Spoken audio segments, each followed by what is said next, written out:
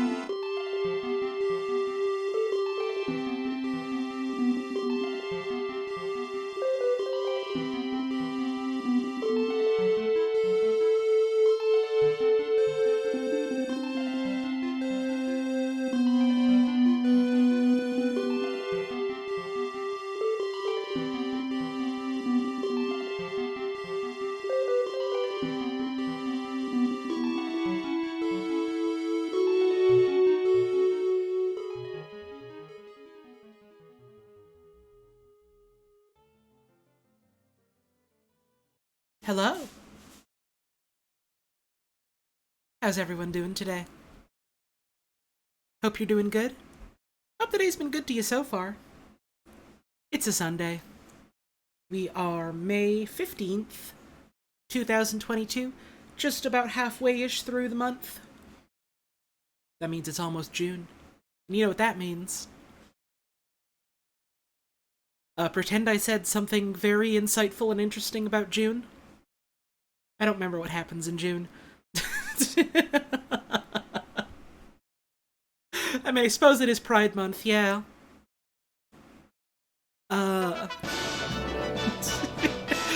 Probably other things as well. Thank you, Killer Lesbian, for the 19 months. 19 months. Wahoo. Thanks for being awesome. Oh, that's very kind of you to say, thank you. Yeah, I suppose, what's it called? The expansion for Monster Hunter Rise is out at the end of June. I think GDQ is also the end of June. Okay, so there's maybe actually lots of things happening in June now that I think about it. But, like, literally none of them came to mind at all. I'm gonna be doing some Picross today. Yeah, I'm very excited for SGDQ. I mean, A, because I like just like taking time off to just like watch it and host the streams here. But B, my god, there's some wild fucking runs scheduled for that, aren't there? GDQ's a good time. But that's, like, in a month and some change from now. What's happening right now, instead, is Picross. I'm gonna play some Picross. I have one set of the clip Picross puzzles left in S3. And I was like, you know, I should just, like, bang those all out in one go at some point. So I figured, well, no time like today, you know? So I reckon that's what we're gonna do.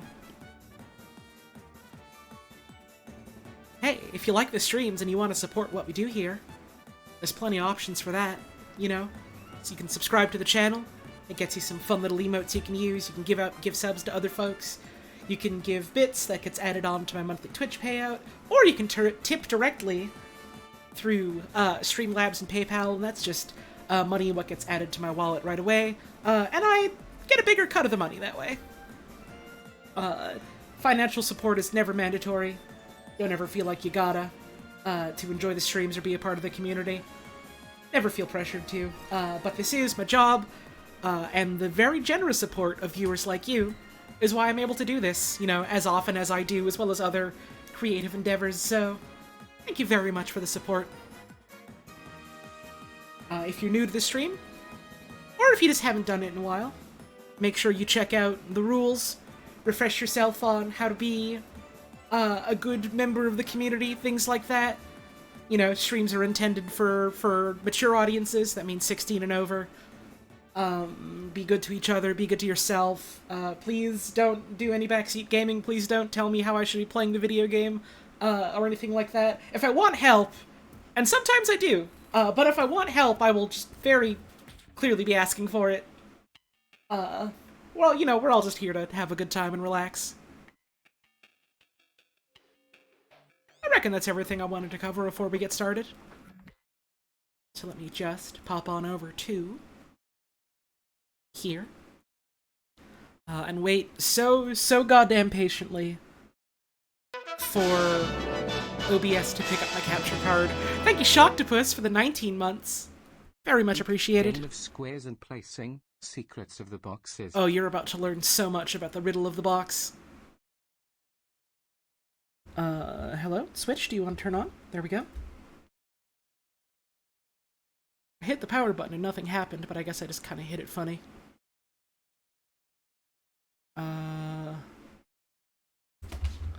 Hello? Do you want to pick up the signal? What the hell going on? It's like not outputting to my capture card at all, huh? Give me just a sec, I'll whack on some music again. I'm gonna try the old classic of taking it out, then plugging it back in. Let's see.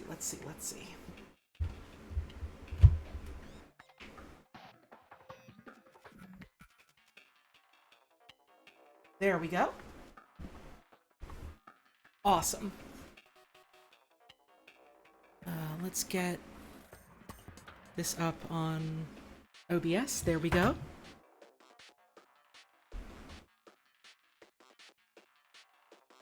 Turn off the music. And now, let's do a little Picross. Historically, Picross is and always will be funny. That's true. Picross is famous. Thank you for the tip.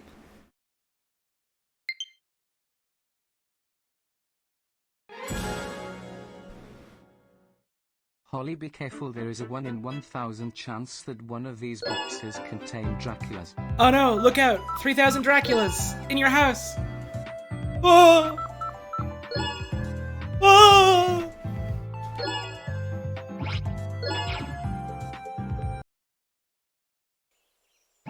Let's Picross.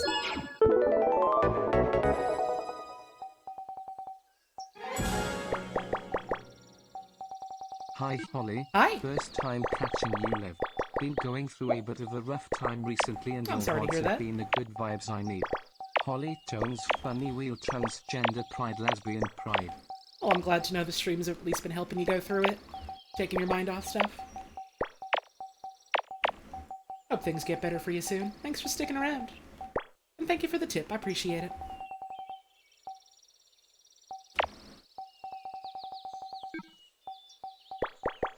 How big are we talking here, these Draculas? Okay, so imagine a mosquito, right? You know how big a mosquito is? Because that's much too small. Now imagine, like, the size of, a household cat, like a domestic house cat. That's also much too small. Now imagine the size of a Dracula. We're talking just around that big. I think Draculas are good actually. I mean, they mostly bite and drink and kill a lot of guys, I think. I don't know enough about the ecology of Draculas to know what their impact is on the biosphere. Thank you for the tip, though.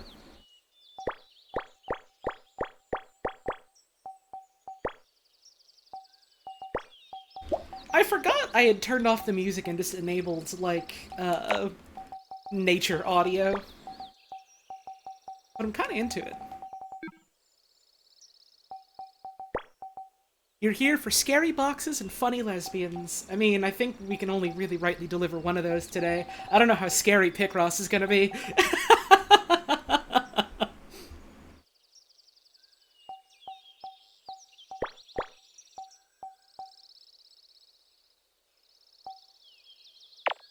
Here's a 2. There's also a 2.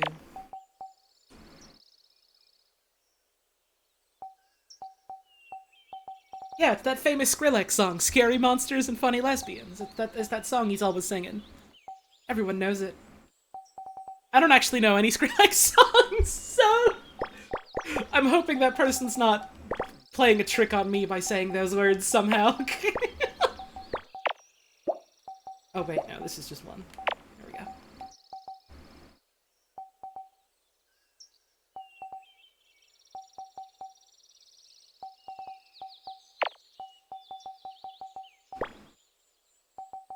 This is crossed out, so this would go up here.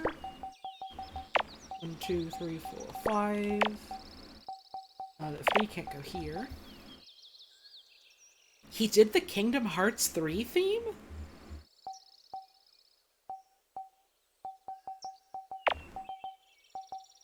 Huh. Wild.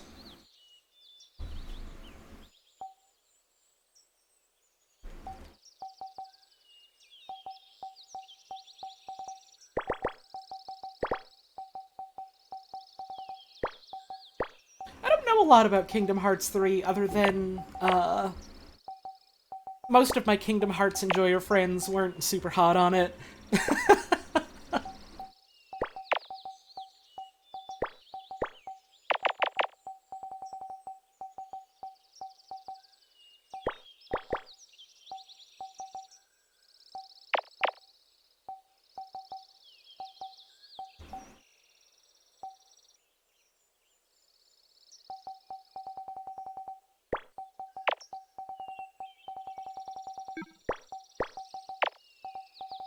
I mean, I've never played, Well,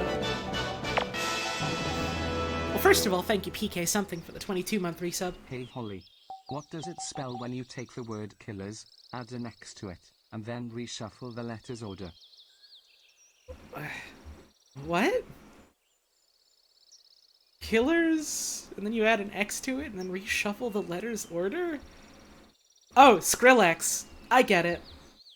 Oh, I see. You're doing a joke of Kingdom Hearts. Implying that Skrillex is someone's nobody, someone who's named Killers. I see. I know exactly enough about Kingdom Hearts to understand the joke you're making. Thank you for the 22 months of support, I appreciate it. I've never actually played a Kingdom Hearts. So I mean, I don't got much stake in this horse race, I reckon.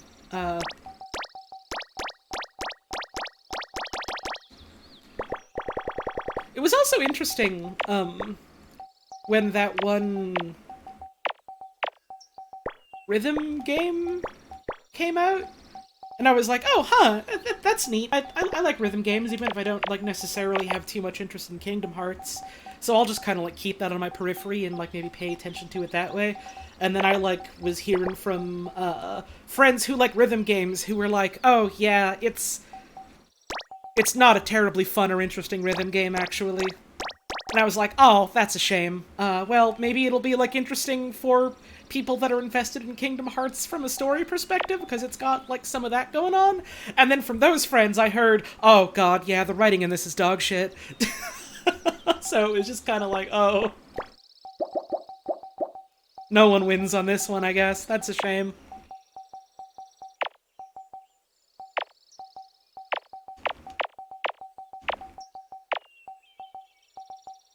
This would have to be crossed out. So with this, which means our 2s would go here, which means this links up here. Get rid of these. And these can't be a 2, which means we have to have you here. Thank you, Toradra, for the 4-month resub. Hey Holly, I was the trans person who asked if I should say I'm trans in my job interview. Well, they found out and was okay, but I got fired cause they didn't like my work ethic, aka being autistic. I'm sorry to hear that, that's a bummer. Thanks for the resub, though. Appreciate that. 20. That's like 2 times.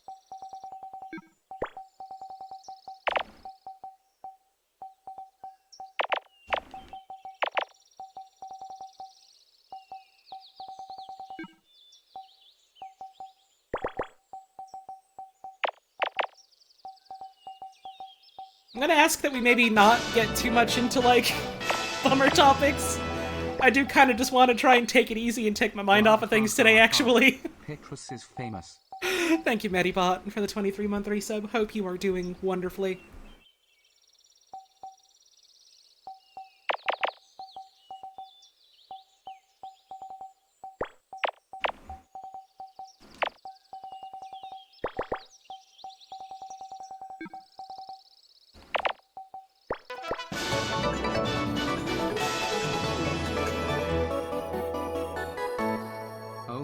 Picross. Uh-huh.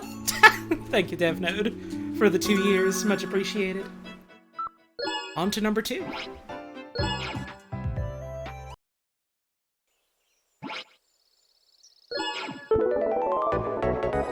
But it is fucked how, a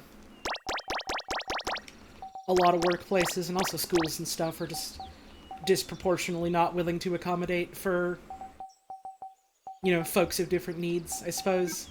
I mean, I'm preaching to the choir by saying that. I reckon most folks here know that's obvious, but, like, sucks.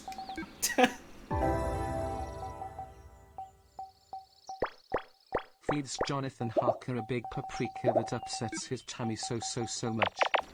You were literally the monster of hell for doing this? How could you do it? How could you do it? I know a lot of folks have been following, the Dracula Daily thing. which sounds like it's been a fun time. There was a while before I realized this was a thing where I was considering doing a stream where I just read Dracula. But I mean, now that folks are, like, engrossed with doing the daily thing, I don't want to really encroach on that, I guess? I got to tell my friend that you're the origin of the perigilla post and the pure he was stuck with was incredible. Awesome. Every time that comes up and someone's like, wait, what? You did that? It makes me smile and clap my hands. Then also I just kind of thought, well, maybe it would be more, I guess, thematic if I did it, like, I don't know, during like, October or something. I'm sorry for bummer talk, so here $5 and news that yesterday my youngest cat slept on my oldest cat like a pillow. Okay. First of all, thank you for the tip. Second of all, that's fucking awesome. Third of all, don't feel like you gotta give me more of your money to apologize for something. It's okay. I saw you mention oops, sorry in chat. It's alright. Don't worry about it none. Whenever I, like, tell someone, hey, don't do that, please, I always feel bad when they're like, oh, I'm sorry, and then, like, feel the need to, like, keep apologizing. It's like, no, it's fine. It's alright. We can just move past it. It's okay.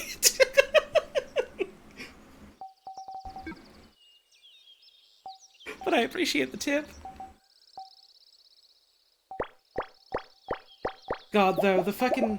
I've never actually read Dracula myself, which is part of why I thought it would be interesting to sort of, like, dive into it as, like, a read and stream sort of thing. I have been so enamored with all the people talking about the thing around, I guess, the beginning. Where the main character eats a fucking chicken paprikash and it, like, knocks him the fuck out, even though it's, like, kind of a mild meal, I think.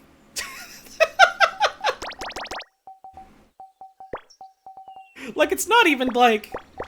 Paprika's not even terribly spicy or anything. Like, it's... I think chicken paprikash is, like...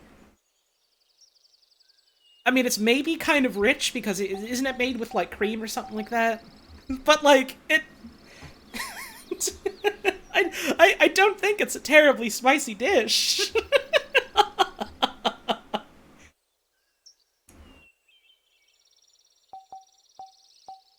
He's British? Ah, okay, I see. Cursed with the alarmingly mild palate of a white Englishman. I see.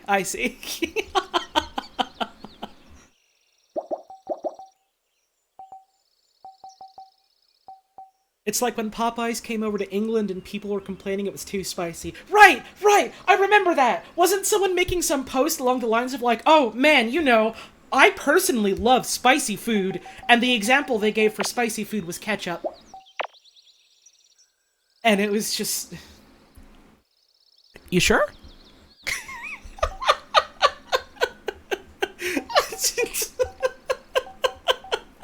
You sure?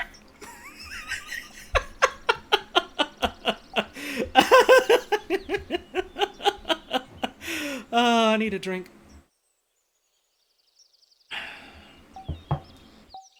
If you read Dracula, a little TW for some not-so-great things, including ableism and racism. I mean, I just kind of assumed that of, like, anything published in the past, or hell, even some things published, like, recently. Like, I feel like that's just kind of a given. People generally are better about that nowadays, which is good. You love to see that. And things generally seem to be getting better in that regard. In some ways more than others, but... You know, that's just kind of how it is with, like, old pieces of media, as they reflect, you know, the thoughts of the times to an extent. Like, hell, I've been watching, original series Star Trek with, a bunch of friends lately. And, like, that's been a really fun time, but, it is also very much mired, you know, by the fact that it was something made in America in the 60s, you know?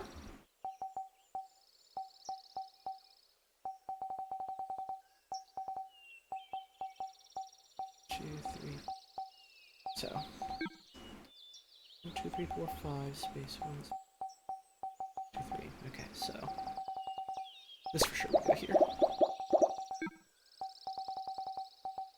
Yeah, I think spicy food is delicious, but like it's interesting. You get I guess it depends where the food really comes from. Like, there are a lot of dishes from a lot of different cultures where, like, you know, they do feature, like, a lot of spicy ingredients, whether that be, like, you know, peppers or some manner of, like, spices as seasoning. And, like, those tend to be really, really good because generally those things are in there for the sake of the flavor that provides. And then sometimes, you know, there's also the interesting context of, like, oh, well, in a lot of, like, really hot climates, sometimes people will eat spicy food there because it helps them better acclimate to the heat, or something like that, I think I remember hearing about, which is interesting. And then you get, like, a lot of... I don't really know how to describe this other than people trying to, like, capitalize on the market, I guess, where it's just like, oh, well, this thing is so spicy, it's so hot, you gotta try it out. And they're literally just putting that in because it's like a challenge or whatever, and it's like, well, you're just putting pure, like, capsaicin in there, and you're not, like, putting anything flavor-wise in there. That just sounds bad.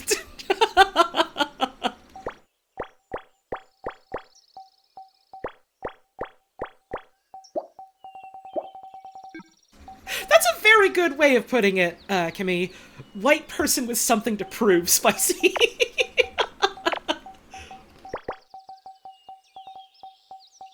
I think that's a very good way of encapsulating what I'm trying to talk about.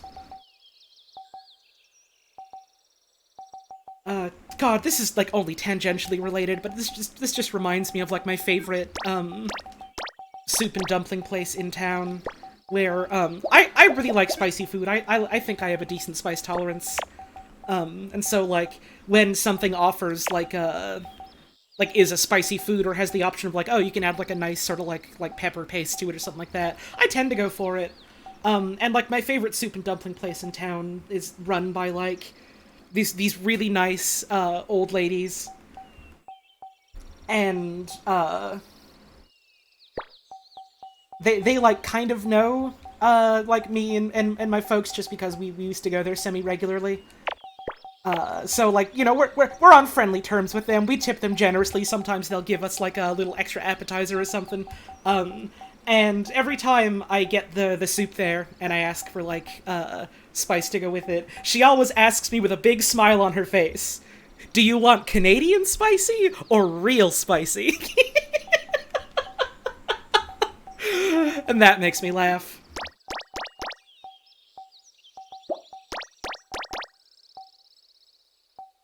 I don't know what Canadian spicy entails. I always just go for real spicy because it's just, like, really, really delicious, like, red pepper paste and chili oil that you mix in with the wonton soup, and it's so good.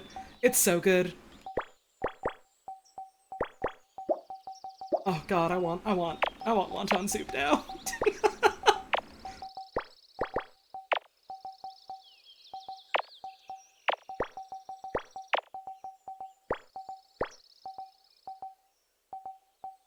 As a Canadian white autistic with a low spice tolerance, Canadian spicy is not spicy. Ah. I mean, I figured it was probably as much, but good to know.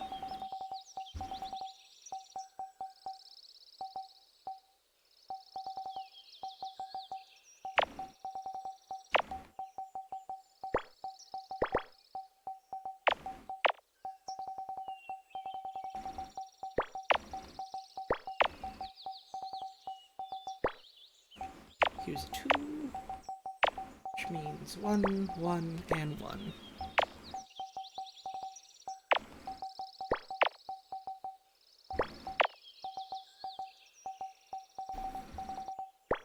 There we go.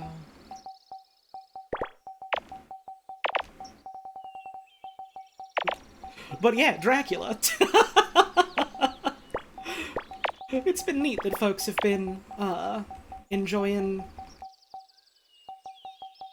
I guess sort of that way of reading the book. Even if I'm not partaking myself, it's just sort of, I don't know. It's neat to hear people talk about it. It's kind of like a book club, but different, sort of. And so that's been cool.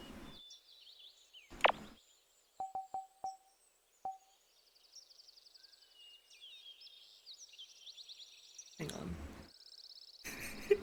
Your mom calls it the white girl warning that she gets when she orders Korean food. God, that's funny.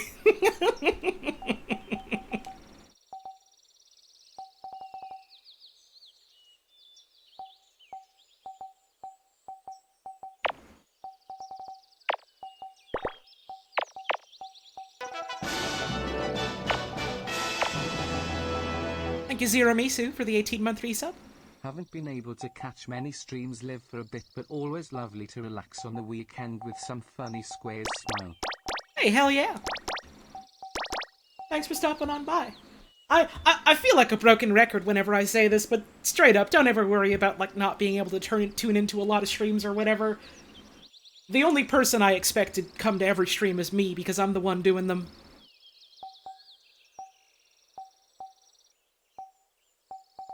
There's gonna be a Moby Dick read-along. Ooh, interesting.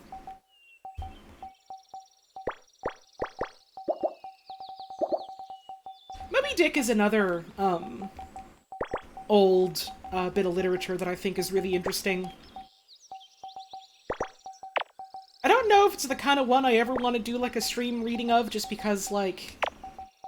again, it's an old piece of fiction, and so, like... some of it is just kind of inherently mired in, like, you know, the viewpoints of the times. And I think it is a very interesting book, as long as, you know, go in knowing that and are willing to sort of critically engage with that. I don't know if that's... I haven't decided if that's the kind of thing I would want to have on my stream, though, you know? Isn't there some real homoerotic subtext in Moby Dick? Yeah, and that's part of why I think it's, like, a really interesting book that, like, has, like, interesting sort of, like, reason to read into it in that regard.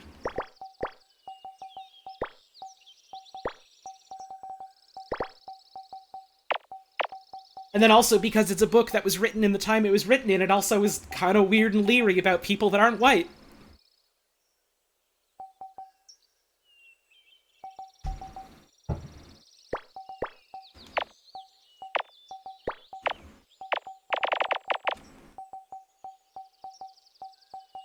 Block these off.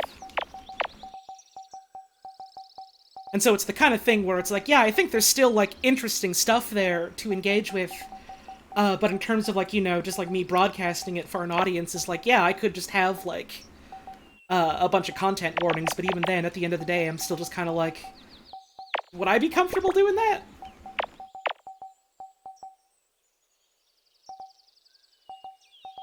And that's just kind of how it is with a lot of old literature, unfortunately.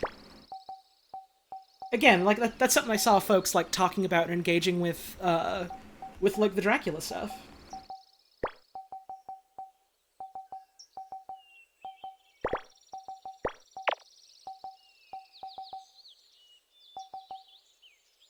Let's see. There we go.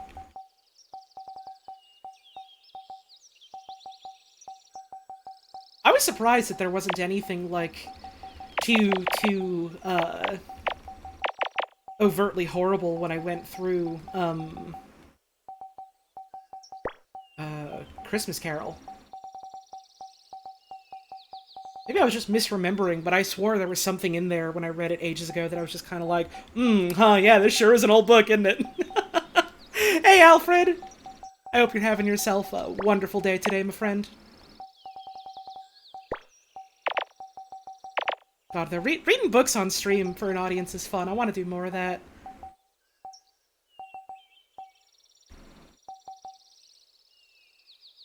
Don't forget the part where Scrooge never penetrated. No, no, no. See, that part is fucking awesome.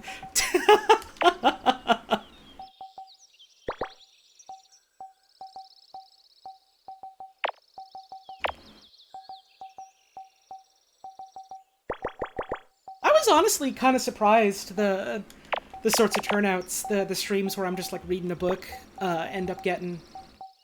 Whenever I plan one of those out, I'm always like, I'm gonna have a ton of fun doing this. I'm pretty sure this is just gonna be like of niche interest to the people that watch my streams, though.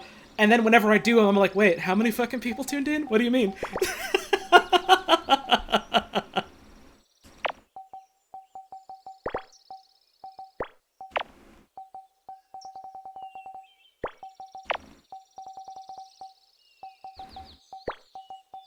God, another one I've considered doing, which is like, admittedly kind of dense, is fucking Les Miserables.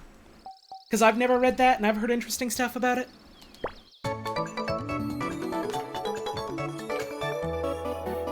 And also, something about the idea of just being like, oh hey, you know, thanks for tuning in and enjoying, my streams where I, like, make jokes over video games. What if I just read a really fucking dense bit of French literature? What if we just went through all of Les Mis? It would have to be multiple streams. Hope I have a good day as well? Hell yeah, thank you, dude. It is really fucking hot here, but other than that, I'm doing pretty good, I reckon. Donation incentive to prevent me from reading Hamilton. You don't need to pay me to do that, I just kinda don't want to. I just don't think I'm really interested in engaging with that, personally.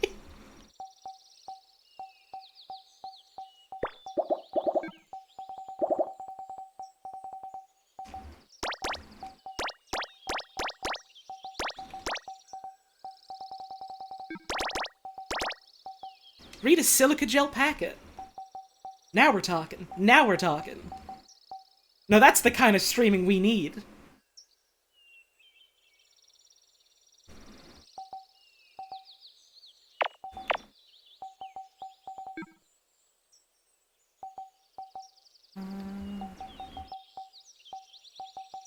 See, here's the thing is, I've considered doing, like, reading through, like, the Bionicle novels, because those exist, and I've never read any of them, and I think that would be funny. I don't know if I'm legally allowed to do that. I do have to worry about copyright law as the person hosting the stream.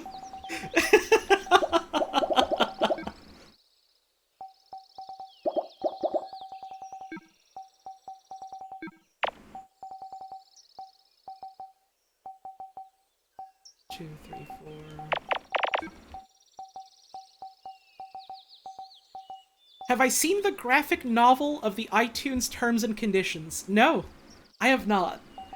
Imagine being the person getting a DMCA takedown for reading Bionicle. I mean, when you put it that way, Amethyst, I kind of want to be her.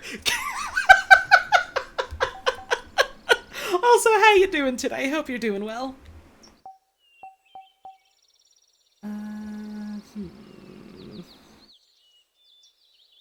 Put this here. There we go.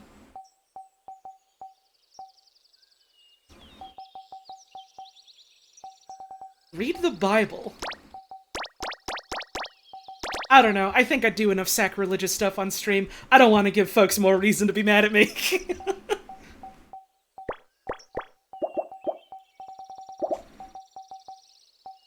Like it really matters. It just kind of amounts to me to making jokes about God and Jesus sometimes.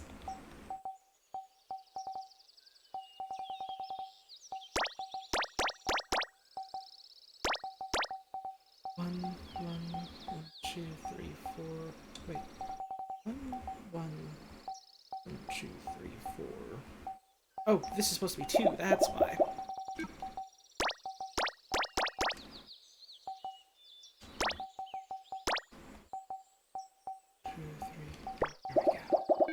What about reading the extremely weird Pepsi logo design document? I think that would just make me depressed. I think just reading through an entire, like, corporate document about logo design would just make me feel depressed.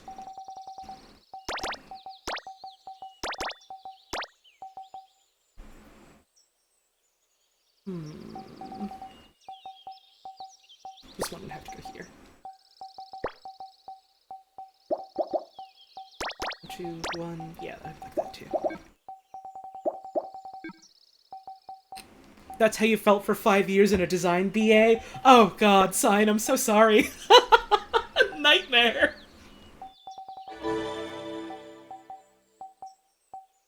Okay, this is important. They're a lame miserable manga and it actually fucks. Like it's super good and I even own the first volume. Also, they're a lame is fighting game made by a weird man and yes, there is robot Gene Valjean. Oh, don't you worry. I know all about the Les Mis fighting game. I know all about Arm Joe. I am intimately familiar with the Les Mis fighting game.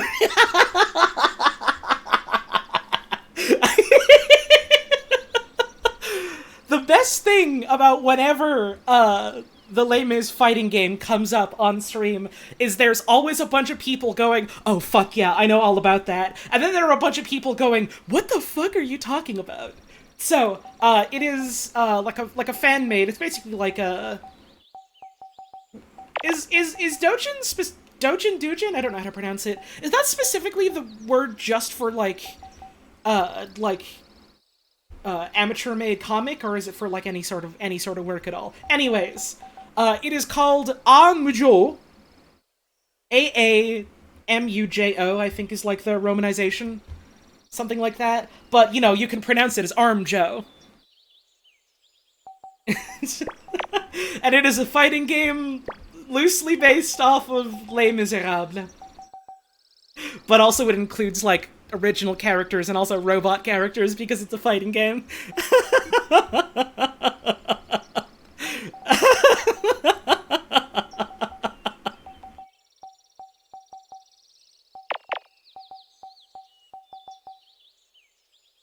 Dojin is anything made by individuals, not just comics and manga. Dojinshi is comics. Okay, good to know. Thank you. See, that's part of the fun thing about streaming and also the audience I've cultivated is that, you know, I'm not at all afraid of going, hey, I'm dumb as shit. I don't know things. And then inevitably, someone smarter than me on the topic will be in chat, and they'll go, oh, no, this is what it is. This is how you say it. This is what it means. And I'm like, oh, fuck yeah, I get to learn today. This is awesome.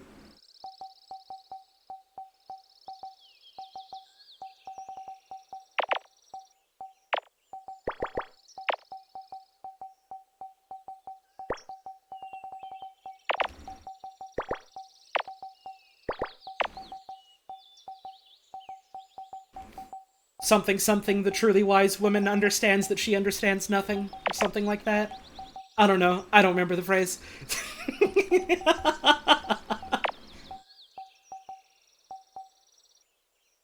Have I ever done a bird stream where I list off bird facts? I have not, no.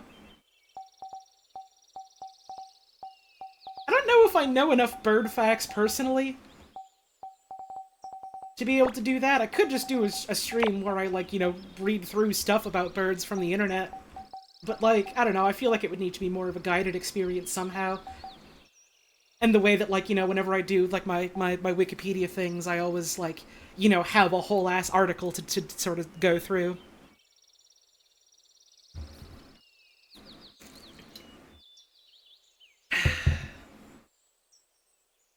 Category list of birds would just be me reading names out. That wouldn't make for terribly interesting stream viewing or stream making.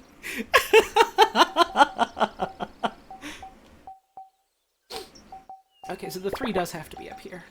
Which means this has to be the 4 down here. Which means this is a 1, this is a 1, this is a 2. Here's a 1, this is a 4.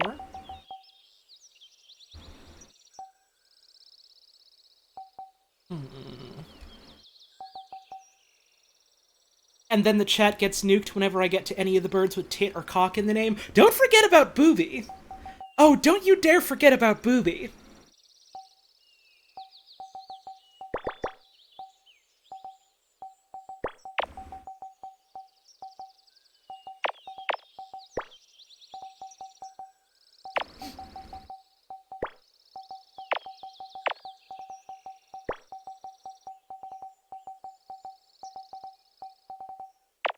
My desperate hope someday is that,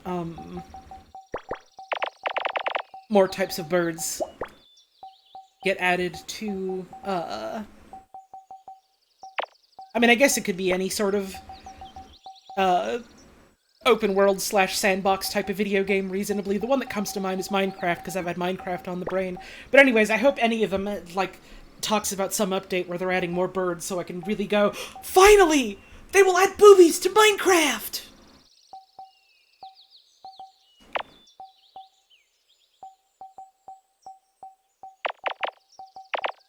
I think penguins could be a fun addition to that game, yeah.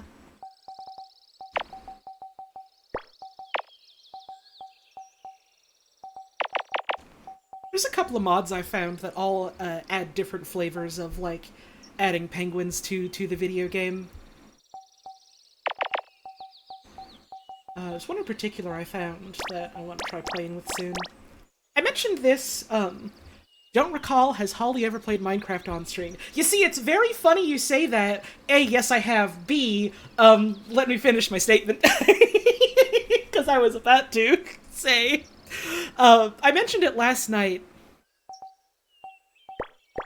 Last night when I was streaming, Cloud Gardens.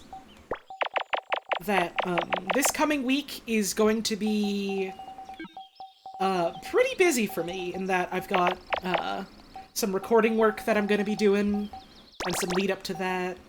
I'm helping out, Balp with something that he's planning out for this week. Helping out, my friend Shelly with a fundraiser that she needs to do to help get some money to pay for, like, a botched dental procedure. So I'm gonna be kind of busy myself, and so I'm not gonna have too much time for a lot of really, like, scheduled, planned out streams. So I think this might be a good week to just sort of, like, whack together a mod list that I want to play around with in Minecraft and just kind of, you know, peck away at that whenever I've got the time. I think at the very least I would like to, like, have a yes, definitely, for sure, I will do it today day, and that's probably gonna be Monday. And then the rest of the week it'll just kind of be whenever I got the time and the energy.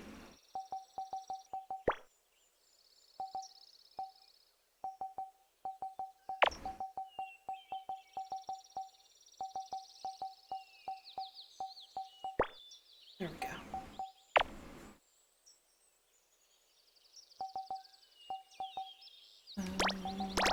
This. And I thought doing sort of regular-ish streams of Minecraft might be a fun way to learn about some of the more technical mods that I've had an interest in checking out. And I thought it might also be fun to, like, eventually sort of segue into, like, oh, okay, here's things that I like with the mods that I've played with. I want to try learning how to do my own mod stuff and maybe, like, you know, modifying a couple things in the stuff I've tried out, trying out some, like, compatibility stuff, maybe branching out into, like, making something wholly original.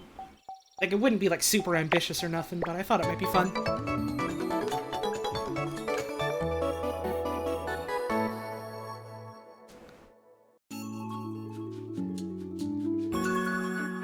You know, stuff like that I think would be neat to, try and do a little more regular-like.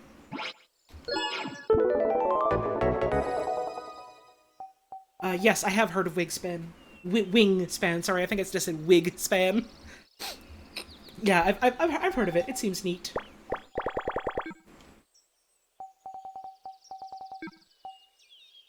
There's a cooking mod you wanted to make for a long time, but there's a lot of cooking mods. So, here's the thing. Even if something similar to what you want to make exists, number one, making shit is fun. Number two,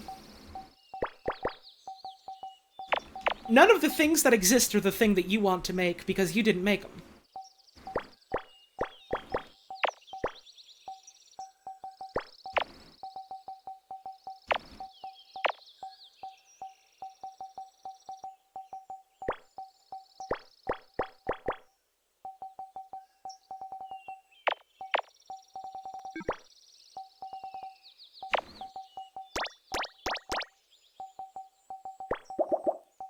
go?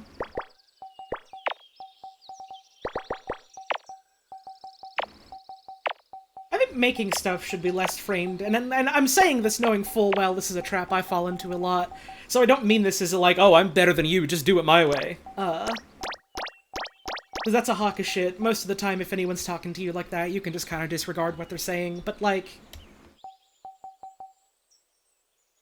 You should try and frame it less as the mindset of, oh, I need to make something original for the sake of it being something's never done before, and you should try and frame it more as, I want to make something because I want to put my own spin on it, and or because I just like making things.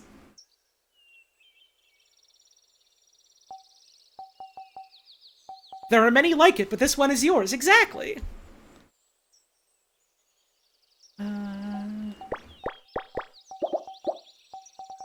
And that's why I think it would be fun to try making stuff.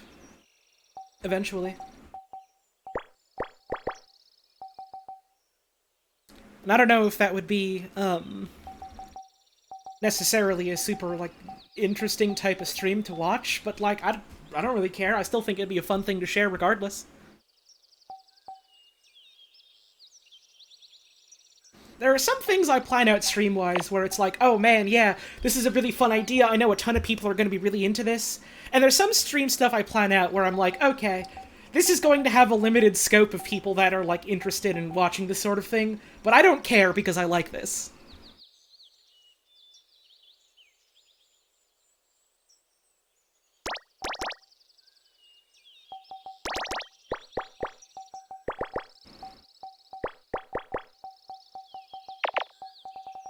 And so I think maybe, like, trying to peck around and doing a little bit of, babies first, you know, Minecraft mod could be neat.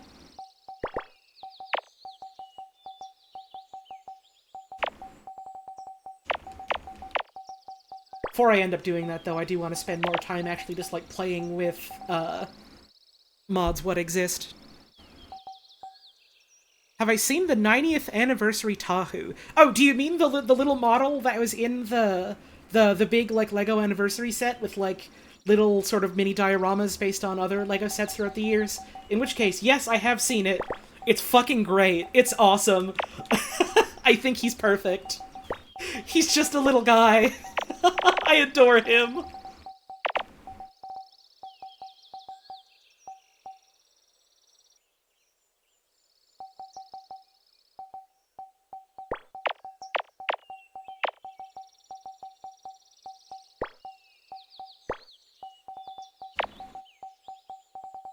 I think one of the main things that interested me in terms of Minecraft modding, at least at the moment, I have like maybe one or two small things that I think would be neat to try and like make myself as just sort of like an, oh, yeah, this is just an idea I had sort of thing, regardless of whether or not other people made it. But just from the context of like, there's a couple mods that I think are like neat. Thank you, Proger M Math, for the 14-month resub. Much appreciated. Ho ho. 14. The baker's dozen. Hell yeah. You get the baker's extra, and you get the extra's extra. That's the good stuff. Thanks for sticking around for 14 months, I really appreciate it. And so, like, there's, like, a bunch of mods out there that exist that are like, oh, this is really cool, I like playing with this, or, oh, this is really cool, I want to try it out. But there's also one or two things that I would either want to change, not because I think it's, like, a problem with the thing that someone else has made, more just, like, personal preference, or I would want to, like, fiddle with it to see if I can get them to, like, mesh together or something like that. And, like, that's fun, I think. That reminds me of, like, Dungeons of Dreadmore, where, like, at least in the really early days of modding that game, it was largely a lot of just, like, playing around with XML files. And so it was a lot of fun, like, going through stuff other people had made and going like, oh, this is an interesting idea this person has had. And then I play with it and it's like, oh, this is cool, but what if it was a little bit more like this or more like this, and this sort of, like, tweaking it that way.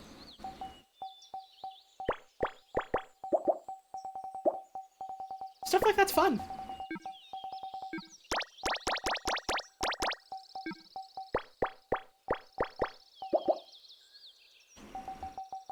development streams can be a lot of fun. You'd love to see me fiddle with modding. I'll keep that in mind. It's the sort of thing where I just kind of assume maybe not a lot of people will be interested in watching that, but also, I mean, A, fuck it, I want to do it anyways, and B, I'm realizing maybe I'm underestimating how many people would be interested in that. Had an awful week/weekend, but Holly make her funny images. I smile. Oh, I'm sorry to hear that. I hope next week is better to you.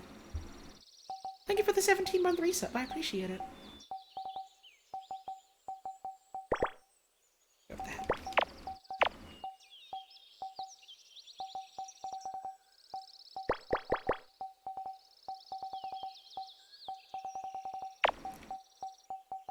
God, one of the ideas for a thing that I wanted to try modding wise for Minecraft was I was chatting with Rosa Rosso, my bud Kimmy, in like my Discord server, just about like Minecraft stuff, and how there's one mod we both really like, Farmer's Delight. I am winning! Thank you, Dollop. I hope you're having yourself a wonderful day today, my friend. And Farmer's Delight is a really cool mod that adds a lot of stuff that I really do enjoy playing with. It is a delight. It is such a good time. You can make a frying pan in that, and the frying pan is both like a tool and a weapon, and like you can use it to sort of like plop it over a heat source. Then you can just kind of like cook stuff on the go. And that's like one of the things the mod does that I adore. The mod does so much shit that is really, really cool. And the idea just sort of came up. I think they were the one that brought it up, and then I was just kind of like, oh yeah, that's fucking awesome. Actually, maybe this was on Twitter instead of Discord. It doesn't matter. At some point we were talking about it. And I was just like, well, what if you could upgrade the frying pan? What if you could get yourself, you know, like a ingot of netherite, you know, that thing that you gotta go through the nether and spend a lot of time and resources harvesting up just so you can get one ingot to upgrade one thing. And what if you could use that to upgrade your frying pan? And I was like, yeah, I do like that. I do want to do that. And then that got me thinking, like, what if I made just, like, a couple of tweaks to, like, tools in general, so that I could live out the fantasy of someone just like wandering around the world doing like garden work and like mining stuff and just like never make a sword?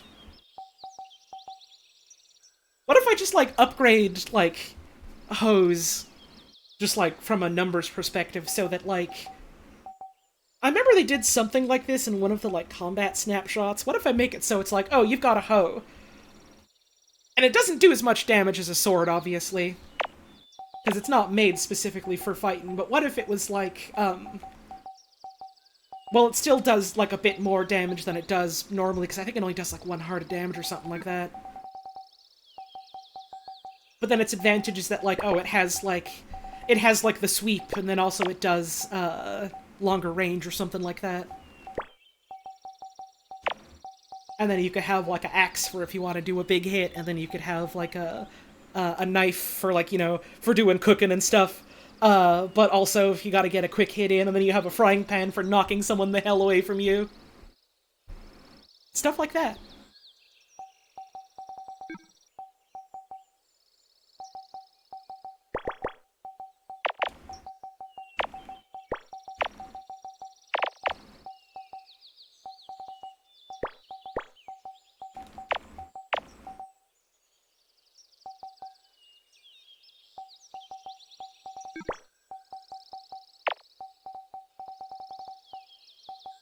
I remember I talked about stuff like that at some point, and people were like, oh yeah, that's kind of like X-Mod or Y-Mod, and it was like, yeah, that's neat, but also I want to do it myself.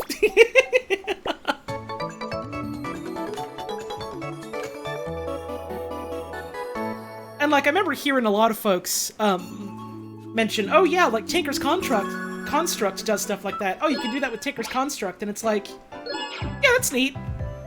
I don't really want to play with Tinker's Construct, though. It's the sort of mod where I look at it, from, like, a top-down view, and I'm like, oh, this is all really cool.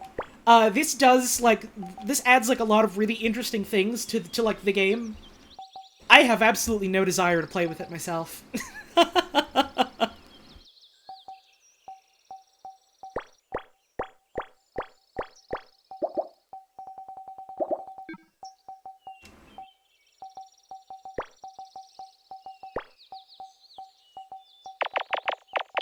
And it's not even because it's dense.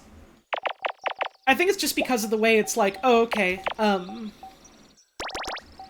like, it does all these interesting things and, like, changes to how, like, you know, you engage with, like, tools and how they work and things like that, but then it's just sort of like, oh, okay, well, now this is the one thing that you use for tools, basically.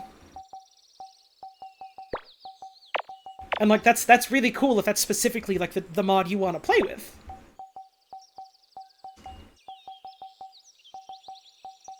But I don't really want it, you know?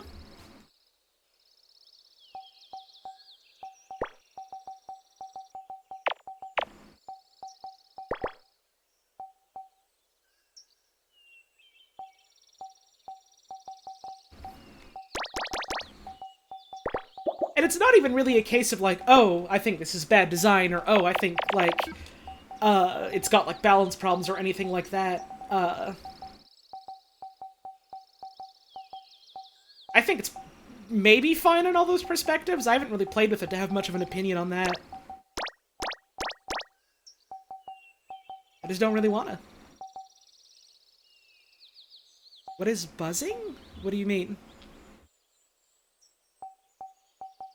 It might be the background audio. It might be my fan running in my room because it's fucking hot. It could be any of these things.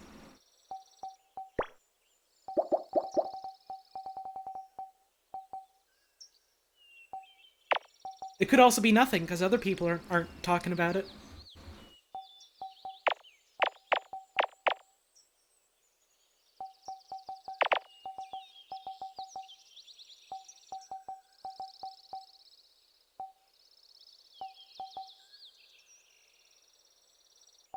Sounds like an interesting mod option for a multiplayer server with specialists who run smithing workshops or something. Right, exactly, and I think, like, from that perspective, that can be really interesting, in a multiplayer setting, and that's, like, kind of related to the stuff that we're hoping to explore, when we're finally able to, like, get the ball rolling for the SMP that, like, a bunch of friends of mine, have been working on.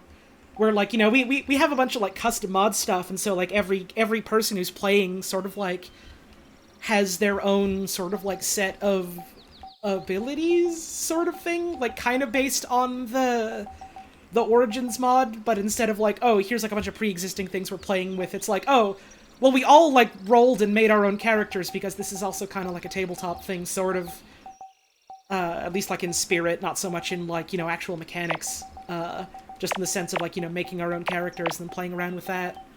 And then on top of that, it's like, well, we've also got, like, a bunch of other mods that we're using, and those aren't, like, inherently limited. It's not like, oh, only this person can play with it, but it's sort of like, oh, well, this is the kind of character I'm playing, so, like, you know, I wouldn't really be messing with that. Like, you know, my character that I came up with, I love her. Her name is Willow. She's like an old alchemist type of woman. I'm so excited to be able to, like, dive into more about her. I've been so excited about this. Making up, like, characters and bashing them together with your friends like action figures is fun. Anyways, so, like, you know, she's like sort of a plants and magic type of woman. So it's like, I'm gonna be doing stuff related to, like, Farmer's Delight. I'm gonna be doing stuff related to, like, Botania. I'm gonna be doing stuff just related to, like, vanilla potion making, things like that. I think at some point Socks mentioned they wanted to try working on some sort of, like, extension to, like, the potion system in Minecraft that lets you, like, ferment them and, like, add additional stronger effects with, like, the chance of, like, possible negatives that can come up, that might still be on the table for, like, an at some point sort of thing. Just because, like, there's a fair number of things that we're all working on, both in the realm of the server that we're putting together, and also projects outside of that. And so it's like, yeah, those are the things I want to play with, and so I probably wouldn't personally be, like, going into, like, Tinker's Construct stuff, which is on the server. I would, like, maybe play a little bit with Create, and just in terms of, like, making, like, windmills and stuff, but I wouldn't make these, like, super massive machines that are doing things or anything like that. But, like, you've got other people that are making other types of characters that have other types of, you know, interests and skill sets, and so they're going to be specializing in stuff like that. And so, you know, it's like, oh, well, I have this problem I need to resolve. I could just go to this person and we can, like, work out an arrangement. We can do a trade. They could build me some sort of, like, really powerful tool, and then in exchange, you know, I could give them, like, a place to stay, food to eat. I could give them an IOU for some kind of magic thing in the future, stuff like that, you know? And that's cool. I really like how, like designing and, like, implementing these things from the perspective of it being, like, a multiplayer thing where people have different specializations and different interests. Like, I think that's really cool.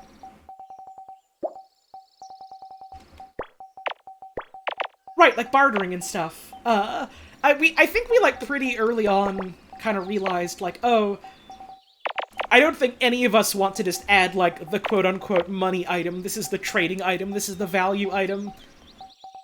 That's kind of a boring way of doing it. And so it was like, oh, you know, we could just, like, you know, figure out what's valuable or useful for an exchange of goods and services then. That's fun. Doing that is fun, I think.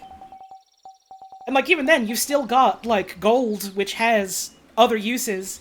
You've still got emeralds, which have other uses, so it's like, you can still go down that route, but, you know, with things that have other in-game uses, so it's like, it still sort of fits that bill, instead of it being like, oh, this is the money mod, it adds US dollars to the server.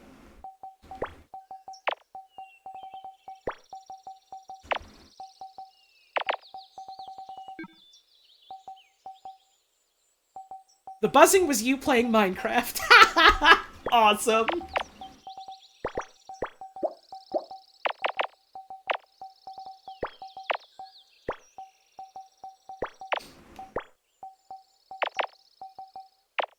I was about to say, yeah, I'm sorry if that's my fan, but I'm not fucking turning that off. It's too goddamn hot today. It's supposed to be cooling down soon, at least.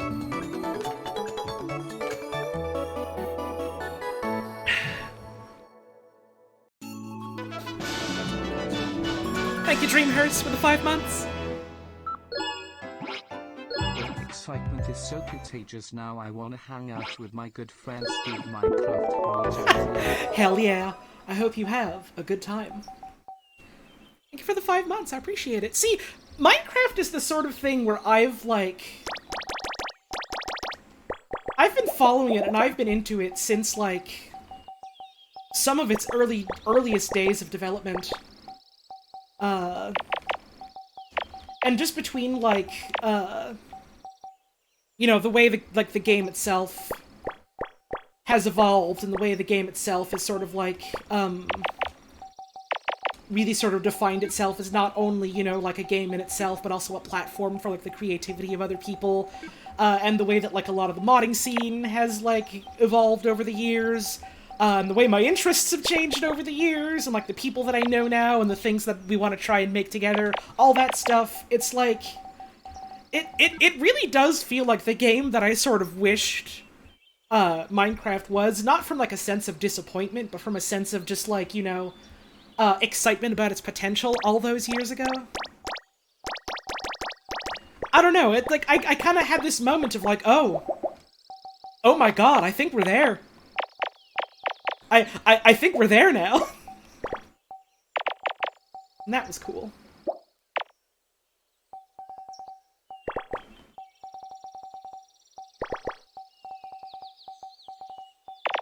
To the point where I'm just kind of like, why haven't I been, like, fiddling around with mods, for all these years? I've only started really, like, toying with them myself in very recent years, and it's like, man, there's so much cool stuff I've been missing out on just because I didn't feel like it. Wild.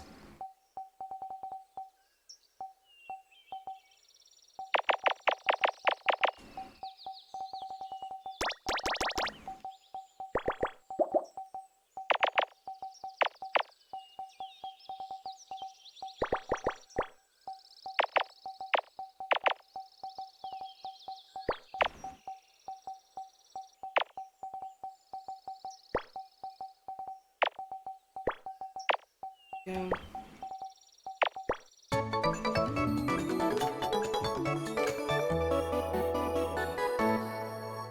Saw people throwing a fit about how the next big update won't have fireflies or the updated birch forest or whatever, and it's like, man, come on, chill out. I feel like it's kind of an interesting problem that, the devs have kind of found themselves in, where it's just kind of like, when they talk about things they have ideas for, you know, they share that and put that out into the world, you know, a lot of people don't realize that's from the perspective of, oh, this is something in progress and ideas for things change, and sometimes priorities get shuffled around, sometimes they realize, you know, ideas maybe won't work in the way they want them to, and they gotta go on the back burner for whatever reason. And so then there's this weird perspective that comes up of like, oh my god, that means they're lying to us. That means we as a player base have been lied to. That means that they're tricking us and they're being dishonest and we can't trust them anymore. And then it's sort of like, oh, that's weird, but okay, if people are going to be like that, then they're just, you know, not going to really talk much about the things they're working on, other than going, oh yeah, we're working on stuff internally that we're excited to show eventually. And then people will go, oh my god, they don't tell us anything, they have no transparency, they need to communicate with us, and it's like, man, okay, you can't fucking win either way, can you? And that's not even a problem specifically with Minecraft. It's just kind of a problem with game dev in general nowadays, and it's, I don't know, it's fucking weird.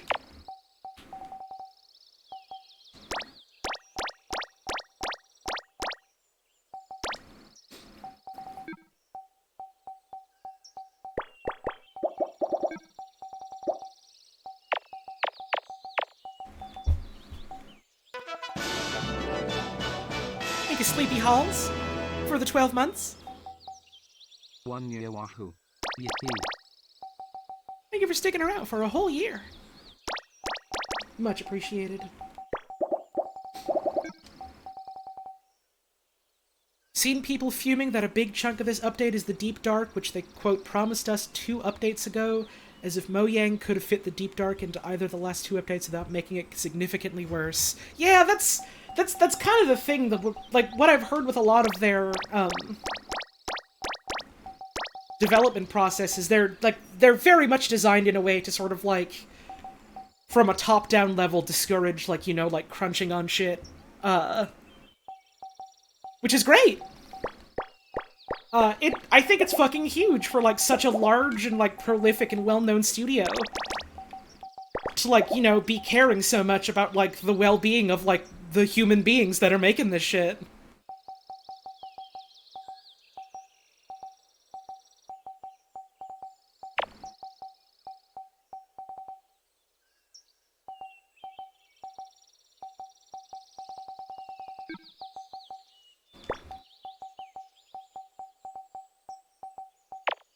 Like, I can definitely understand the excitement of, like, oh man, here's this thing that's gonna be added eventually, I can't wait for it, I want to get my hands on it as soon as possible, but, like, I don't know, I think you can do that without being a weirdo to the people that are making it.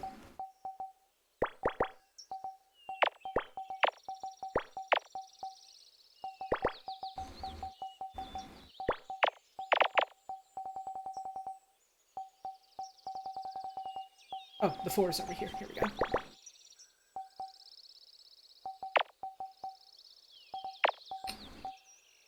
Want game devs to be paid more for less work and not kidding, or whatever the quote was. Right, exactly.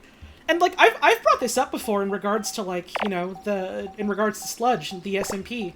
That, like, part of the reason why it's taken so long is that we've got, like, basically one person, our friend Shelly, not entirely just her anymore. I know Sign has been, like, helping, with some of the work when she can, and I know Sox has been as well, and, our friend Serpy also helps out when they can.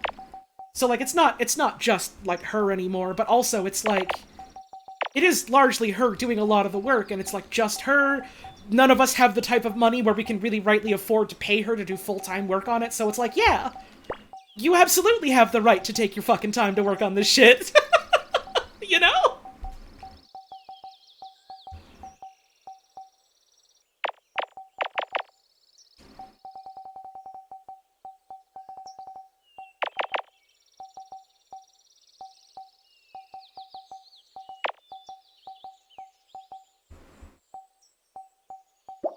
it stays here. 1, 2, 3, 4, 5.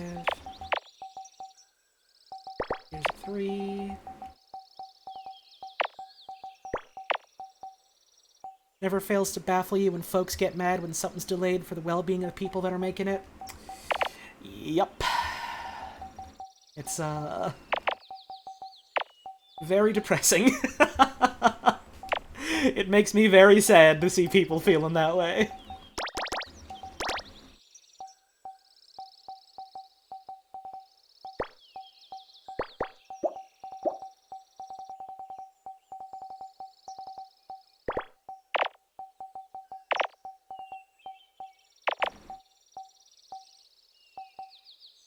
Right, yeah, now on top of, like, you know, everything else, Shelly also has to deal with, like, the dental stuff.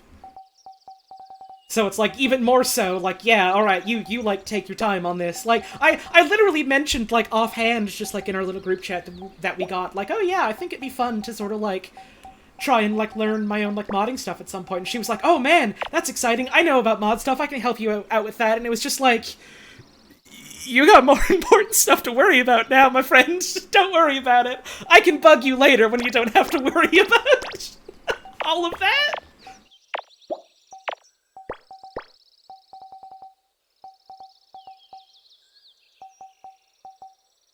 Says a lot when people heard Scarlet and Violet was going to come out this year and immediately started begging them to delay production to next year. I fucking forgot. That's slated to come out, like, this year, isn't it? That's... So many people have said as much, and so I feel like I'm just preaching to the choir here, but my god, the production cycle for Pokemon games nowadays is, like, legitimately terrifying.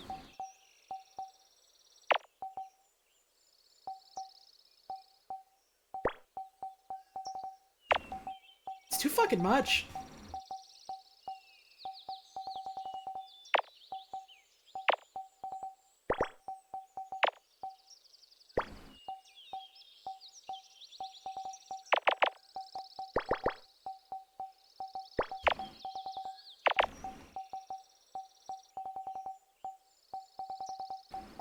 This is the one down here.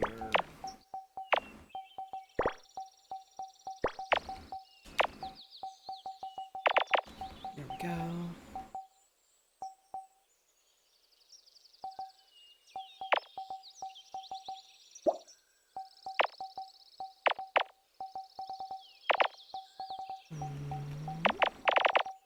Cross out some of these. Here's a 3, here's a 2.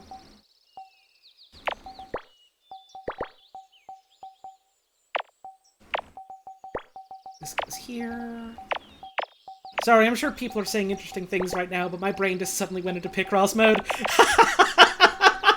I always feel kind of bad when that happens, when there's like an interesting conversation going on, and then it just kind of feels like my brain is taking the reins and going, alright there, Buster, you slow down, we gotta go fill in some cubes.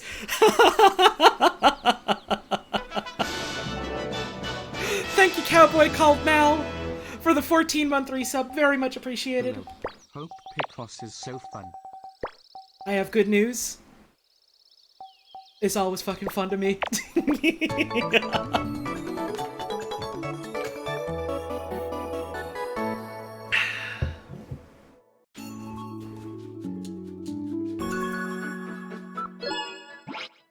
Hell yeah.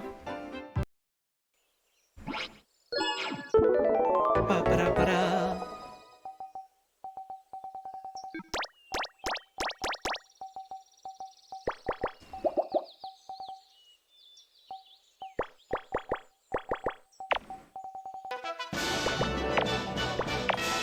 Thank you, Lizard Business, for the 24 months. 2 years. 2 whole years, wow. Time for shapes. Hell yeah. Thank you very much, I appreciate it. You know, it's kind of interesting,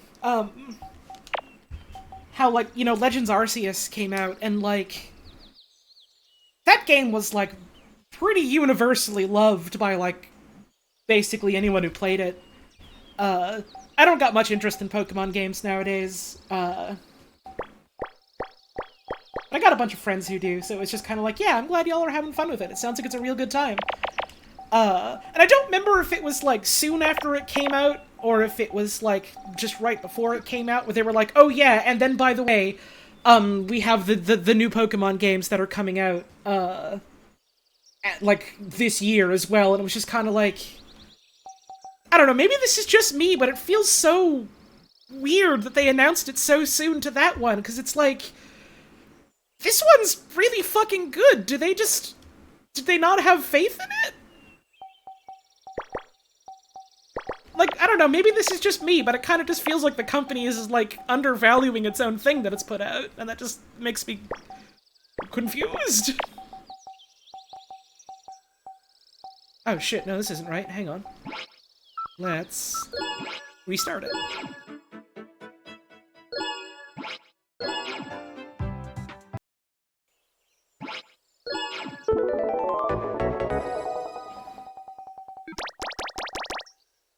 Nintendo's been fucking weird. I mean, yeah. They're a huge old company, that just kinda happens. As much as they try and, like, sell themselves on having this, like, nice, friendly, you know, face or whatever, they are still a giant corporation who's just trying to make as much money as possible, but, like... Also, this specifically feels like it's largely a Pokemon Company thing.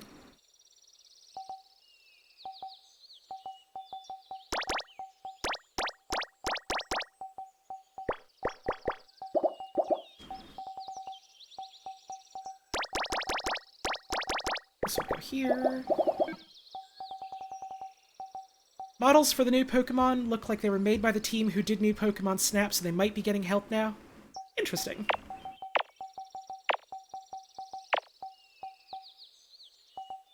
Is the new Snap good? I've heard good stuff about it. Like, I think basically everyone I, like, follow who was interested in it when it came out, they, like, were really happy with it. I haven't played it myself, I got no stake in it.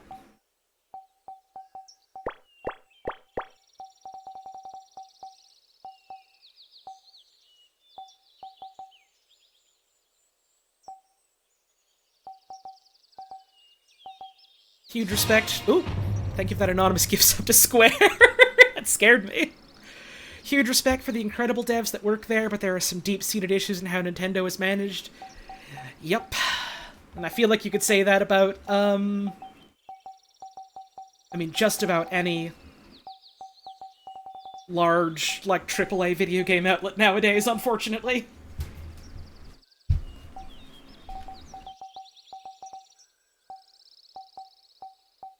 Like, wasn't there recently, like, a bunch of, like, stuff coming out about, like, not so great conditions for, like, working at NOA and, like, stuff about, like, anti-union sentiments there?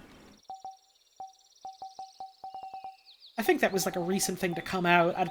Doesn't mean it was a recent thing to happen. That might have been happening for years. Especially towards contractors. Unfortunately, does not surprise me. Contractors do kind of tend to get the short end of the stick by the nature of them being contract work, and it sucks ass.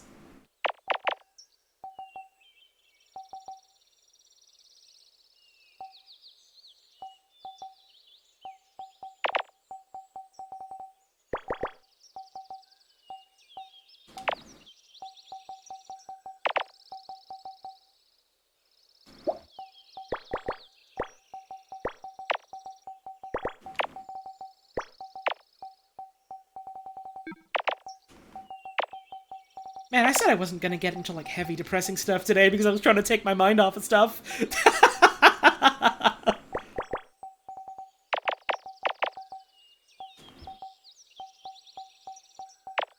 Anti-union shit's pretty universal. Kind of, but I would say that's becoming less so nowadays. I wish it would become less so faster than that, but... I feel like it feels like less of, like, a universally panned, I guess, mindset in sort of the larger public eye or whatever.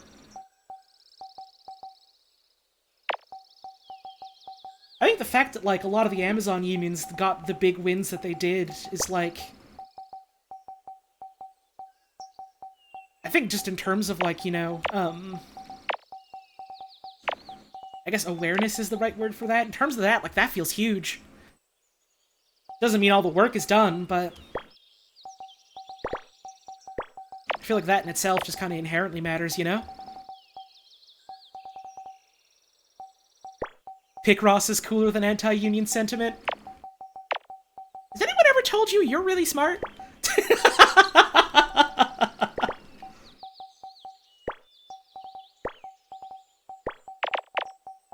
Things could certainly be better. And that's why we're still out here fighting.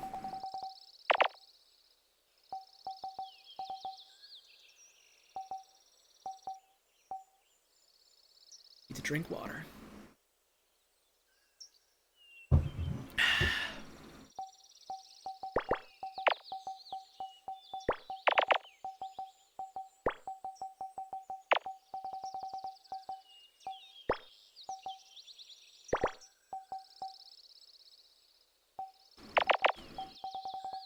Cross all these out. Put this here. These here. And there we go.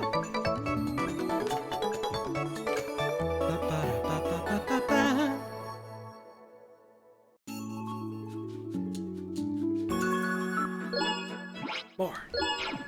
I wonder if we're gonna be able to finish this all today.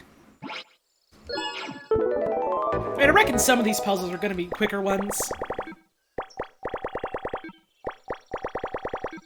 But also, I do eventually have to go to eat dinner. This one seems like it's gonna be pretty quick. I mean, dinner's not for a while, but, you know, it is an eventuality. I do gotta eat the spaghetti. I do gots to eat the spaghetti. Of course, as soon as I say that, it gives me the fast one, doesn't it?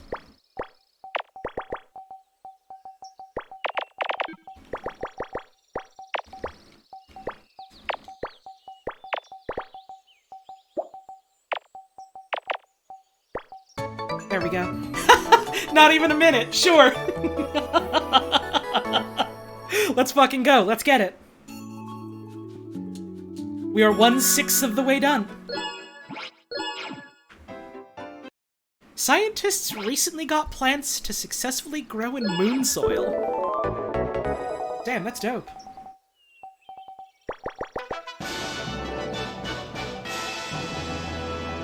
Thank you, Peregrine, for the 16-month resub. Small price to pay for Snedvish. Oh, I don't think the sub comes with a sandwich, but I mean, I can come down and visit you and make you a sandwich one day. But I mean, I'm not doing that because you're subscribing to me, I'm doing that because you're my friend. Also, thank you for the resub, Peregrine. I hope you're doing well today.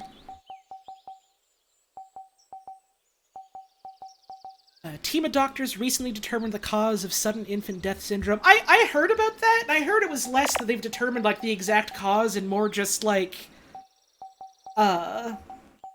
they're making steps to, like, understanding it better. So it's less of, like, oh yeah, this is now an immediately solved problem, and more just, like, things are getting better in that regard. It was just, like, a little bit overstated. So, I mean, like, I think a couple people, like, unfortunately, like, either sensationalized or misunderstood it a bit, but, like, still, it's still a good thing what has happened, even if it wasn't just, like, you know, quite exactly what some folks reported it as. And that's still good. You still love to see that. It's still a win. You got bit by rats 3 times last night and then found a smashed violin scattered around an alley. Oh my god. Oh wait, no, you literally own rats. They're your rats that bit you. Probably, I'm assuming. I was like, oh my god, there were just random rats that found you and were biting you, and then I remembered, wait, no. You're my friend who has pet rats. That doesn't explain the violin, though.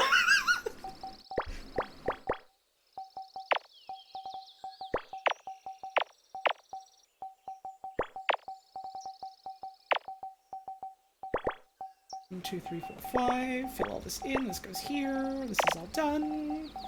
Cross this out. 2, 3, 4.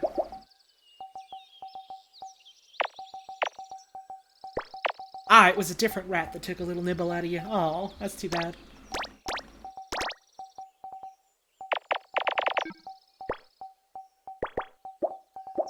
I'm sorry to hear that.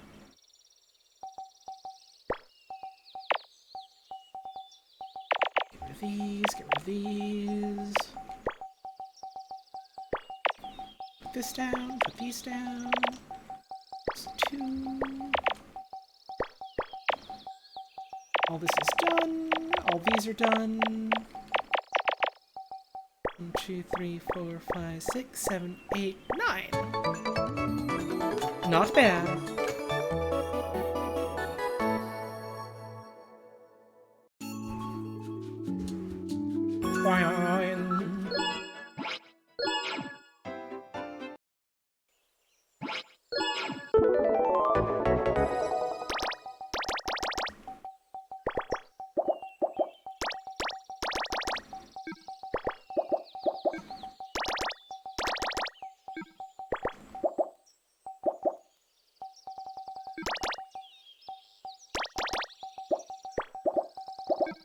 There we go.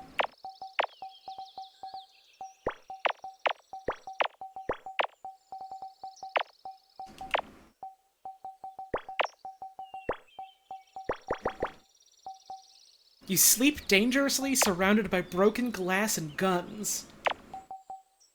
I don't know why that specifically is reminding me of, when I was doing lifeguard training when I was younger. And, like, specifically, one of the things they trained us to, like, look out for, when you're, like... It was, like, a sort of a general sort of, like, you know, safety thing in terms of, like, you know, going to, like, help people that you see that are, like, unconscious or, like, hurt or injured or something, and they're like, oh, you gotta remember the top 4 things to look out for around them. Fire, wire, gas, and glass. I don't know why that mnemonic specifically has just stuck with me through all these years, and I don't know why specifically I saw what you said about sleeping dangerously, and I was like, ah, so you took that as bedtime advice.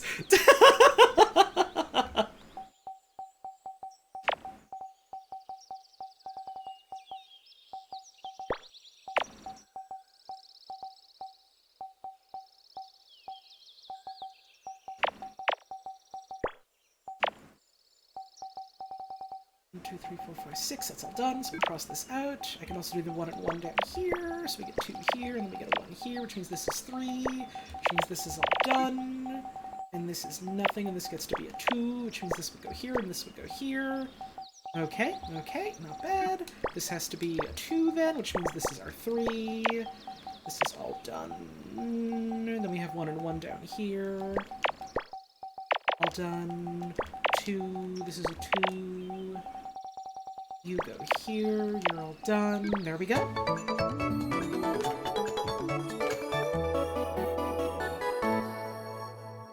So remember, fire, wire, gas, and glass. These were the ingredients chosen to make the perfect little girl. But Professor Utonium added an extra ingredient to the concoction. Chlorine. Thus the public pool safety girls were born.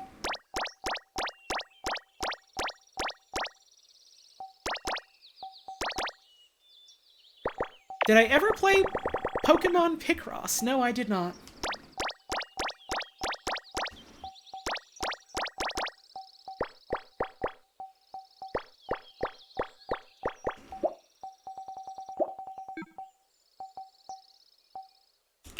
This has to be R2. This has to be R2 as well.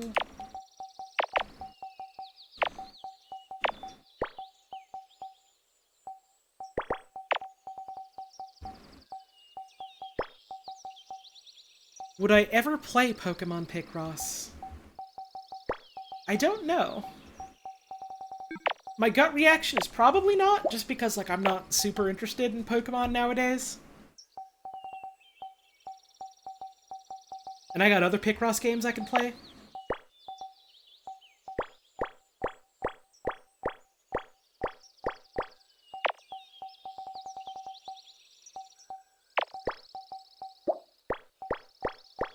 Also, yeah, I vaguely remember Pokemon Picross had some sort of, like, weird pricing model or something.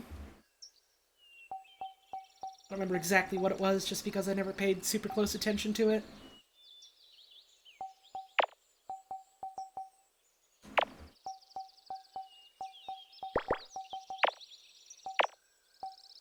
So, 1, 2, 3, 4, like this. We gotta connect these. One more. Cross these out, so our 3 goes like this, and our 3 goes like this. 1, 2, 3, 4, 5. Fill that in all perfect like. Then we get a 3 here. 2 and 5. 5 and then 4. Does Steam have any good ones? Do you mean Picross games? There is one. I don't remember exactly what it's called, but I remember it has, like, workshop support, which I thought was really neat. Murder by Numbers is on PC. That's really good. I fucking love Murder by Numbers. Highly recommend that one. I think PictoPix is the one I was thinking of that has, workshop support. Thank you, Funpocalyptic, for the 2-year resub. 2 years? What? Thank you so much for 2 years of smiles. Huh? Oh? It's so funny whenever one of the old head resubs still keeps up the trend of making the TTS just go, huh? Oh? Always makes me laugh. Thanks for sticking around for 2 whole years, my goodness. I really do appreciate it. I hope you're doing well. This has got to be at least 2. Which means this is a 3, which means this is a 1. This has got to be a 3 here, which means this is a 2. I need a drink of water.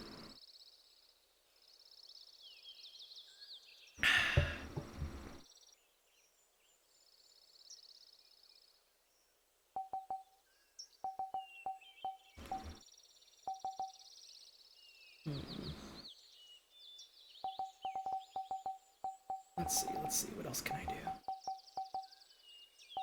Oh, no, gotta cross this out, which means this is all done, which means this is our 5 here, which means this is our 1. This is our 7, here's a 2. This has gotta be a 2. 1, 2, 3, 4. This is a 2, here's a 4, this has gotta be a 3. It's so fucked up. I've been streaming for about 5 centuries now.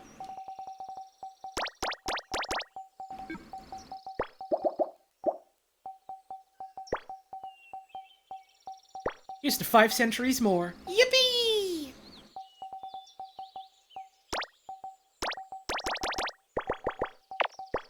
Get all these bottom ones out. Start filling these in.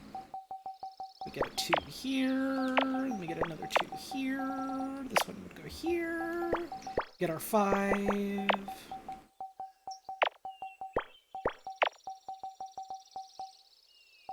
then our 4 goes here,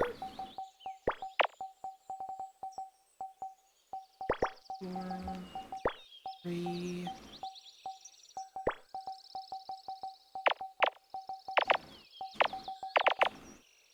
hell yeah.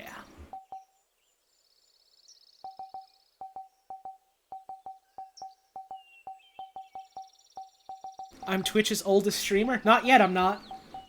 But maybe someday, here's hoping. I would love to corner the market on Grandma streamers someday. I'm not old enough yet for that. I could be older.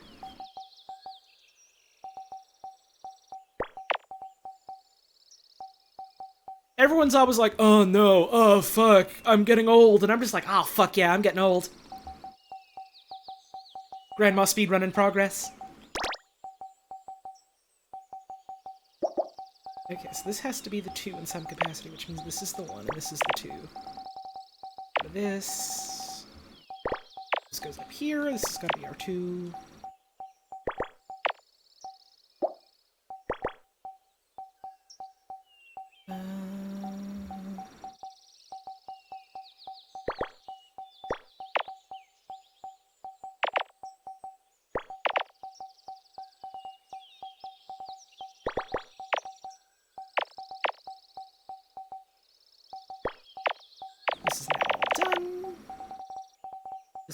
7. There we go. This is all done. This would go here.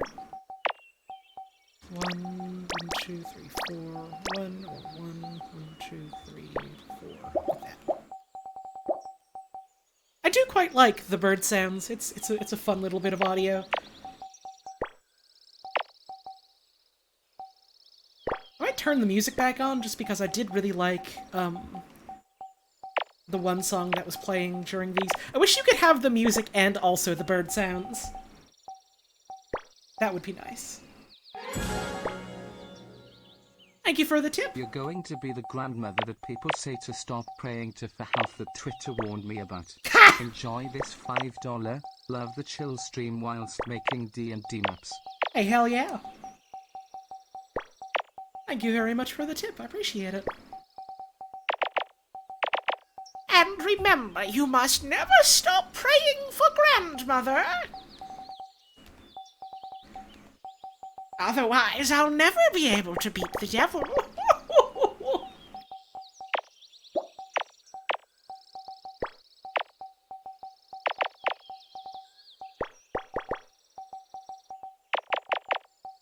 This one looks a bit like a fish, but it's not. It's just a part of a bigger picture.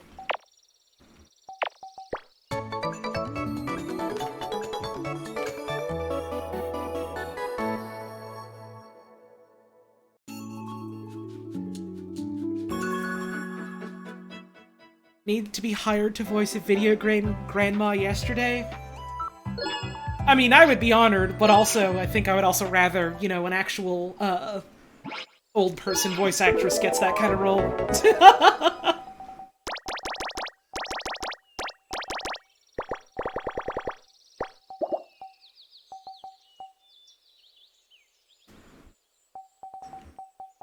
Three, 4, and then 10.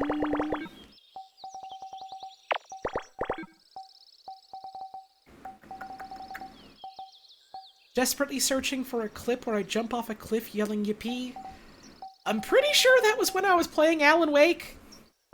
I don't remember exactly when, because I'm pretty sure I did that multiple times. But,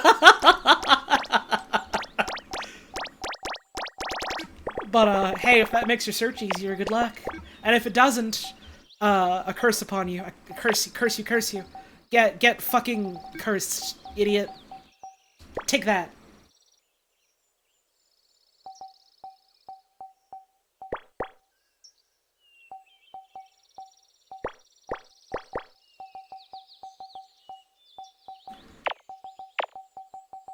I feel bad calling someone an idiot as a joke, especially when I don't know them, but also, get cursed idiot is one of the funniest things you can say to someone, I think.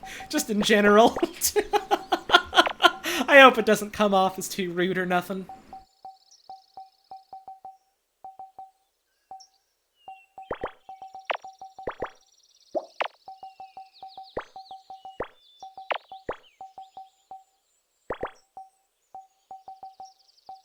I try not to be rude to folks unless they very do deserve it. Or unless it's a friend who I know that I have a rapport with that I can be joking about it.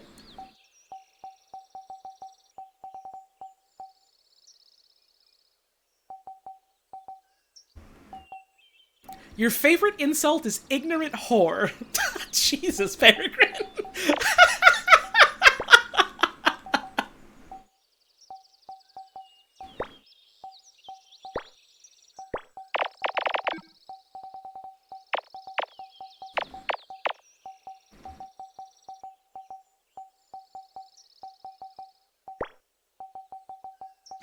Go. 1, 2, 3, 4, 5, 6, 7, 8.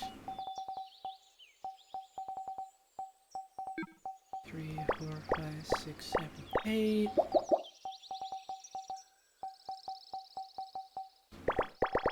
Throw these up.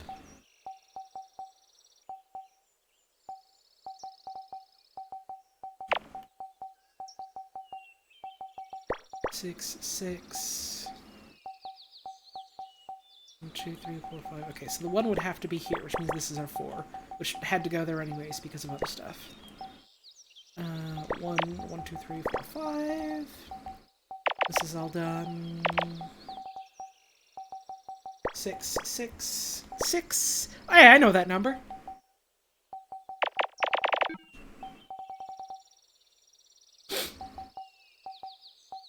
calling someone a fool can be a lot of fun.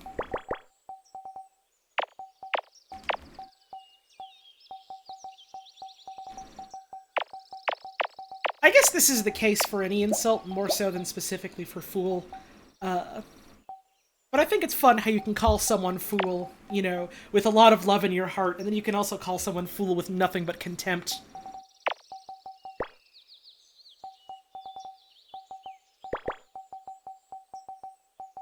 This is the fool whom I adore, and this is a fool for whom I have reserved nothing but hate.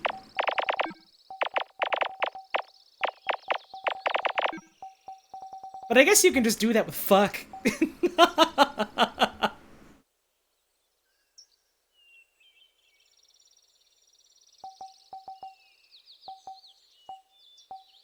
Shoutouts to new Splendid Land game Franken, where a character says "you shit" as an insult. That's a fairly common insult, I feel. Just calling someone a shit, or calling someone a little shit.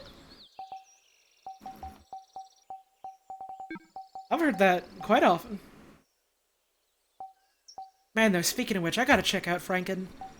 I love, the stuff that Samantha will makes. I have been hankering to play that little game.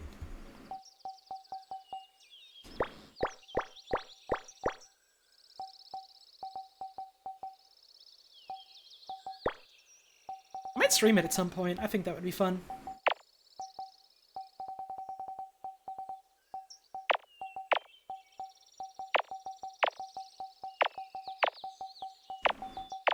I was originally thinking of doing that this coming week, but then this coming week ended up being super busy, so...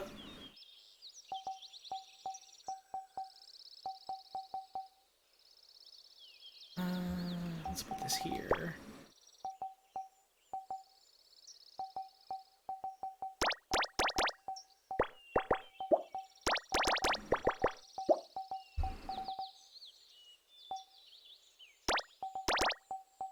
There we go.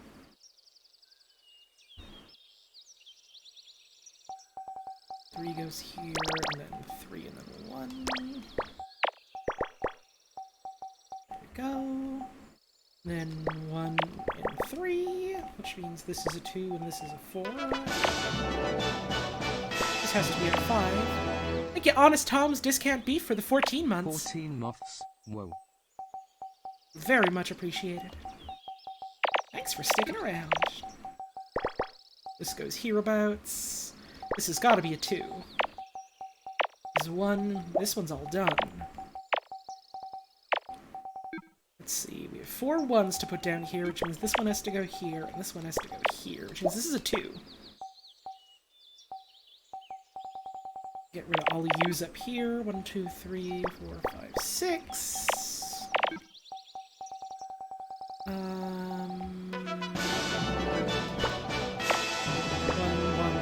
2. Thank you, Nox! This one, I think it's a nice tropical painting. Maybe. It's probably not, because it's a part of a bigger piece of an Alice in Wonderland painting. It's funny, people coming in and just guessing, oh, what's this one? And it's like, it's nothing. It's a chunk of something. Don't worry about it. We'll see when they're all done. But thank you for the 25 months. Much appreciated. I hope you are doing well today, my friend.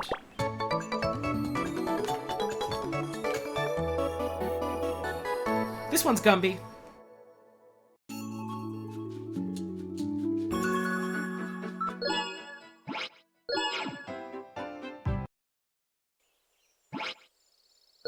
Ate some sausages last night. Fuck yeah, you love to hear it. I did misread your sentence at first, and I thought you said you ate shit sausages, and I was like, oh no, you got that bad. I totally misread that.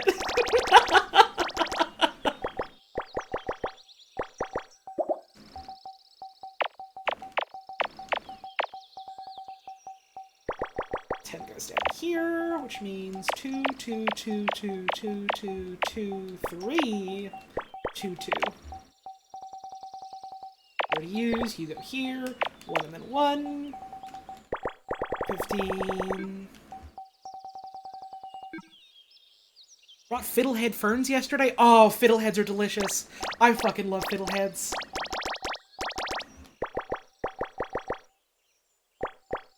You cook those up in like a little bit of butter or olive oil, salt and pepper, some lemon juice. Fuck yeah, that's good.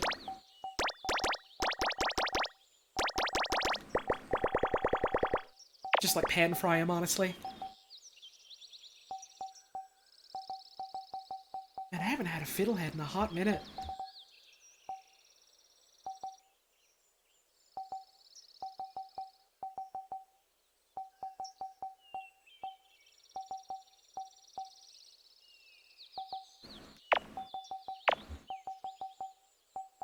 Three would have to go here.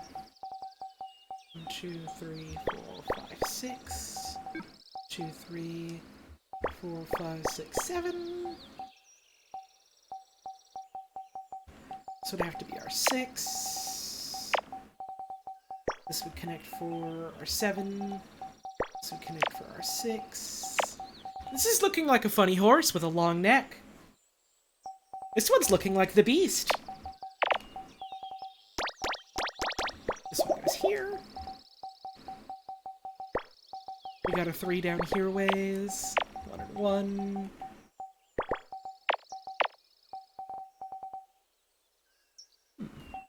Six here, 7 here. 13.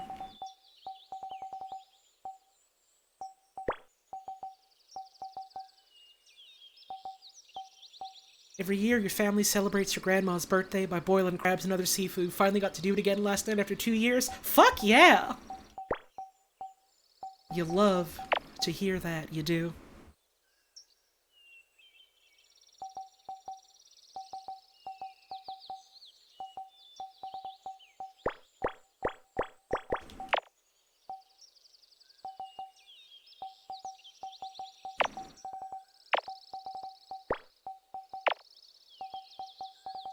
This would have to be crossed away. Oh, this is all done here as well.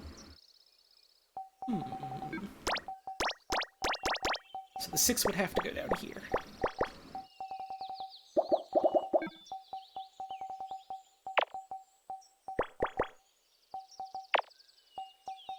Here's our 4. This would be our 5 somehow. This one's all filled in. Let's see, we've got a 1 here and then a 1 here, which means this is all done. This is all done, this is all done, this is all done, these are all done. A 3 can't be down here, so this would go here. And a 3 can't be up here, which means it would go here. Here's our 6. This one goes here. Oh man, it's already starting to heat up in my room.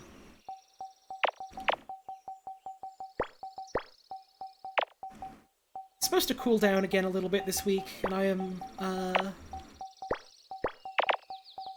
very much looking forward to that. It's a little bit cooler temperature-wise today, but it's also really fucking humid now. Which, does make it feel a little worse.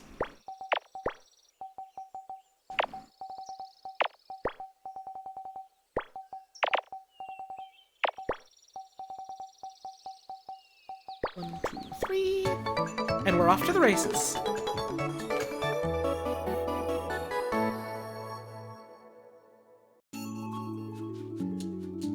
Right, we are 1/4 of the way done.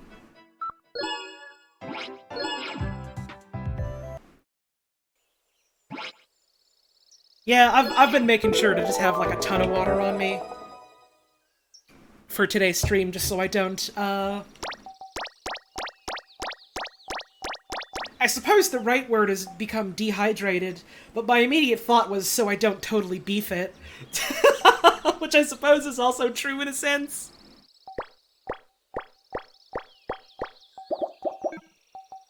We've got a bunch of Pocari sweat powder to stay sharp. What is that? I have never heard of that. I'm assuming it's some sort of drink thing and not just, like, powdered sweat. Japanese sports drink. I see. Dehydration is one of the known medical forms of beefing it. Exactly, there you go. Oh, I do like grapefruit. Oh, I do like grapefruit. I haven't had a grapefruit in a while.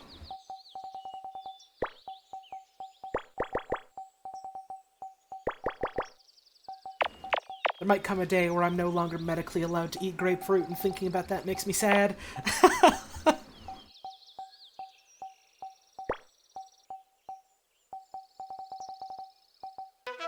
Thank you, Patty Caked Up, for the 12 months. Whoa. 1 full year of Hall of Tones. Thank you for all the fun and good vibes. Stay cool. Oh, I am doing my best to stay cool, all things considered. But thank you for the whole year. Thank you for sticking around.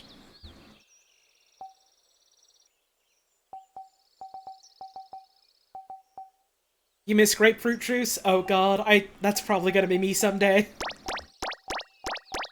I do not envy that. Thanks for stopping on by, Countess Chewy. You have a wonderful rest of your day. How do you become unable to eat grapefruit? Grapefruit, fucks with a lot of medication, and so you are not supposed to have it, when you're on certain meds.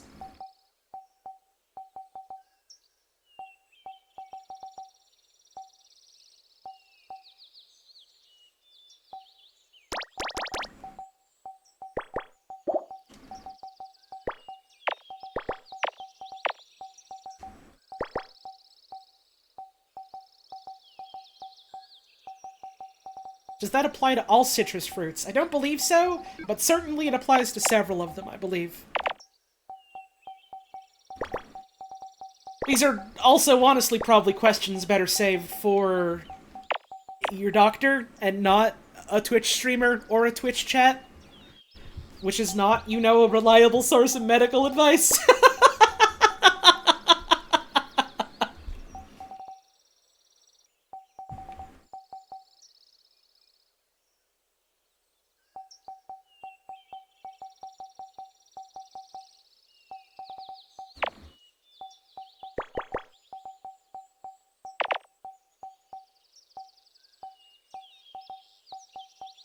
Oh, this 2's already done. This 2 would have to be here, and this 2 would have to be here. Which means this would have to go here. This is a 5, or rather this is a 4. This is a 4, so this would go here. Which means this goes here, which means this goes like this. Here's our 2, and our 1 goes here. This is a 1 all by its lonesome, which means this has to be 2 and 1. This one's all by itself, which means this goes here. This is a 2, this is a 1. You... 2s. Here's a 6. Thank you for the tip. Grapefruit is made of bees. Don't eat it unless you really, really like bees or really, really hate bees. Well, I do like bees. I don't know if that's true. I think the only thing made of bees is bees.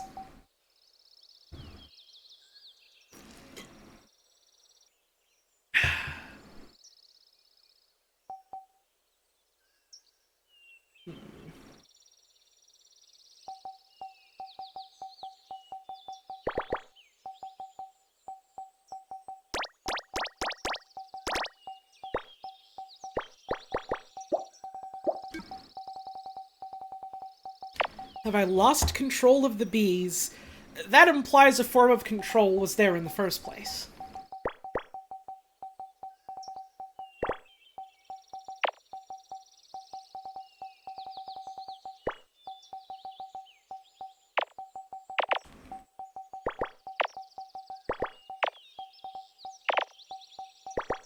Bees are a funny type of bug that live in the hole.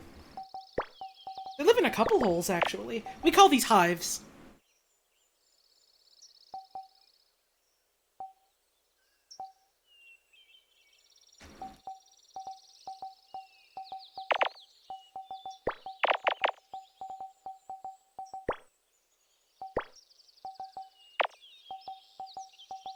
Sometimes they live in the ground. Right, that's hole. Various things happen every day is still your favorite Stray Cat J quote. That one's really good, yeah. I like that one because it reminds me of that one Horse eBooks tweet that was just like, everything happens so much.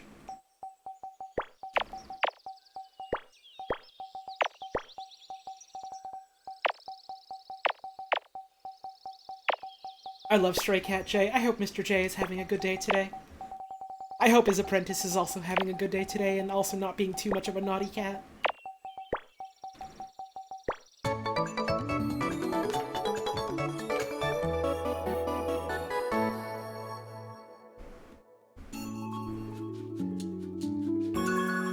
Alright, show me the next one.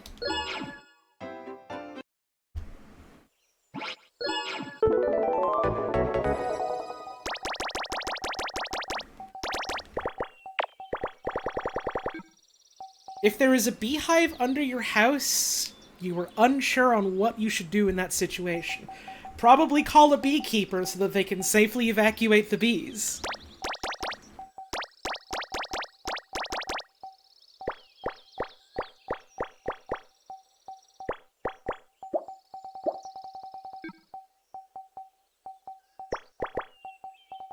I would say that's a pretty safe bet.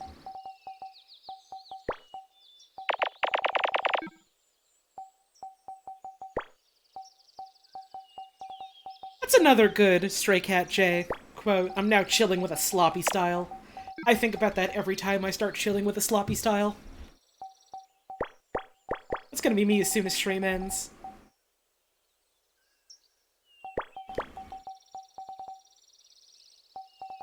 I can't wait to be chilling with a sloppy style. Me every day I tell myself this.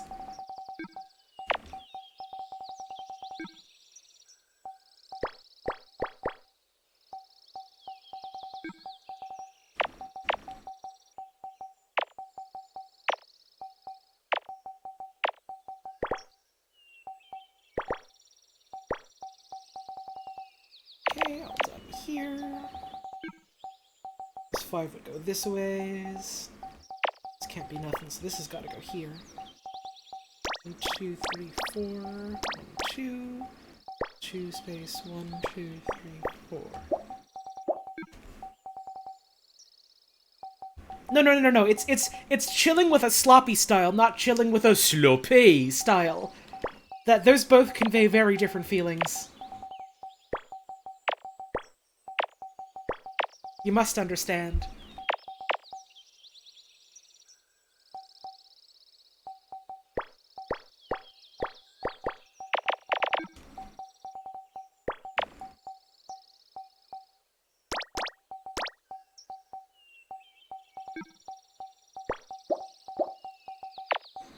It's like, you know, there's a difference between, man, I hope this cold passes through my body soon, and sickness must be purged!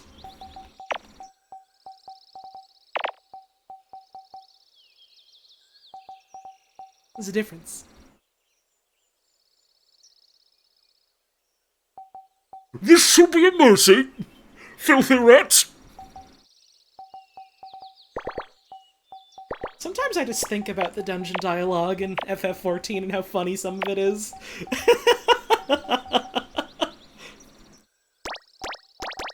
It is exactly the level of hammy that I want from my fantasy RPG.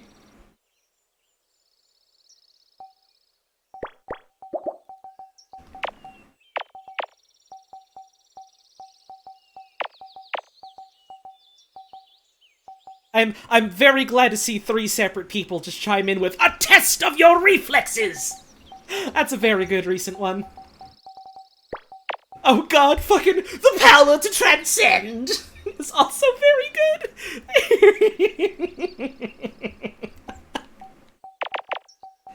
The start of the Innocence trial where he's like, I see now! This is the path of my ascension! Very well. I shall embrace this trial. Does also just kind of live in my head. It does pay me rent, though, but I don't charge it very much.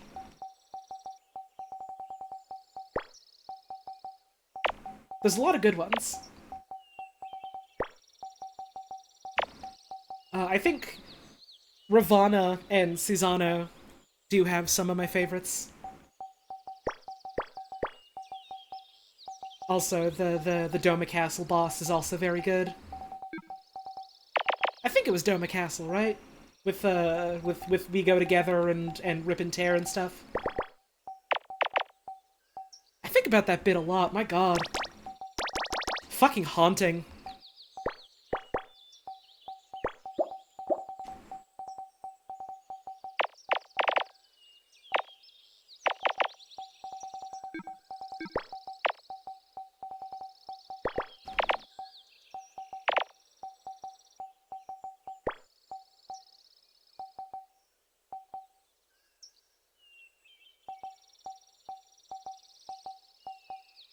Yeah, Doma Castle was a fucking great dungeon. Every time I get that on a roulette, I just smile so big.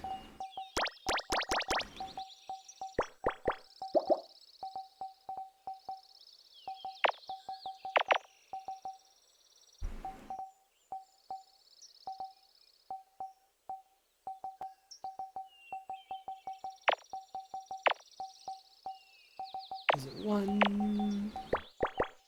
There we go.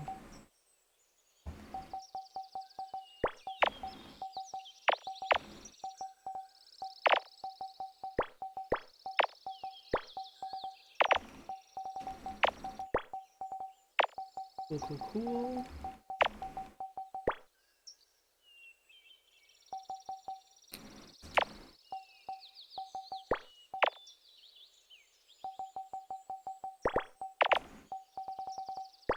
There we go. Did Hawk Manor the other day. Neat. Hawk Manor, I remember just being very okay. It's fine. It's not awful, I suppose, like some of the other Realm Reborn dungeons kind of wind up being, just because it was very much like them trying to figure out, how do we make a dungeon? How do we make a dungeon that people have fun with? It got a revamp?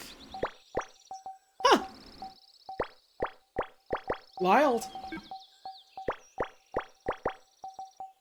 Stormblood had so many bangers. Stormblood's, like, dungeon boss music to this day is still, I want to say, my favorite, like, boss fight music. Or at least, like non-trial boss fight music in the game. Just in terms of, the dungeon boss musics that they've used in the other expansions and stuff.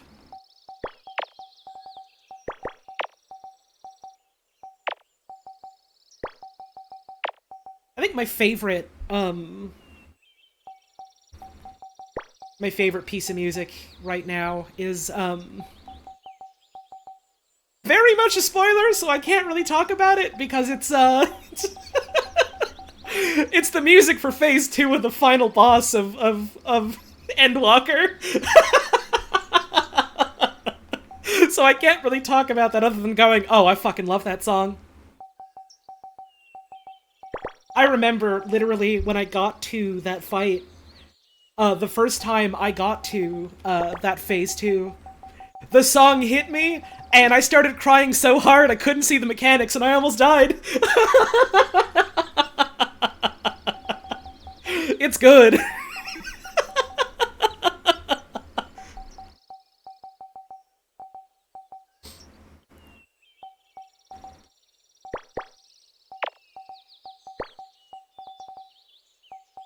I am very glad that I was home alone that day when I was doing that fight, because I was just, like, ugly scream crying the song to myself out loud.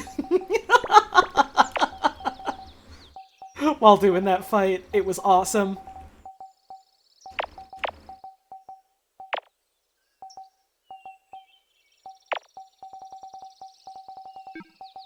Yeah, Endwalker had some real good music in it.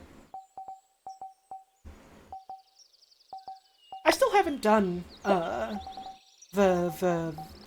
post-game patch content for Endwalker yet. One of these days I'll log back in and give it a look.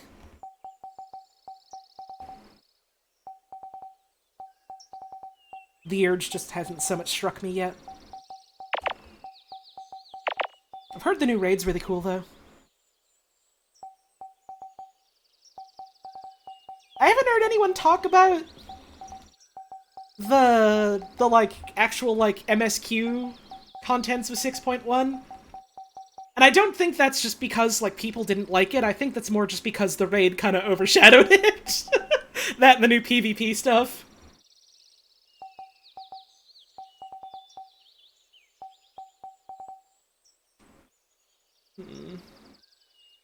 Oh, I can do up here.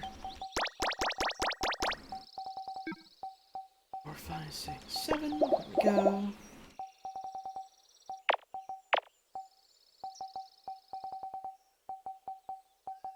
.1 story's neat instead of setting up cool stuff, but the Aglaya and PvP and the ARR dungeon reworks are massive. Yeah, it makes sense. That's why I figured I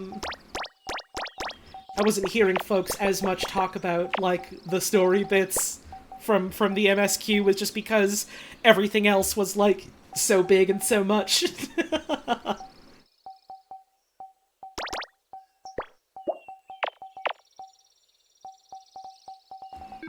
1, 2, 3, 4, 5, 6, 7. 1, 2, 3, 4, 5.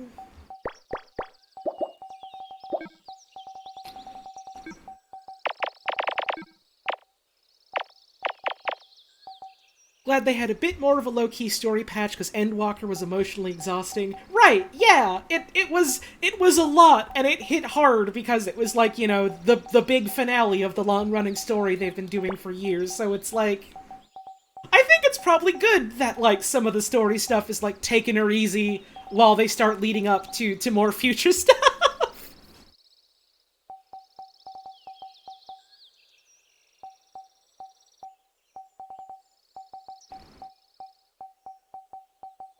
You can't just have non-stop tension. You gots to have the comic relief. Or any sort of relief, really. See, if I do the 4 here, then I can't do the 2, so this has to be the 4, which means this is a 2 and this is a 1, and our 2 goes here.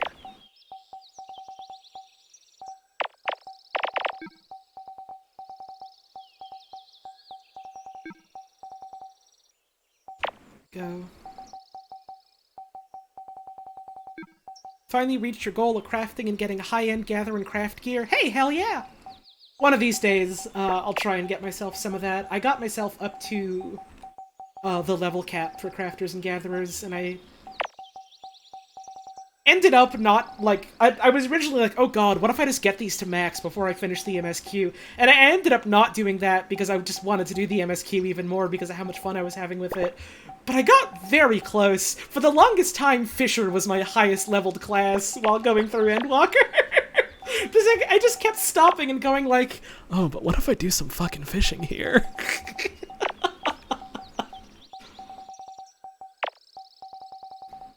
And that was fun.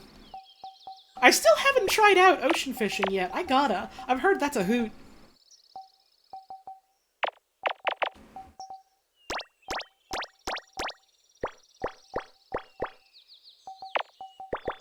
Three, 2, 1, 1.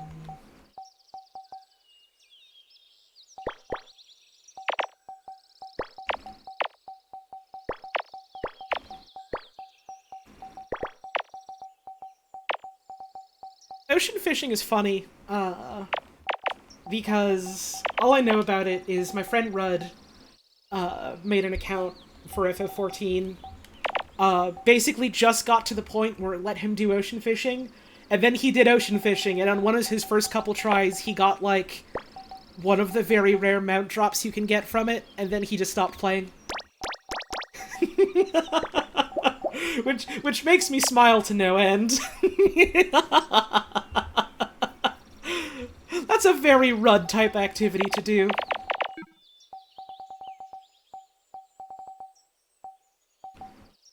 Rudd loves boats and nautical stuff. I hope my friend Rudd is having a good day today.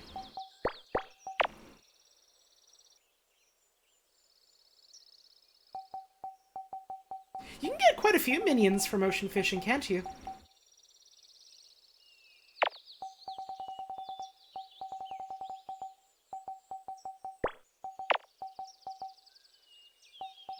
This has got to be our 5. There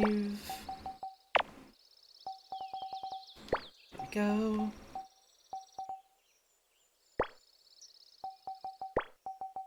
Here's a 4.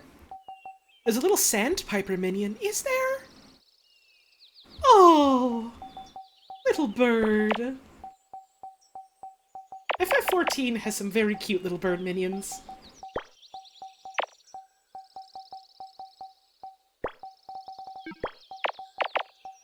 Did they ever end up adding that, like, island farming thing that they talked about, or is that slated for a future update? Not yet? Okay. I didn't think it was in yet, but I was wondering, like, maybe it actually is? I'm looking forward to that. I'm not even sure exactly what it's going to entail. I don't know. The idea of it sounds very cute, and I'm charmed by that.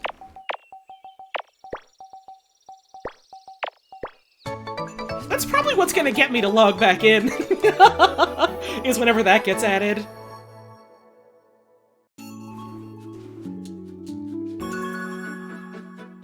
Oh, no, I already did this one. Come on. There we go. Nice small one.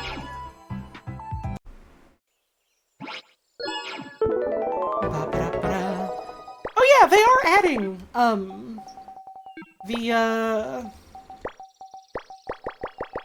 the funny elephant guys, Beast Tribe, aren't they? I've already forgotten what they're called, and I feel bad about that. I'm so bad at remembering names. I loved, getting to hang out with those guys in the MSQ. They were very cool. It is very nice to see the sort of, like, Tribe Quest stuff moving away from the moniker of Beast Tribe, I'll be honest.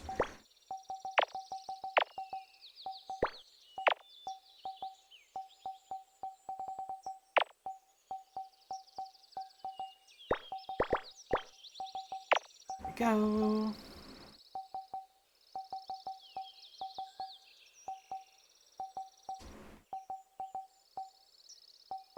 One, two, one. Clumsy as it was, how they wrapped up the Amalja thing in 5.5, at least they did it. Yeah, like, there's definitely stuff you can say about how they tackled it and, like, their execution of that, and I think that's definitely worth talking about, but it's like, I am glad they did finally, like, you know, do something story-wise with it, other than just kind of, like, you know, going, tut-tut-tut, oh, the racism, it sure is bad. Anyways.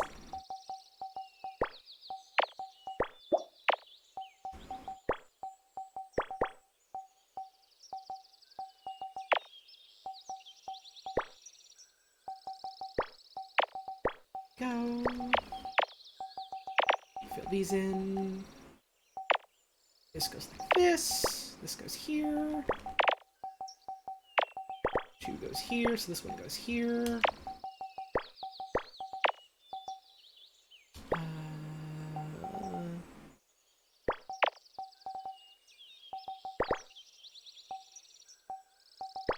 There we go.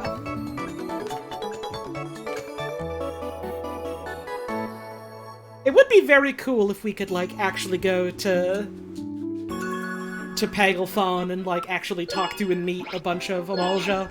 I think the Amalja are fucking cool.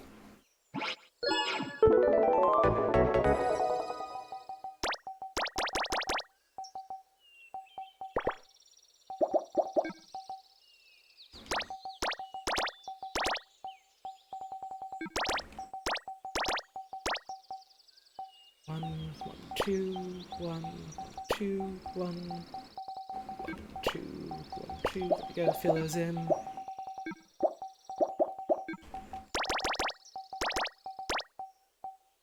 2, 1, 2, 3, 4. This one's all done. Cross these out. This can't be up here, which means these can't be up here. 1, 2, 3, 4, 5, 6. There we go. These are ones, all by their lonesome. 1, 2, space 1, so this has to be 2 and then 1. Okay. This is 1, which means this 2 goes down here. This has to be at least 2.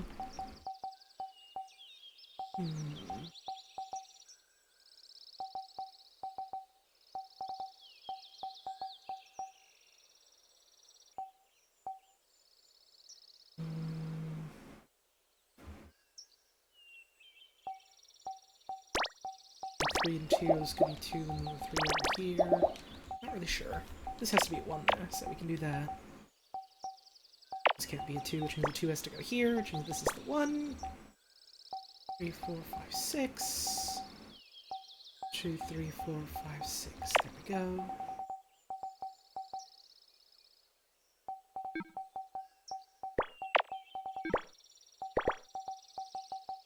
Five.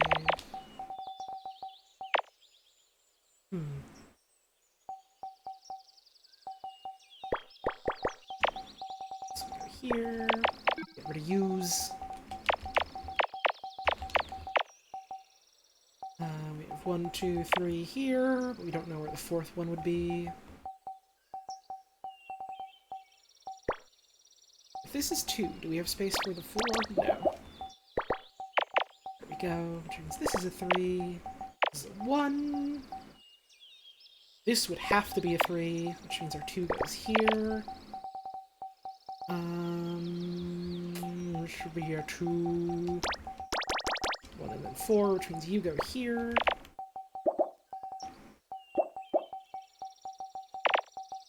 I can feel the numbers, I can feel them flowing through me. I can feel them deep in my heart. They're calling out to me.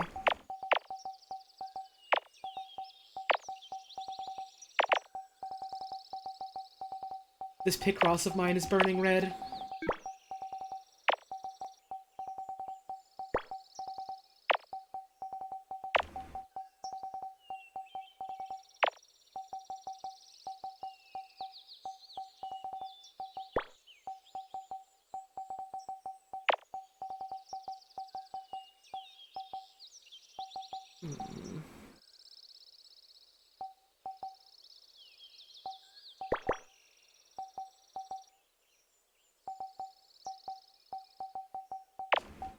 Go. Would I recommend starting a 14 sub only after Heavensward or somewhere earlier? I mean, as far as I know, you can just play for free until you finish Heavensward, right? So, like, all the stuff you would be paying for sub-wise would just be after you finish that, so you might as well just keep not paying for it, you know? It's free for a reason.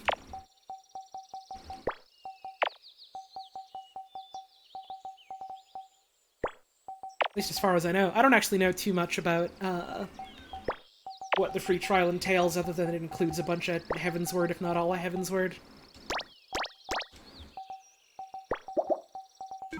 Only buy it early if you wanted to use retainers on the market board. Right, but like the main thing for retainers is like selling stuff that you've crafted, or like selling, or just, you know, selling in general, and like you probably don't really need to worry about that until you're done with Heavensward, because, like, all the stuff you would be crafting and selling for money, a large amount of that is, you know, stuff that only becomes relevant that you only get after Heavensward.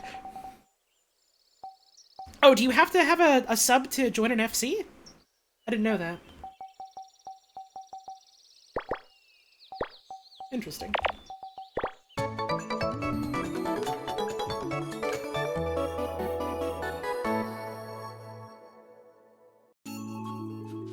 Alright, we're a third of the way through.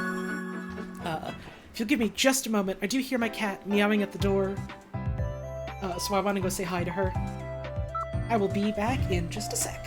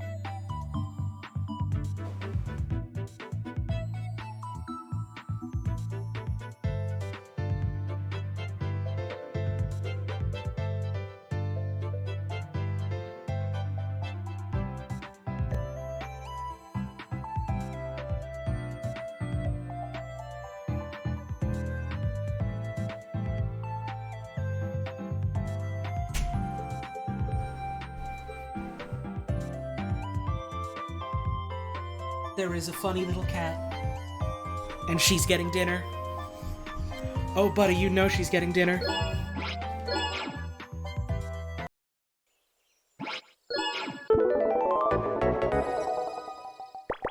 Cats love it when they eat a dinner. They literally love it so much, it's ridiculous.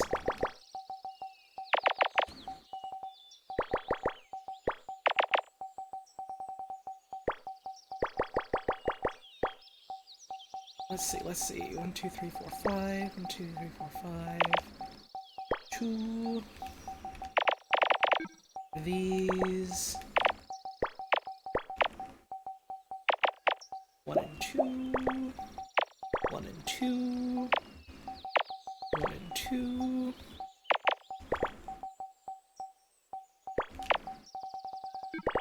There we go.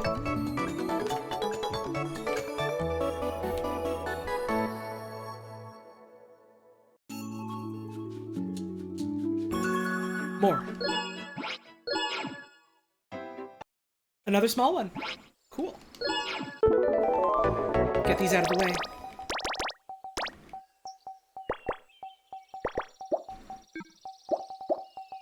One, three, and 2. Here's a 4. This one's gotta be like this. 2 can't go here, 2 has to go here. We got our first 3 all done. This is another 3, so this 2 goes like this. Here's our 4, so here's our 1. All done, all done. 1s go here, 2 would have to go here, 1, 2, 3 would have to go here. 2 would have to go here. Because this is filled in, and this would go here. Yes. Okay. This has to be our 3, and this would have to be the 1. And then... Nope, wrong. There we go.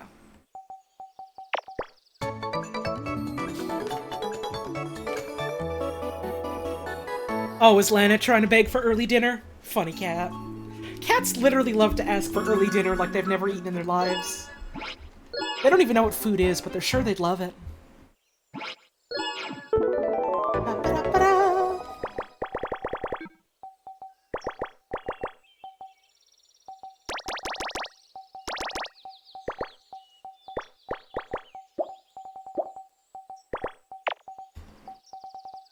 Everything is so weird and scary when you're just a small little cat, and no one understands how hard it is.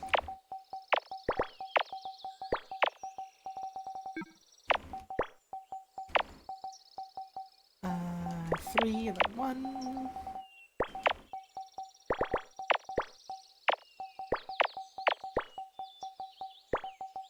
There we go. 1, 2, 1. 2, 2. Yep, this is a 2 as well. Okay, 1 goes here, which means this is another 2. 1 and then 1. 3, 4. You go up here, and then you go up here.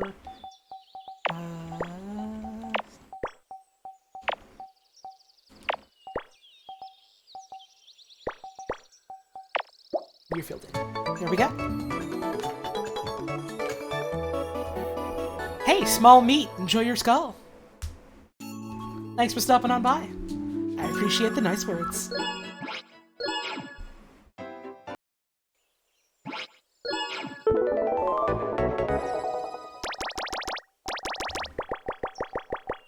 Hope y'all been enjoying the stream today. Hope y'all been having a good day so far.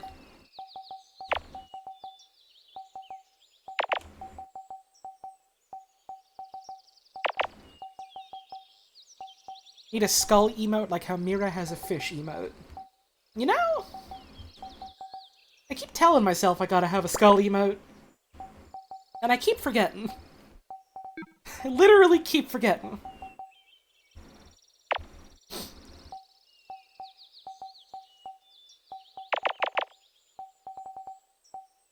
I suppose you could always just go to my friend Balp and subscribe to my friend Balp and, you know, go financially support my friend Balp, who deserves it for all the cool things he makes, and then you can get a skull that way.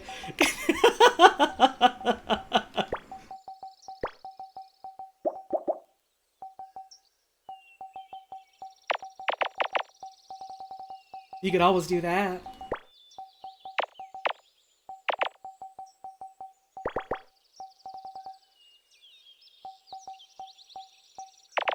Oh, no, I don't cross these out, because this could be a 1, but the 3 has to go here.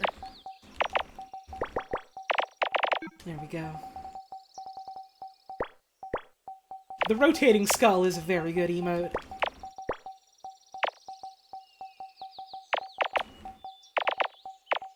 One of these days, I also want to look into, like, how to set up, like, channel point integration for, like, events happening on screen so that I can have, like, an actual skull appear. What if we put Balp in a big hamster ball? That wouldn't work. He's not the size of a hamster. He's the size of a person.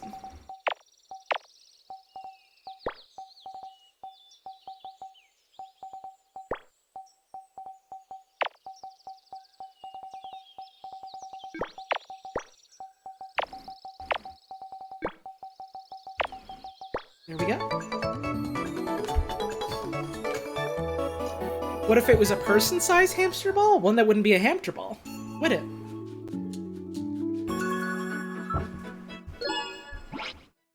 That'd be a human ball. For humans.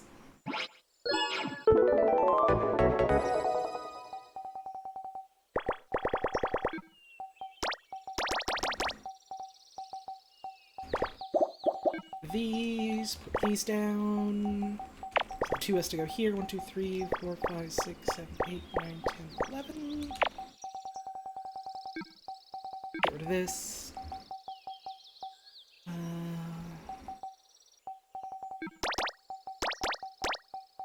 2, 3, 4. So this will be crossed out. 1, 2, 3, 4. 1, 2, 3, 4, 5, 6, 7. 1, 2, 3, 4, 5, 6, 7.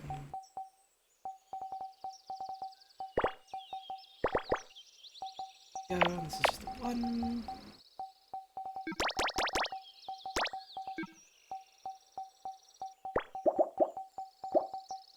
All these people talking about hamsters the size of hamsters and humans the size of balls. I just want a grill, for God's sake.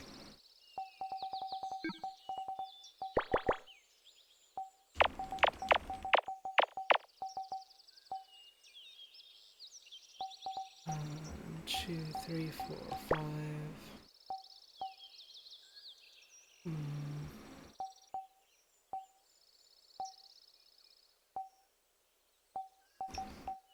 Let's see, if this was our 4, we would not have enough room, so this has to be one of the 2s, which means this would go here, which means our 1 is up here, which means this is the 4, which means this 2 is all done, and the 5 goes here, and this has opened up so many things all of a sudden. You'll love to see it. This has to be a 2. Here's an 8. And the 3 goes here. Suppose I could have done that much earlier, but oh well. 2, 3, 4. 1, 2, 3, 4, 5, 6, 7, 8. Get rid of this, which means this 2 has to go here. Which means this goes like this. 4. And then 2.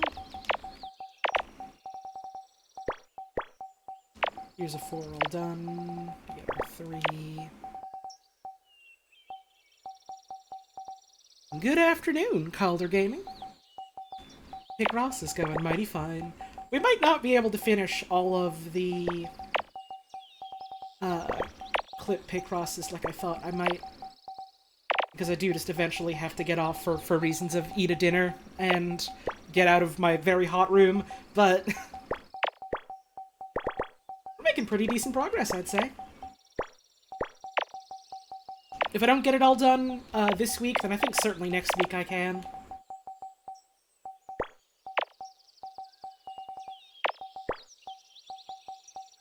Something's wrong. Something's wrong here.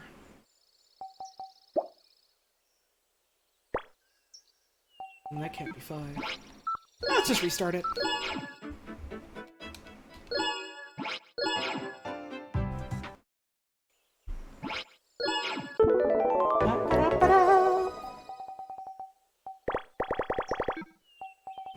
This one I can just do all the way, right?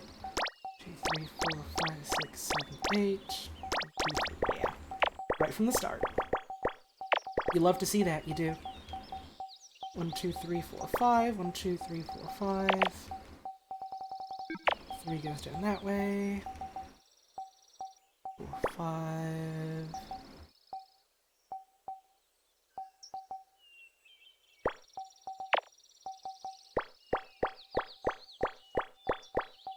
There we go.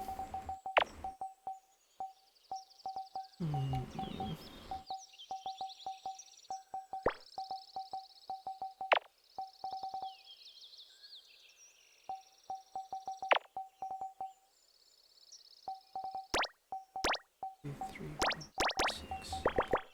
Does it go here? Go this. 4, 1, 2, 3, 4, 5, 6, 7. Like that's fine. There we go. 1, 2, 3, 4, 5, 6. Which means here's a 2, here's our 4, here's a 2. You go here, that's the 3 all done. Here's this 3 all done. Which means our 5 goes down here.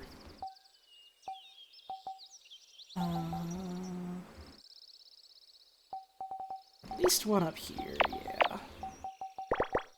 These go down hereabouts. This would have to be filled in here. Which means this is at least one. Tells us this one is here as well. I've got the 3 here. 2, 3, 4, like that. Which means this one has to be here.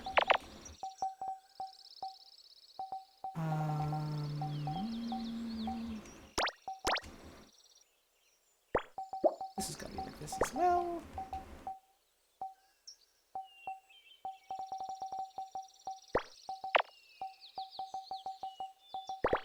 Any of y'all got any plans for the rest of your day today?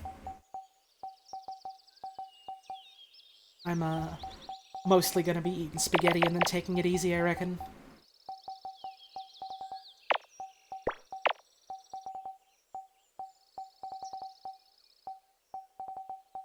Probably gonna see about finally getting,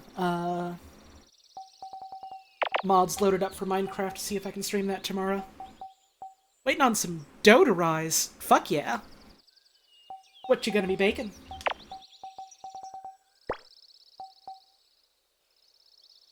Think you're gonna sleep so much? That's the good shit you do love to hear. Take her easy, boss. Making a pizza? Hell yeah. Man, I haven't made a pizza in a hot minute. I want to make it a pizza now.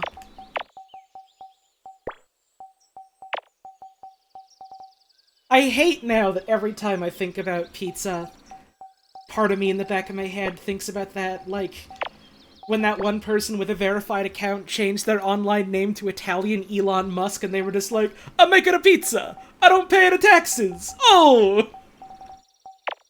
Fuck, dude.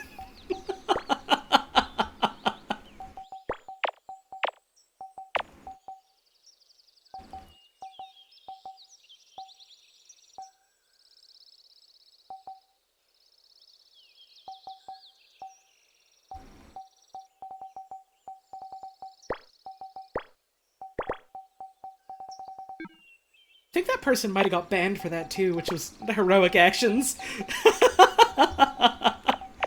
May we never forget their sacrifice. There we go. I send the calzone into space.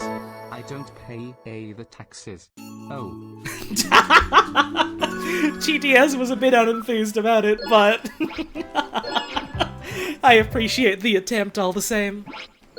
Ba-ba-da-ba-da.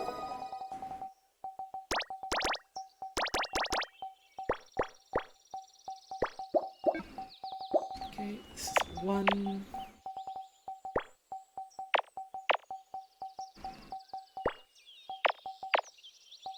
Hang on, I hear my cat meow again. I'm just gonna open my door real quick. Kitten!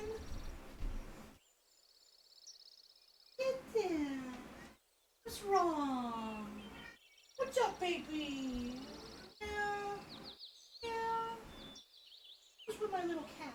What's the matter? Over here.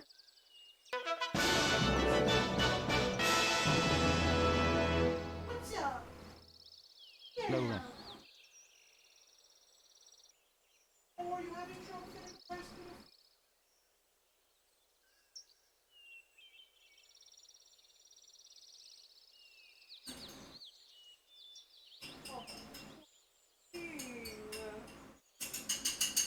Poor little baby cat.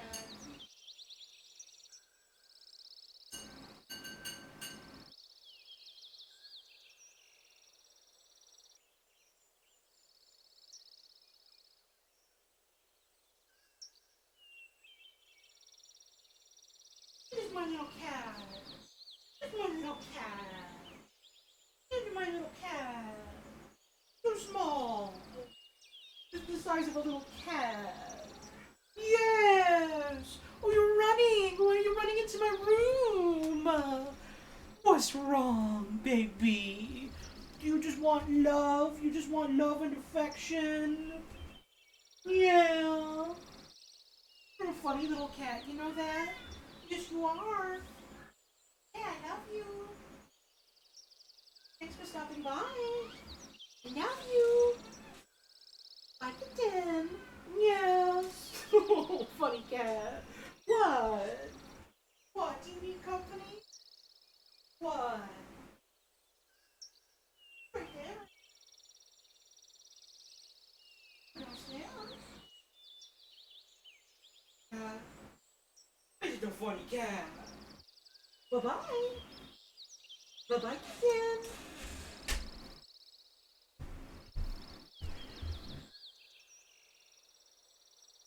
Oh, you know she's just a funny little cat. Thank you, Lesbian Bug, for the 14-month resub. Very much appreciated. Thank you, Ramirez, the largest toad, for the 10-month resub. Are we picking the crosses? Hello, Lola. Give her a pet for me, okay? Oh, I gave her plenty of pets, don't you worry. She was a little bit sad because sometimes she has a little bit of trouble getting all the food out of her dinner bowl out. So sometimes she likes to meow at me until I come over and help her out with that. So I did. And then she ate that up, and then she was having big meows because she wanted to get pet. She's a funny cat. She's just a funny cat.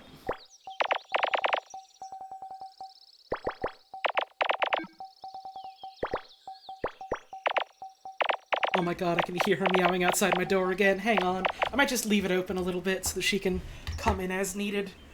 Kitten! You can come in, it's okay. You can come in if you want. You wanna come in? You wanna say hi again? I'll leave my door open, it's okay. Hi! Hi, baby. Do you want to come sit on a chair next to me? Do you want to come sit on a chair next to me? No? Okay. Well, you can come back if you want. Bye-bye. What?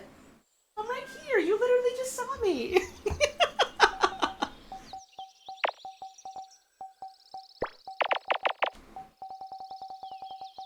don't know if the mic is picking up her yells.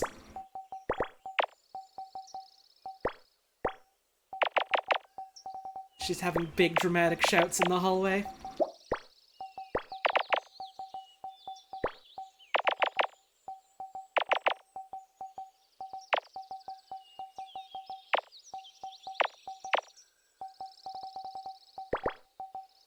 She will probably come back in a moment. Knowing her.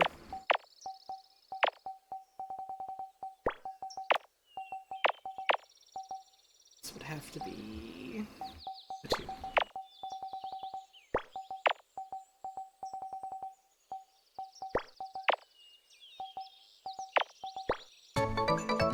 Yeah, that's just the way it is when you're just a little cat that has so much to say.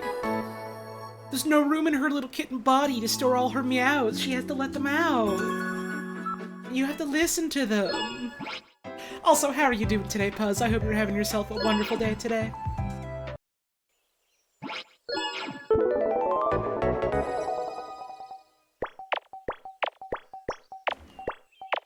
Coincidentally, also playing Picross. Now that is the good shit you love to hear.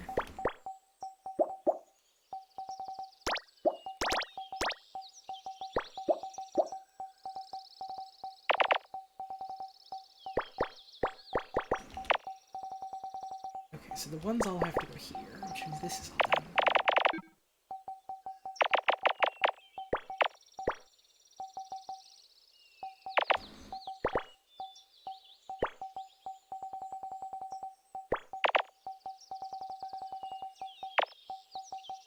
Man, I made myself a little cup of coffee this morning, and it's like only really hitting me now that I've like, you know, stepped out of my room for a second to go pet my cat.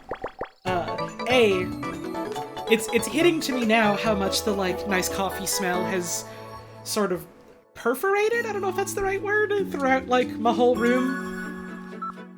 And B, it's hitting me now how the rest of the house just smells so much like spaghetti sauce. Which is good, mind you. I like the smell of spaghetti sauce. I had a little taste test earlier when I went to go see Lola. It's very good. Permeated is the word I was looking for, thank you. No, not... not spaghetti coffee, Puzz. No. We don't need to bring that evil here.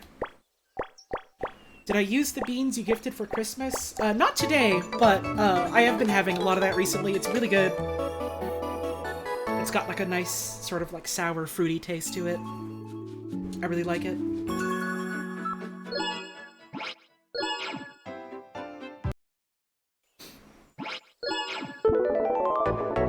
There's so many different and good flavors of coffee out there. I love trying new ones.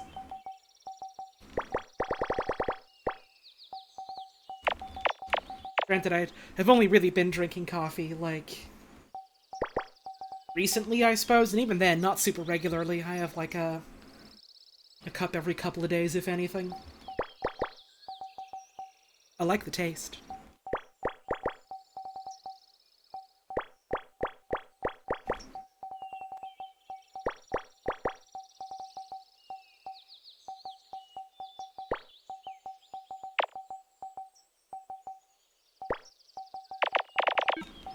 Go.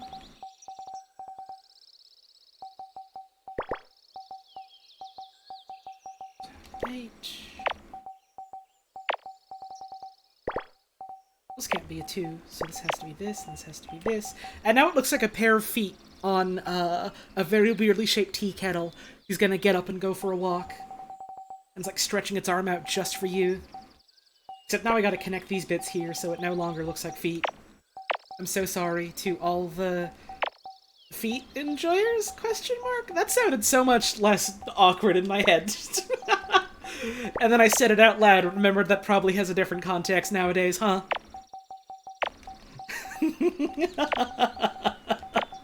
Oh well. No, I don't think Quentin Tarantino specifically is watching me. Probably a good thing.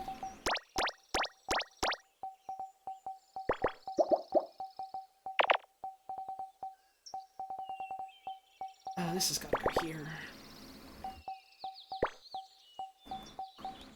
2 and 1. Well, now it's looking like a funny arms vacuum.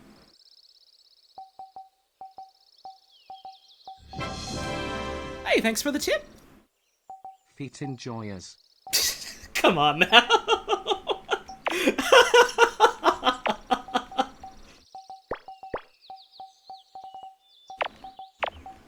It's so funny. Most of the time I end up saying something like that, it's on purpose. The one time I do it entirely by mistake is the time people try to get my goat for it.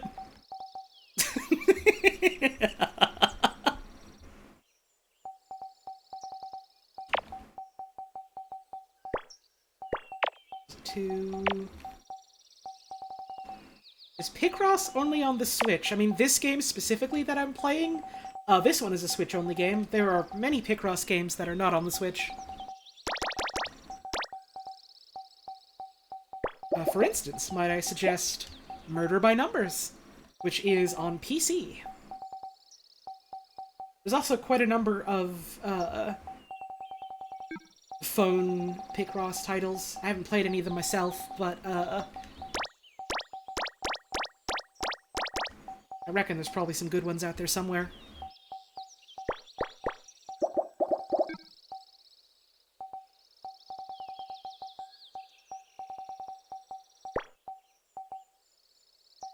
Right, yeah, Picross as like a term for this type of puzzle is like... I want to say a term that Nintendo came up with. But I mean, I've seen other games use it, and then I also have seen people use like nonogram as like a less legally gray area type of name.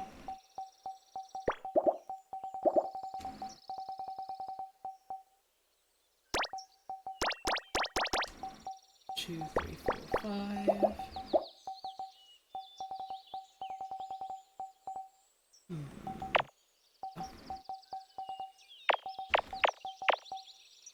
This is gonna be a 1. This 4 here. This 2 will go here. Here's a 1, which means this is a 3.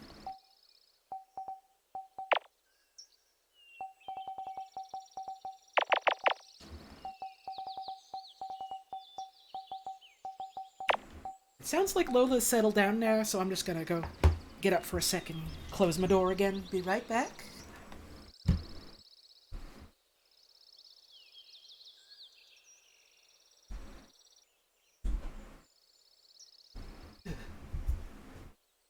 My door makes this, like, awful squeaking sound now, and I keep forgetting to, like, oil the hinges.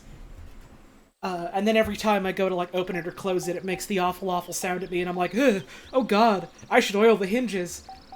And then I don't remember.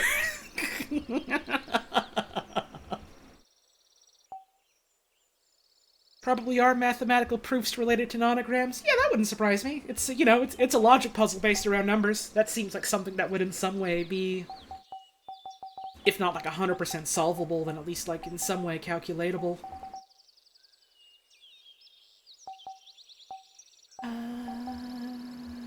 Okay, well, this definitely has to be crossed out.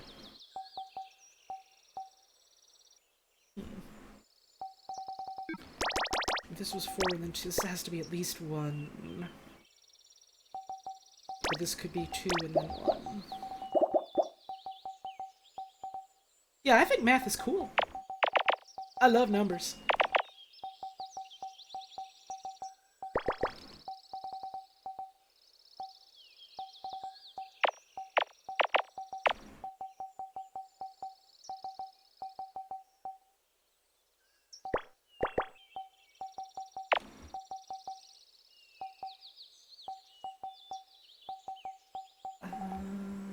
Oh, this has to be 1 now. Okay. There we go. 3 goes here.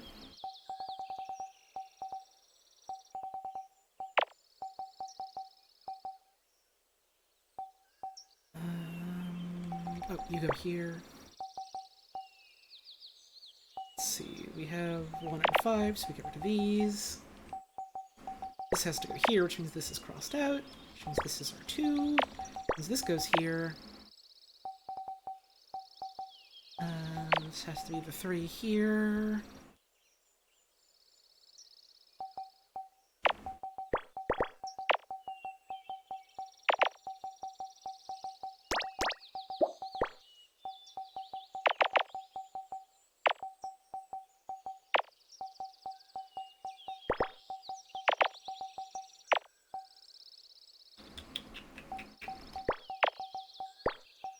Math is neat but tiring to you. You're in awe of people who it clicks with.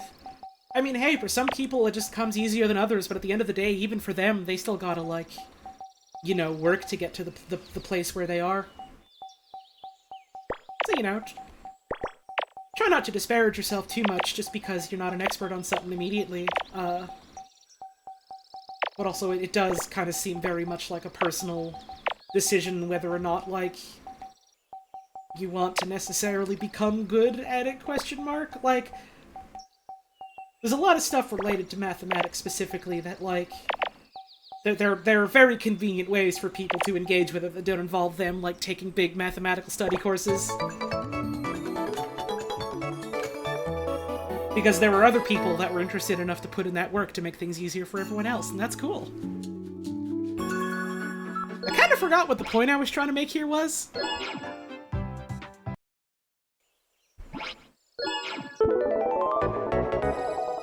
Now I'm just thinking about how cool it is that calculators and computers exist.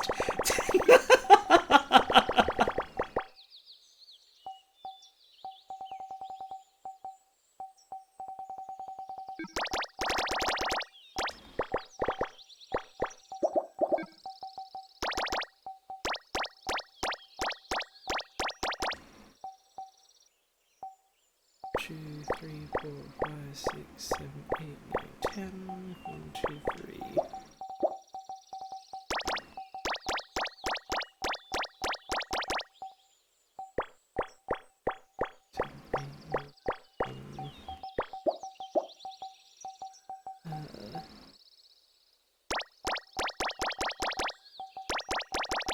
Like, I personally think a lot of mathematical stuff is, like, really, really cool.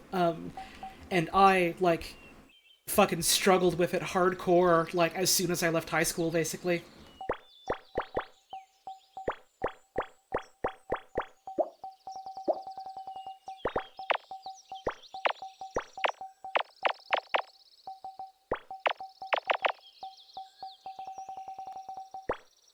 And hell, there are a lot of folks I know who, like, did struggle with it hardcore in high school, and then, like, a while after that were like, oh, hey, yeah, this stuff is cool.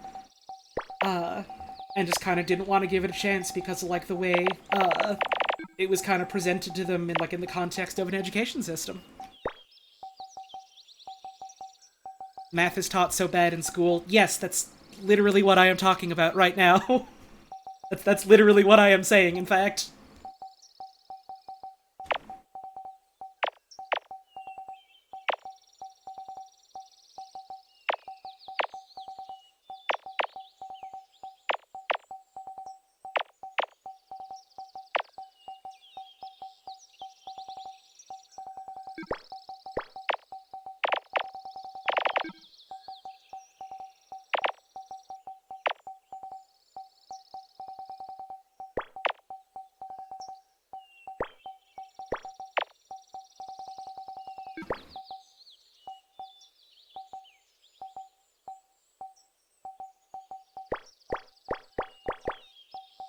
There is a lot of stuff that you may someday find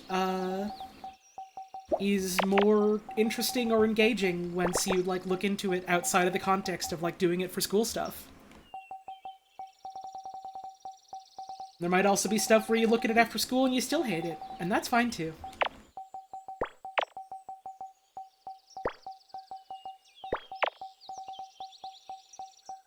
You know, I think sometimes it can be worth giving stuff a chance even if you've had a bad experience with it. But also, you know yourself better than some random Twitch streamer knows you, so...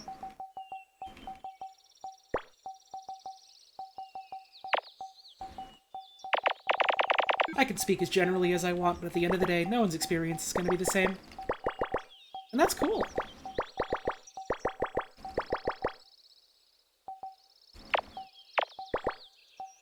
I love how people are different. I think that's awesome.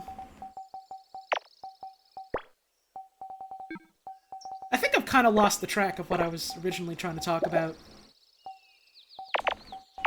But that's okay.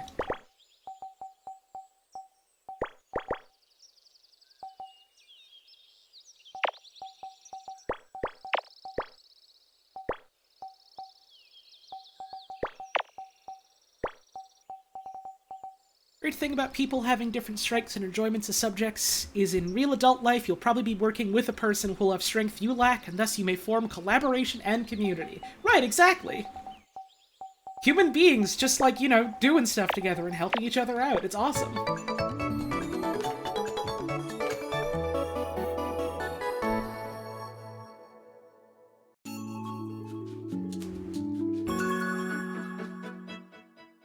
I love knowing stuff and being helpful, and I love having friends that know shit I don't. It's great.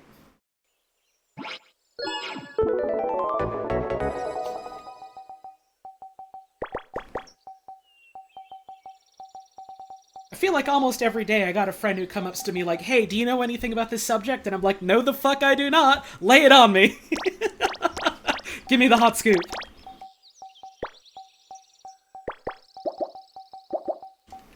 I, in fact, do not know a goddamn thing about dinosaurs. Tell me all about it. Genuinely. I'll live for this shit.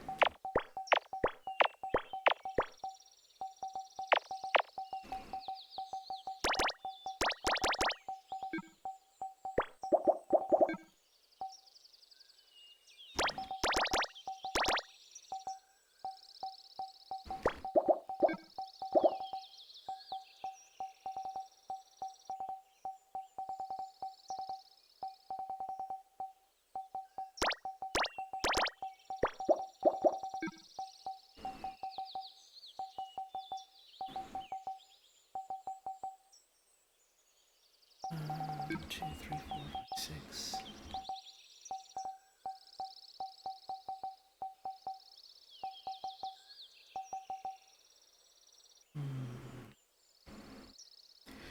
Your partner is a geology major and you're like, can you just ramble on about rocks to you because you think it's cool? God, yeah, ain't that just the way? I love listening to my girlfriend talk about the shit that she knows.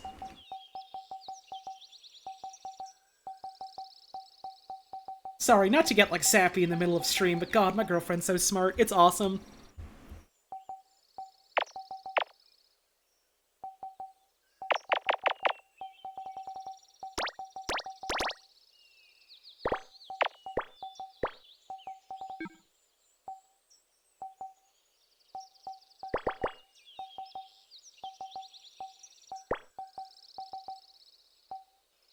This goes here. This goes here.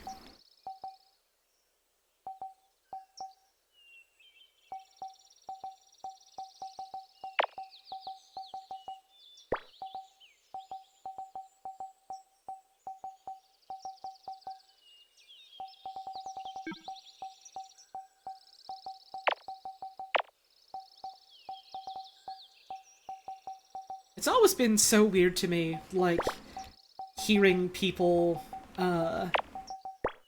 this ain't like an every person thing, obviously, this is very much just a some people sort of thing, but hearing some people be, like,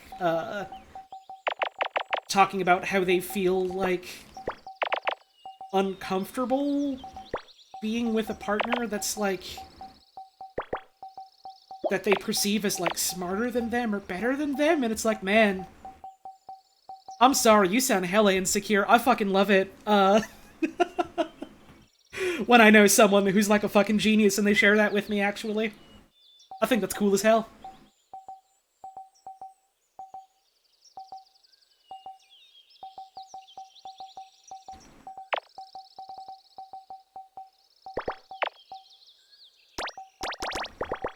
I think it's great to be able to celebrate, the things about the people you care about. At least in my experience, I feel like, you know, getting better about celebrating other people makes me better at celebrating what makes me myself, you know?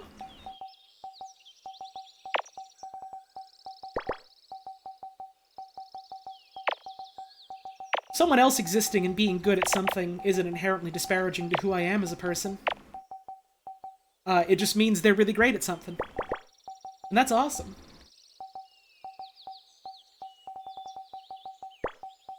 Maybe that's something I can be great at, too. It doesn't undervalue either of us. Or maybe there's other things that I'm good at. You know?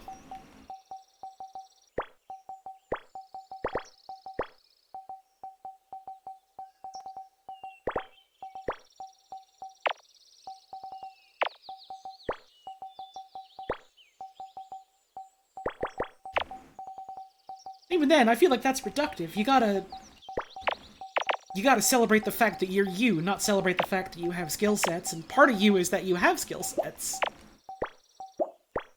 But there's more to you than the things you're good at or the things you like. You know?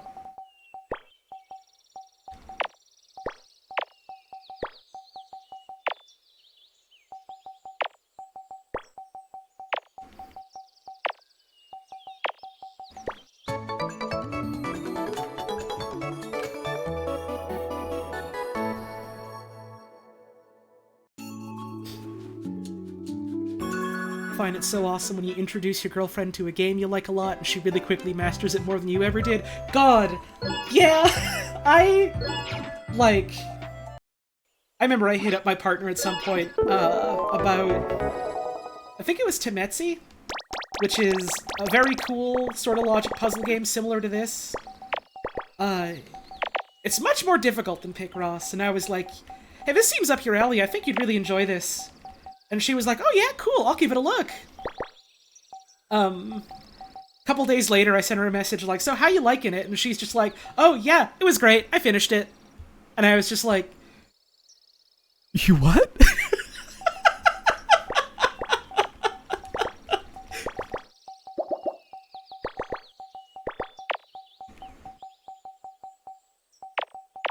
I just remember just kind of sitting there just like, my fucking god, your power.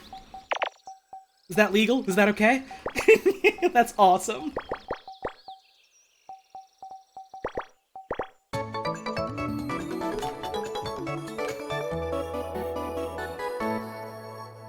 Hell yeah, Kemi, you enjoy your lunch. And thanks for stopping on by.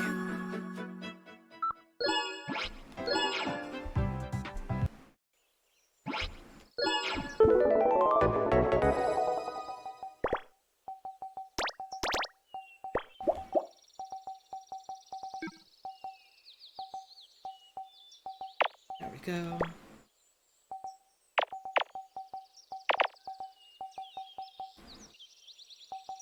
This has got to be the one all alone.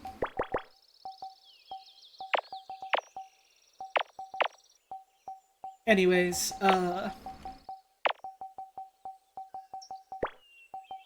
love celebrating my friends. Love is real. It's cool as fuck.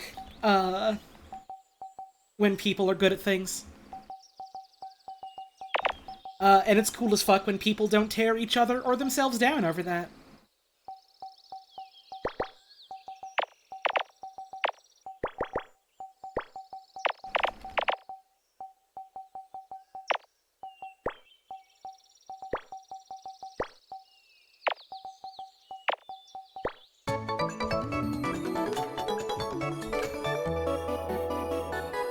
Man, speaking of celebrating my friends, though, if you haven't been tuning in to the streams that Balp has been doing lately, you really ought to be watching his streams in the next week or two. You do yourself a favor. There is going to be some good fucking stuff in store.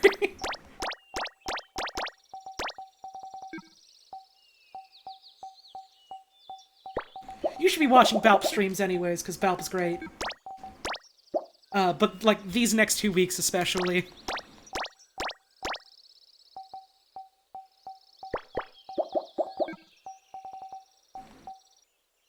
Learned how to run over a ramp at the skate park. Hell yeah! Congrats. Skating is cool, and I know nothing about it.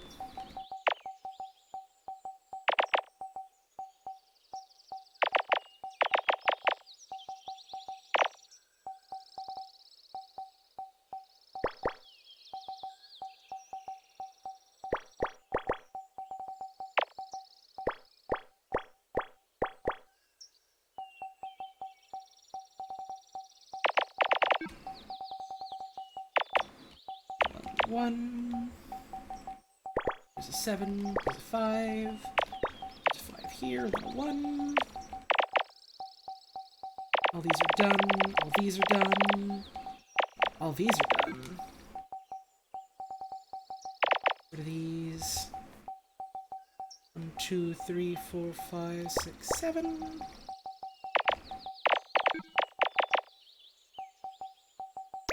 Three. No, so the 3 has to be out here.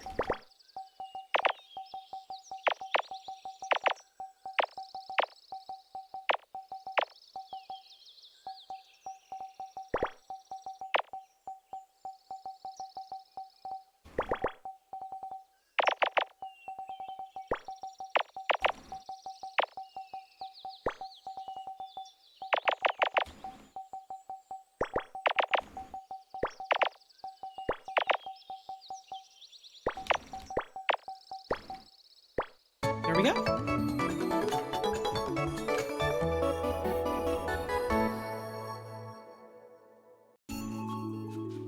You held a baby goat today. Hell yeah.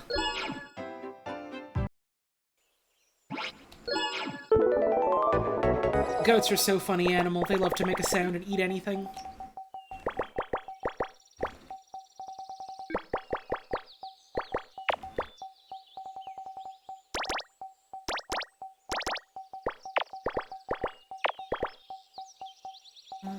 Here's 1, 4, 2.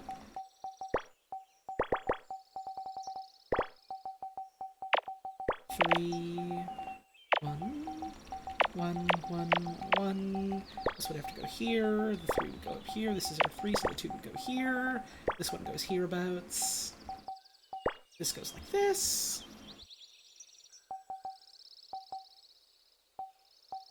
Goats make noise and eat anything. They're just like you, for real? Ah, cripes. This goes here. You put these in, you put these in. You put your 7s in the oven, and now we're cooking. You go here, and you go here. You go all the way to the bottom. Put you in there, which means you get crossed out here. And we're done!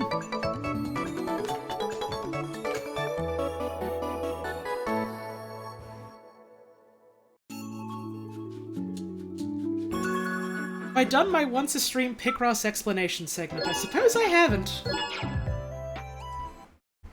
So I guess for anyone looking at their screen right now and possibly thinking, huh, this is neat, I don't know what the fuck is going on, here's an explanation. So Picross is a logic game in which you have a grid of numbers corresponding with like a number of rows and columns. And each row and each column has a bunch of numbers, either to the left or on top of them, and what those correspond to is the number of squares you have to fill in. For example, let's take this row here right at the bottom. This is a 5. And because this puzzle is 15 by 5, 5 squares all the way across, we have to fill this in all the way. 5 squares all the way across, we fill this in all the way. Now this one here is a 4. And this one could be, you know, either from the leftmost bias, 1, 2, 3, 4, or from the rightmost bias, 1, 2, 3, 4. And if you notice, no matter what configuration we use here, these 3 squares are always filled in no matter what. So we know for sure these ones can be filled in. We can do the same for this. For this 3 here, it can either be 1, 2, 3, or 1, 2, 3. And this middle one, no matter what, is always filled in. And so the puzzle of a Picross puzzle is in looking at each line. You've got determining what squares you know can be filled in no matter what, and then going off of that, being able to fill in other things. Like, for instance, we filled in these 2 rows completely here, which means for now the columns, the bottommost numbers here, we've got a 2, so we can cross that out. This one is a 4, so we can fill that in all the way. And now we know these 4s are filled in like this. And now that we've got this X here, we know this part has to be here for the 3. We know this one here has to be a 6, so we can fill that in. This has to be a 7, we can fill that in. This is a 5, etc., etc., etc. And so it's just like a matter of figuring out which ones can be filled in no matter what, and then from there, building off of that to figure out other rows and columns. And if even if after that explanation, if you're looking at this and thinking, oh, well, that still seems a little complicated to me, don't worry, there are much smaller puzzles you can start with to start off real easy, like, until you figure out how the rules of it work. So don't ever feel discouraged or disparaged if you look at my stream and you're like, oh, this seems too complicated, or oh, I'll never be able to do it that fast, because it's, you know, it's not a contest.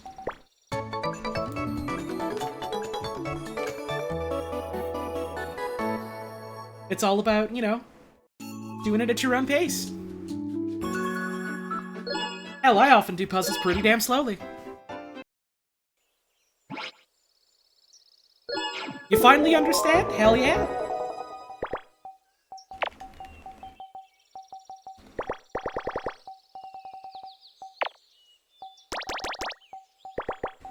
I wouldn't even say I'm very good. I'd say I'm okay, but I certainly have been doing it for a couple of years now. Which is why I'm able to do some of them as fast as I do.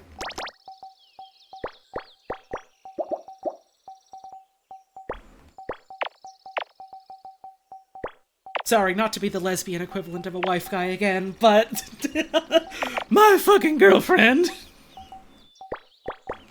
is like really goddamn good at Picross.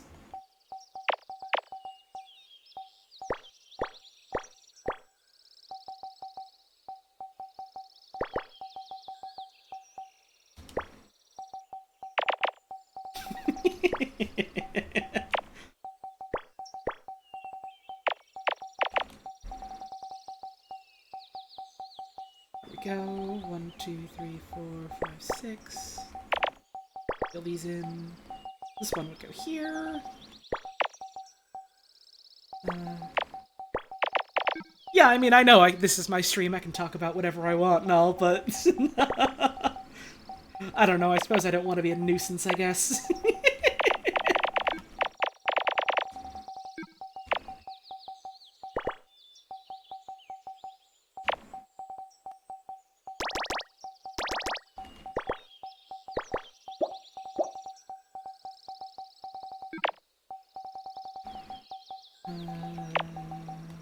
Go.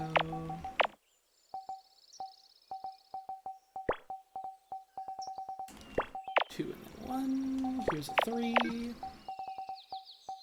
This 2 is filled in. 2, 3, 4, 5, 6. 2, 3, 4, 5. You get a 9 all the way here.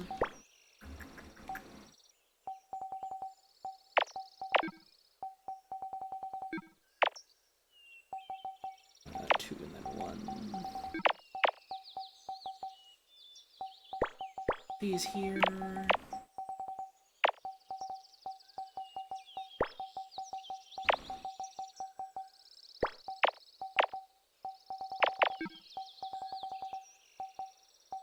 Every time you hear your favorite streamers talk about how much they love their partners, you get so happy and think, yes, the world is full of love and it's beautiful. Aw, that's sweet.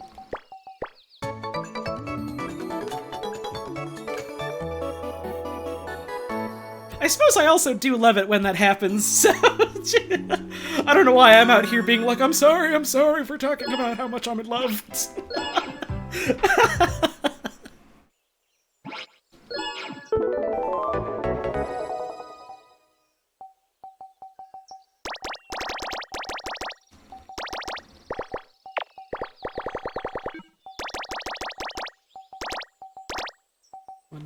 Space 1, 2, space 1, 2, 3, 4, 5, 6, 7. Yeah, I guess in a lot of ways, having a Picross puzzle in like a video game form makes it easier to like, you know, correct mistakes and the like. But even then, as someone who largely enjoys Picross in a virtual medium, there really is something to be said for like going through a puzzle with like pencil and paper. I just like the feeling of writing stuff down. It's got a good tactile feel to it.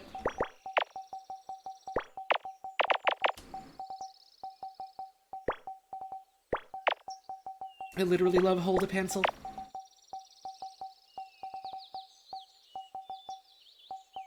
Six, 7, 8, and 1 goes here. Cross this out. Here's a 3. This 3 goes here. 1 and then 3.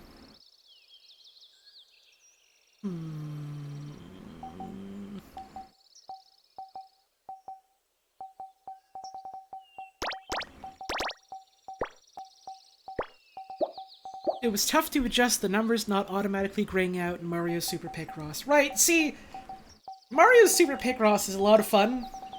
It is very much held back by the fact that it was one of the earliest Picross games these folks ever made. I'm pretty sure it was made by the folks who went on to make, like, these Picross S games. I'm pretty sure. Not 100% sure, but I'm pretty sure. And, like, you can definitely tell that, at the very least, they have taken on many a lesson over the years.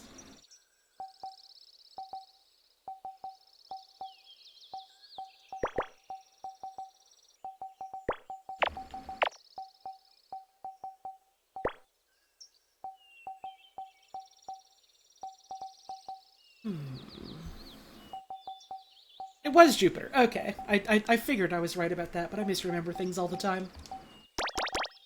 1, 2, 3, 4, 5, 6, 7, 8. Alright, we can fill this in all the way.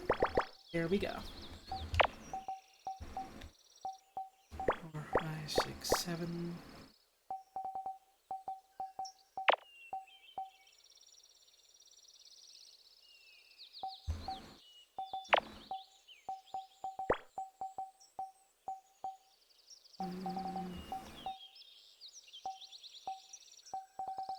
Let's see. 1, 2, space, 1, 2. This has to be our 1, which means our 4 goes down here. How much is this game? It's like... I don't remember exactly. Somewhere between $5 and $15, I want to say.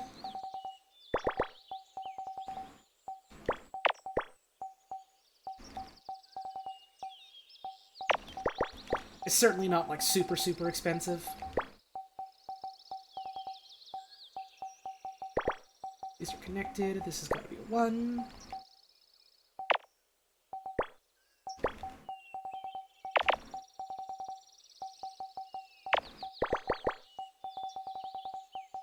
This would go here.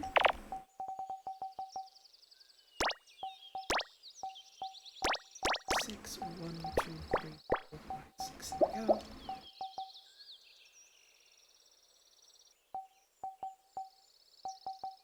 This, which means this goes here. This would have to go here. Oh, this is a 2 already, so we can cross this out. Here's our 3. Here's a 3 and a 2. 2 goes here. 4 is done. This is 1. There's that. 7. 6 and then 2. These have to be connected. 1, 2, 3, 4, space, 1, 2. Okay, there we go. That fills that in real nice. 4, 2, 3 goes down here. Yeah, there's like a ton of puzzles in this. There's a ton of puzzles in like any given Picross-ass game, I'd say. So I would certainly say just about any of them, would be worth the money if you've got a Switch and you've got interest in Picross.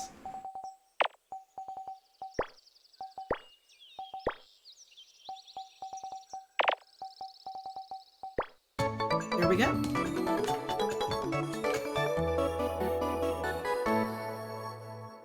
Oh yeah, they are adding Kirby 64 to the Switch lineup, aren't they? That's neat.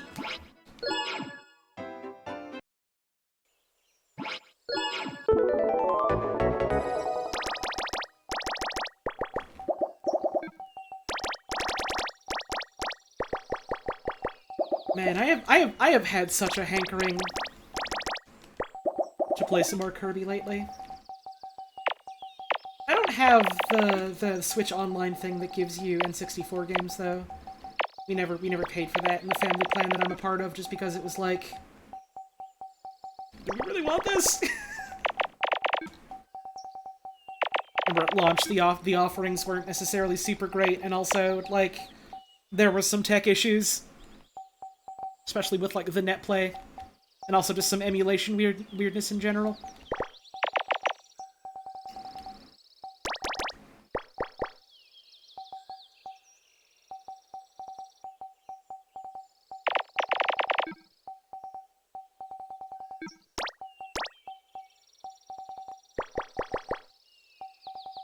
What are the biggest puzzles in the Picross S game? In the ones that I've played, I'm pretty sure the biggest is 20 by 15. I'm pretty sure.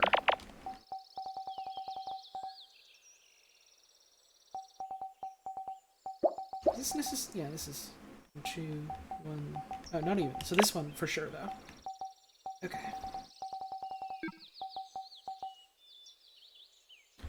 They get up to 30 by 40. My god. I haven't touched those games yet. I'm still on 3. I ration myself and probably do my bank account a favor by telling myself I'm only gonna buy a new Picross S game if I do everything in the previous one. So I'm only up to 3 at the moment.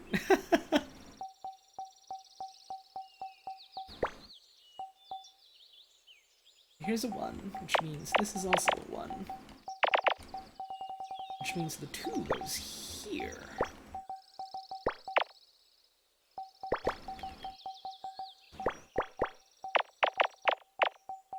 Get rid of U's, U and U.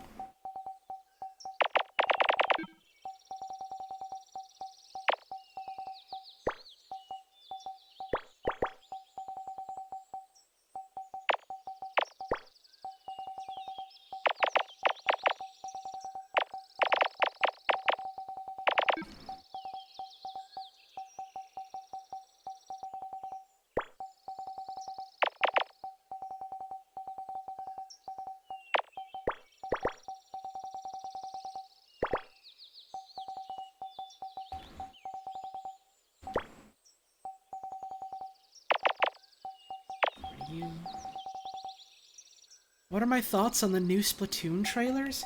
People keep asking me that lately. Is there been, like, a new trailer that dropped recently or something? Or are just people curious about that in general, I guess? This is like the 3rd or 4th time I can remember in memory someone asks me about that. I don't know. I feel the same way about it as I feel about any other trailer for a thing I'm interested in. I think it's a cool trailer. I'm looking forward to seeing more about the game. New gameplay trailer a couple weeks back. Ah, okay. I haven't seen that. So I don't know what's in it.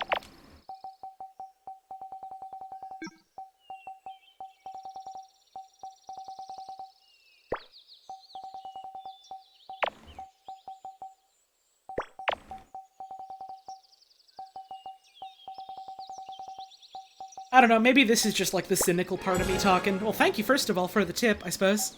I have officially finished packing all of my books. Fuck yeah. Oh yeah. Oh Time yeah. to celebrate with Chipuntle. Yippee! We should look that up, Puzz. Maybe I'll hit you up after stream or something. We can sync tube that or something. Anyways, maybe this is just the cynical part of me talking, but anytime I see or hear about a trailer, it's just kind of like,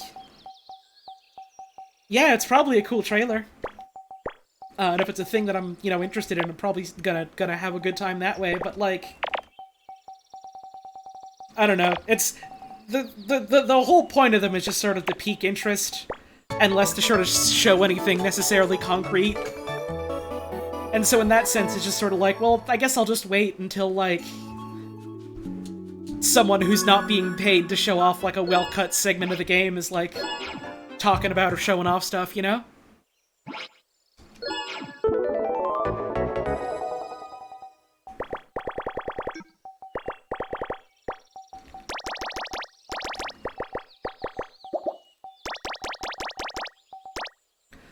Tons of them are proof of concept more than trailers sometimes. I mean, that's just kind of how it is with like stuff like this, yeah. That even happens for, like, shows and games, or shows and movies sometimes. They'll, like, have bits in a trailer that's like, oh, well, this is from a deleted scene from, like, an earlier cut of the game. And it's like, that's just how it goes. That's not, like, a problem or anything. Like, if you want to show off, like, stuff for your game in motion, you're gonna have to set up, like, either, like, show off, like, a whole-ass demo with, like, all the bits and pieces you haven't finalized yet, or just, like, create, like, a small sort of sandbox of, like, vertical slice, I think is what they're called, sort of thing.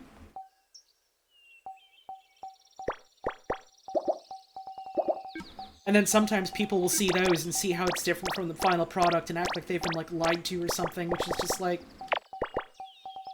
I don't really agree with that.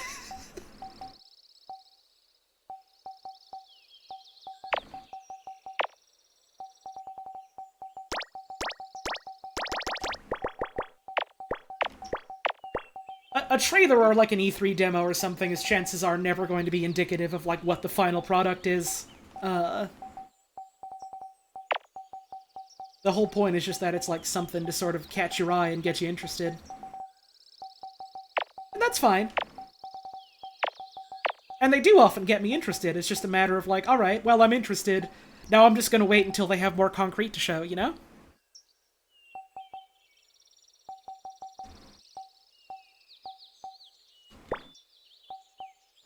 Yeah, I also really like Splatoon. I was a massive, massive fan of the first one. I straight up thought that the single-player stuff in Splatoon 1 was, like, one of the best 3D platformers on the Wii U. It was fucking phenomenal. I also very much like Splatoon 2. I just didn't play quite as much of it. I didn't play as much of its multiplayer. I never got around to finishing the single-player, which I do want to do soon, and I do want to stream that. Then also get to the DLC. Because I've heard and seen for myself, like, how juicy some of it gets. And so I'm excited to sink my teeth into that. I fucking adore Salmon Run. Salmon Run is a ton of fun. I am so glad they're bringing back Salmon Run to 3 from what they've shown off.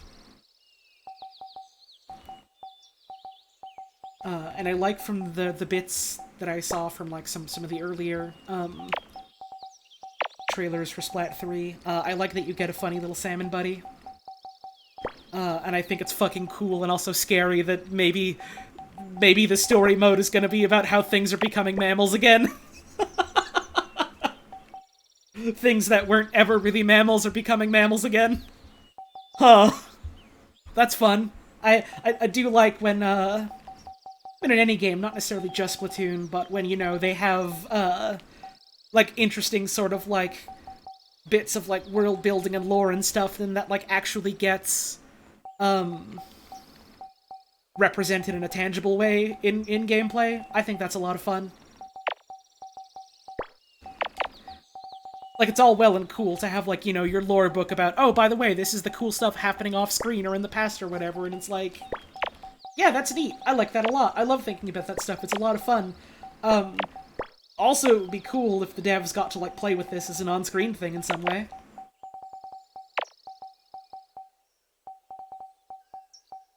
Which I hear that, Splat 2... I mean, I say I hear, I saw some of it for myself. It does that in some ways, and it sounds like they're going a little harder on that in the third one, which I am, very interested in.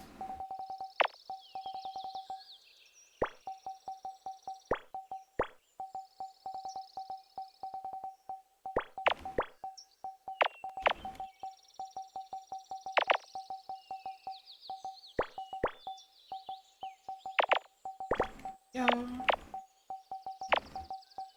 Let's do it after here.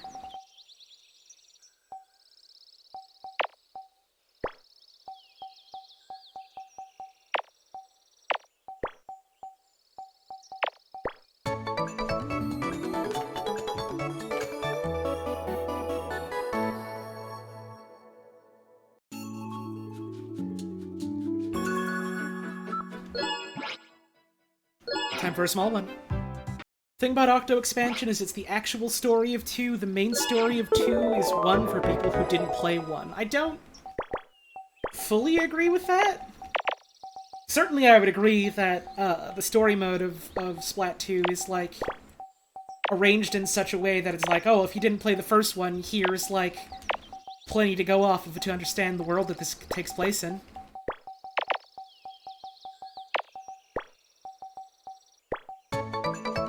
"23 seconds, alright.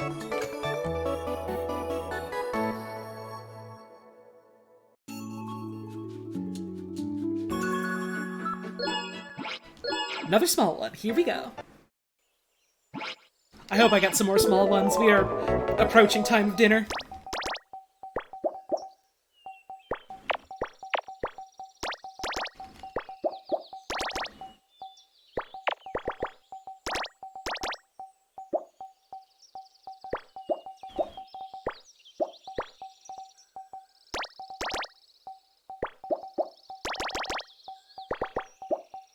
The Splat 2 story mode was a sequel to the first one's story mode. I mean, yeah, that's what it was meant to be.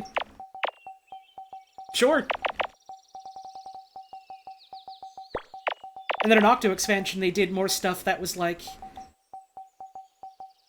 thematically independent of that while still drawing on stuff they established in those.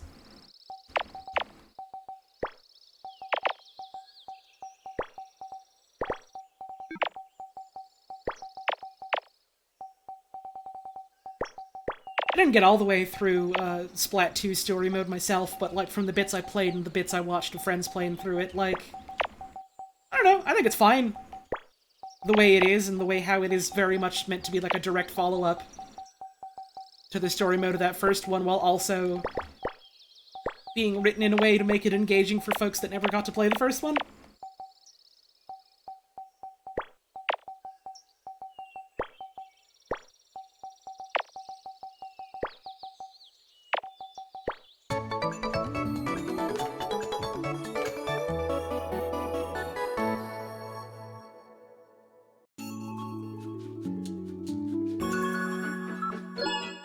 God, though, I am very excited to go through Octo Expansion, though. Am I looking forward to Sunbreak? Yes, I am. God, they did that, like... that sort of, like, oh, live online presentation thing, for Sunbreak recently. And I was just, like... super disappointed in that. Because, like, they showed off some stuff that was really cool. They talked about, like, you know, some changes to, like controls that are really cool. They talked about the sort of mechanic that's like, oh, you can bring some NPCs into single-player quests with you. That's fucking awesome. They, like, mentioned stuff about how you can, like, switch, like, different sets of, like, your super abilities and just, like, hot swap them in the middle of battle. That's awesome. The rest of the presentation was literally them going, oh, please look forward to this other announcement we're going to be doing. It felt like a majority of it was just announcements for other announcements they're going to be doing, and it's like... did that need to be a whole video, though? Could you not have just done those announcements then? Or, like, made a tweet saying you would be doing those announcements? It's like, man, the stuff they actually did show off was very cool. I'm so glad that Seregios is going back into the game. I feel like some of that really could have just been a series of tweets, more than anything.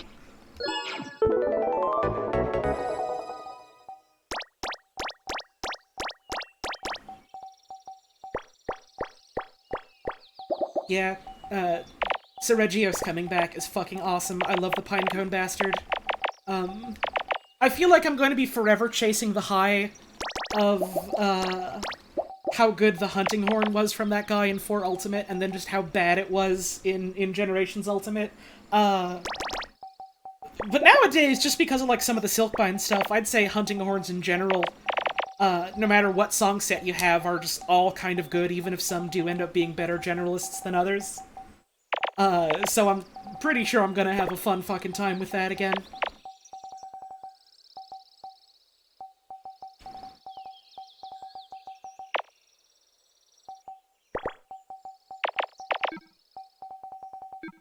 Oh, I'm like 90% certain. Certain? Can you tell that maybe the heat and the number fatigue is getting to me a little bit? I'm like 90% certain they are bringing back the roll mechanic, because the only other time they brought back Seregios was in Generations Ultimate, and it also had the rolling mechanic in that one, so I don't think they would get rid of that.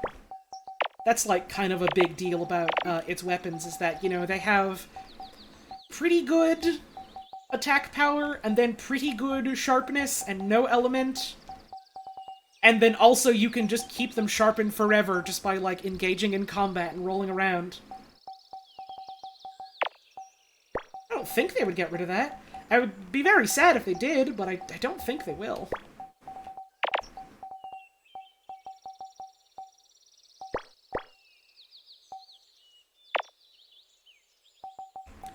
Haven't quite clicked with Monster Hunter, but you love the story I told of how I became a hunting horn maid. Yeah! It still is very funny how, like, all the folks I knew that were into Mon Hunt at the time were like, oh yeah, that's, like, the weird weapon, that's the complex weapon, maybe don't, like, try that right now. And I tried literally everything else and just couldn't get into it until I tried the hunting horn, and it was just like, oh, never mind, this is the weapon that makes complete sense to me, actually. This is the weapon that makes me understand the video game.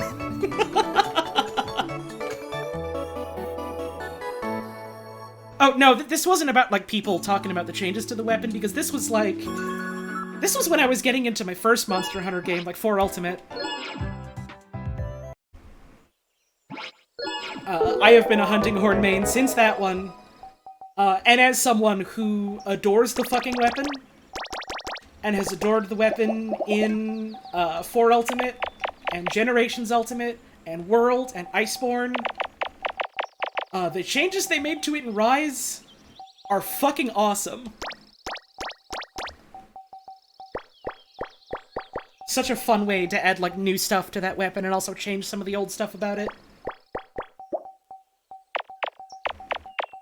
I adore Rise's Hunting Horn. It is so much fun.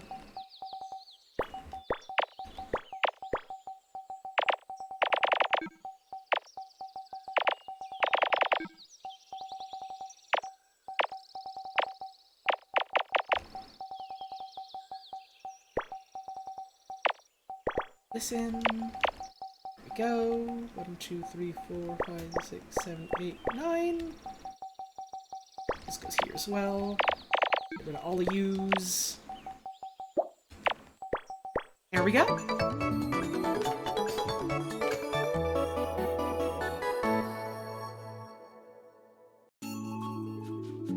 Oh, I also love Insect Glaive in Rise. I have, like, dabbled in all the weapons at least a little bit, but the 2 that I've played the most in Rise are Hunting Horn and Insect Glaive.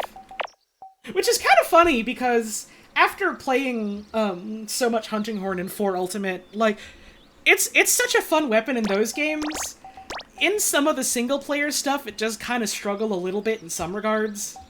And so I was like, oh, I should probably try and pick up another weapon after I, like, really understood how to actually play Monster Hunter from just, like, a fundamentals perspective. The next ones that I clicked with were the Sword and Shield and the Insect Glaive.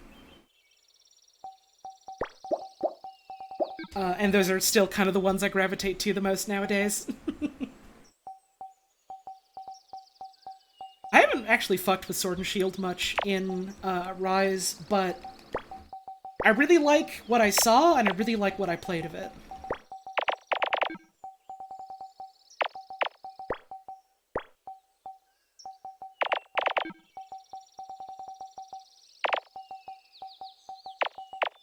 It's so funny. You look at, like, Sword and Shield in comparison to all these, like, other, like, massive, super stylish weapons, and it's like, oh, well, what does this bring to the table? And then you, like, play it a little bit, and you're like, ah, I see. You get a lot of fast stuff. And, like, a lot of versatility in that regard, and then you play it a little more, and you look at what more folks are saying about it, and it's like, oh, I see. This is the weapon that lets you do fucking everything, and then also punch a monster in the face. I see.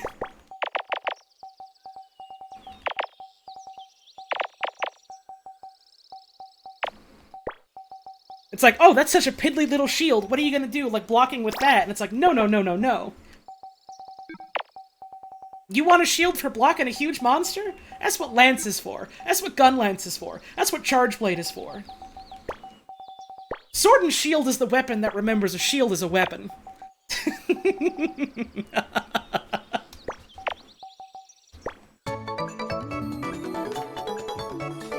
A shield is the thing you use to protect yourself by smashing it in the other dude's face to disorient them.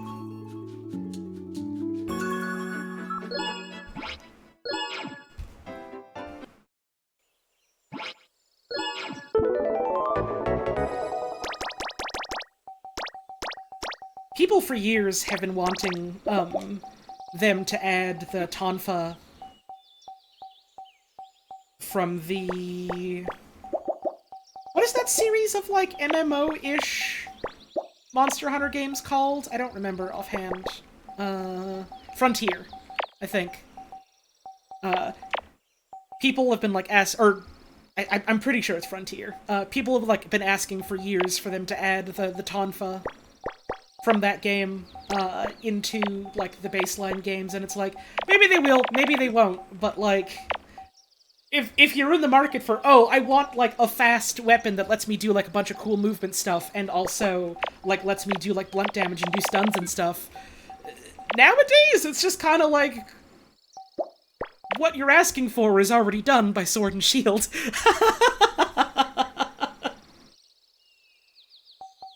Like, I know it's a sword, but you must understand, the shield is a giant fist. You must understand the shield is a giant fist.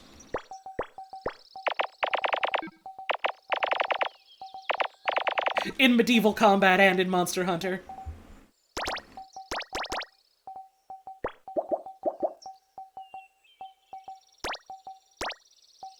And see, that was one thing I really liked in Generations Ultimate that I'm sad they didn't bring over. A lot of the stuff that they sort of experimented with in Generations, in terms of, like, you know, like the hunter arts, like your super moves and stuff like that, was kind of ported over with, like, the Wirebug stuff and just, like, general moveset changes between, like, stuff from World and Iceborne and then stuff just new to Rise.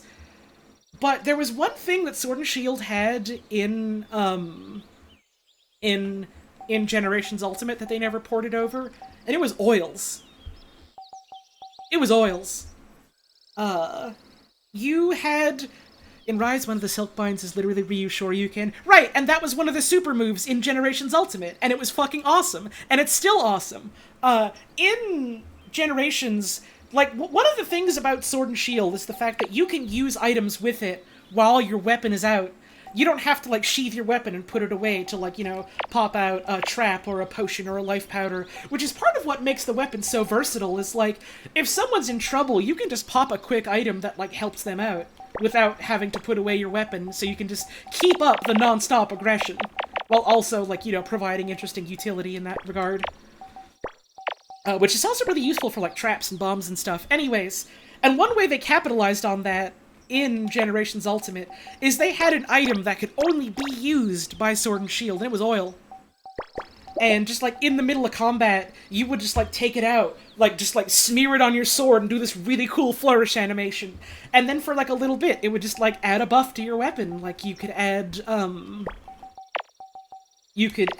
like, extra affinity, so you would do more critical hits. You could add, like, exhaustion, which would just make it do blunt damage with every hit. So, like, you know, when you do damage, it just makes them tired. When you hit them in the head, it starts stunning them, like with a hammer or a fucking hunting horn. It's my main weapon, and I've forgotten its name. There was a third one, which I don't remember what it did, but I remember it having an interesting effect. And then you had, like, your super move that you could do, where it would just, like, once your meter is charged, it would apply all of the effects, all at once. And it was such an interesting sort of addition to, oh, well, this is the weapon that can use, you know, items in the middle of combat without having to put it away. What if we gave it its own special items that you can, you know, could start using in the flow of combat, and would have, like, the little charge time of, like, slapping it on, but then after that you could just go to the races, so it's kind of like the same risk and reward of, like, applying a potion or having to reapply, like, a demon drug in the middle of combat, in a way that works really well with the weapon, who, like, part of its main mechanics is, oh yeah, items. And I'm sad they didn't bring that back, because it was one of my favorite additions they made to the weapon. Another thing I'm sad they didn't bring back, in Generations, you could just play as a Palico. Like, people were, like, sad because, like, oh, Generations doesn't have, like, any new weapons or anything, and it's like, yes it does! The new weapon is you can be the cat! And it was great! It had a really interesting moveset. It had, like, a bunch of really interesting skills that you could play with, where, like, if you just had it on, like, the NPC Palico, it wasn't necessarily as impactful, but if you're playing it as a Prowler, then you just, like, fucking wreck face with it. And it was really cool. And I'm sad that didn't come back either. Like, straight up, in Generations Ultimate, my first most used weapon was the hunting horn. My second most used weapon was being a cat.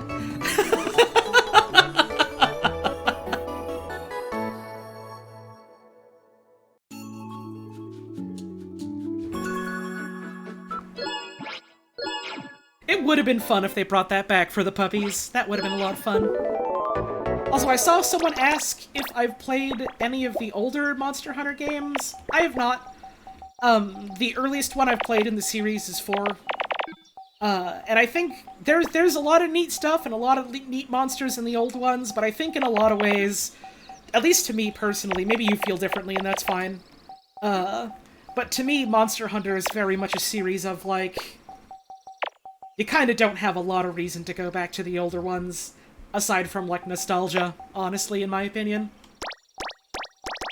It's the type of series where, like, every game they put out in, like, a lot of ways pretty much entirely just, like, expands and improves on it in so many good ways. Thank you, Midwestrogen, for the raid. Hope you had yourself a wonderful stream today. GU's worth getting back to? Well, for me, it's not even really getting back to, because it's still just like a game that I played when it was new, I suppose. I would, though, I think I know what you mean, though. I would generally say, if you want to check out a game in the style of, like, the older Monster Hunters, Generations Ultimate is probably gonna be your go-to for that.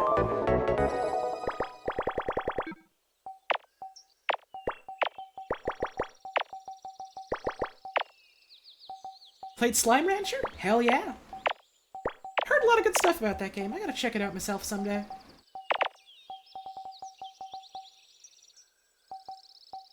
Started with 3U for the 3DS, never got very far, but it was fun to use a modded in super powerful gun lance. Hell yeah.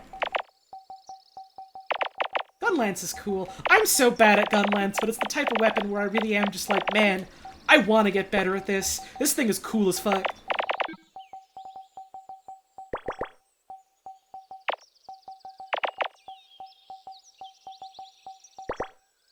I know a lot of the Japanese Monster Hunter community apparently refers to the gun lance as a roman weapon because it's very romantic.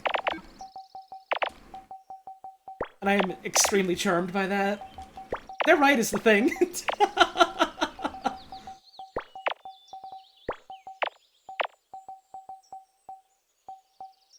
Gun lance is busted in the Stories games? Wild.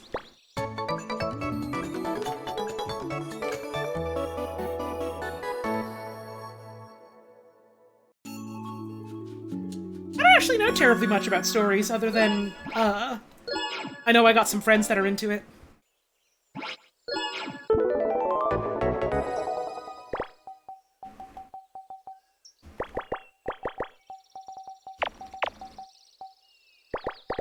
Fill this in all the way. 1, 2, 3, 4, 5, 6, 7. I have heard a lot of people have a lot of different opinions about the underwater combat in the previous Monster Hunters, and that's probably a large part of why they never brought it back, was because it was so divisive. Divisive, however you pronounce that. Which, on the one hand, I get, but I do think it's a bit of a shame. It would have been neat if they had brought the mechanic back and, like, you know, improved it. I never played it myself, so I don't know, like, what my opinions on it are. I just know it exists. And some people thought it was cool, and some people thought it was atrocious.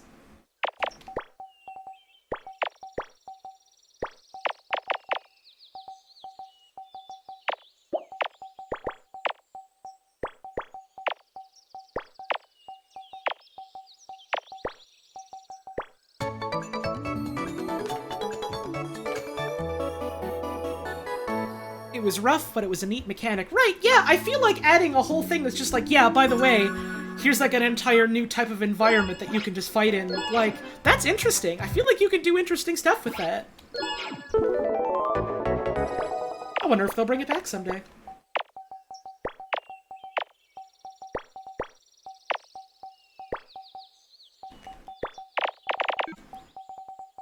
We got our 2, we got our 4, now we've got 3, 2, 3. 1 goes here, 5 goes here, 2, 3, this is a 2, there we go.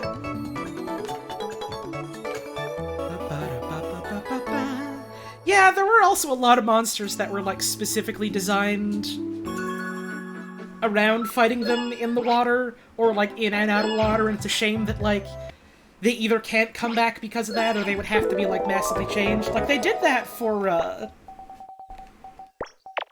Legiacris, they brought that back for, Generations Ultimate, but because there was no underwater, they had to, like, you know, kind of revamp a lot of its moveset. And I remember, like, I quite enjoyed that fight in GU. But there was always this sort of feeling of, like, man, I wonder what it was like to fight this thing, like, when you could swim with it.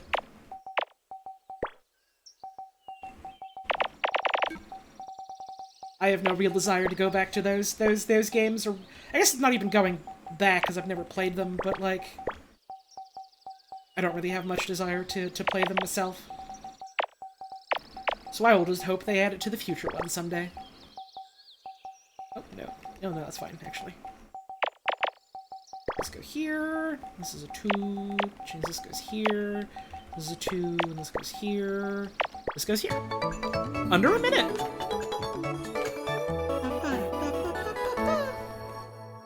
It would be cool if Rise got multiple expansions. I don't think they are going to do that. They've never done that for a Monster Hunter game before.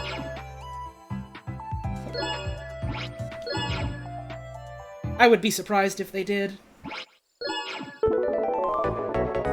But granted, also, for the longest time, they just, like, didn't necessarily do the sort of, like, thing they do, where they released the original and then the upgraded version of it.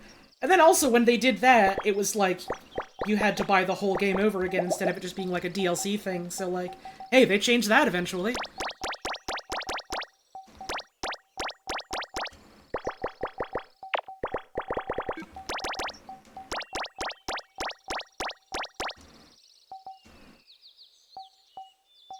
Sad that the Apex monsters in Rise don't have any special things in terms of armor or weapons. I kind of get that, but also I think that the Rampage weapons in themselves are interesting enough, and then also, you know, are made out of that, so I'm personally okay with that. What I am sad about is that they do bring back, like, a lot of those deviant mechanics in those Apex monsters, but they don't bring back the cool models for them. Like, I miss Crimson Helm Arzuros, or whatever he was called. I miss my Blood Red Boy. I want to see him try and attack the village.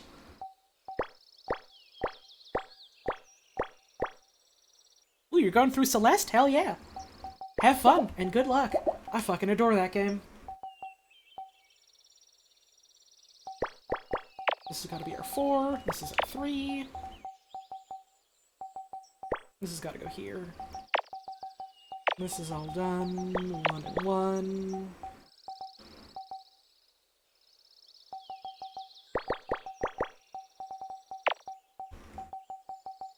Actually, hey, you know, something I don't remember. Is Yangaruga in Rise?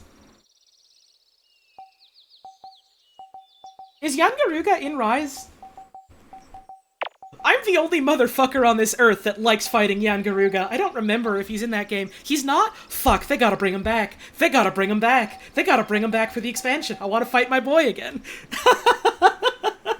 I'm the only bastard on this wretched earth who likes fighting that guy.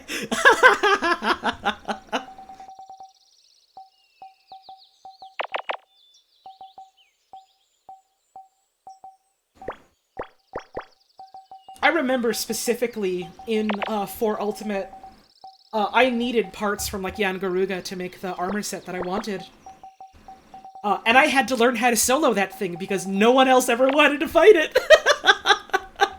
And then I got very good at it, and to this... well, I got okay at it, I suppose. To this day, I still don't know how much of my love for fighting Yangaruga is, like, fucked up Stockholm Syndrome.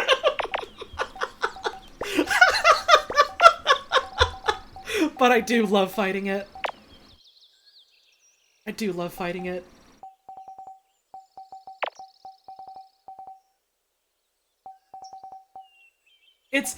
It's very funny how you have, like, a lot of monsters that you know are like, oh, this is like an ecological nightmare, this thing will, like, devastate local biospheres, and is like a possibly a super god demon and it has to be contained, and then you've got shit like Yangaruga that's just like, oh, this is just a really rude bird, and then you've got, like, Rajang that's just like, oh, this is just a really angry ape that likes to eat unicorns.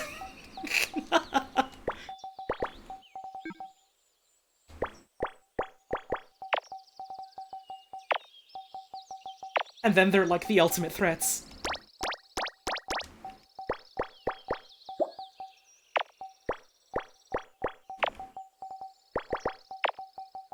I like Rajang in Rise. I feel like they took a fight where it was like...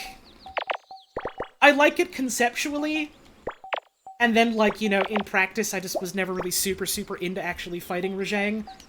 I remember, like, really enjoying it in, like, Rise and stuff. I don't remember how I felt about it in Iceborne. But I remember I started really having fun with it in Rise. And I was like, fuck yeah, dude. I'm having fun fighting Goku now.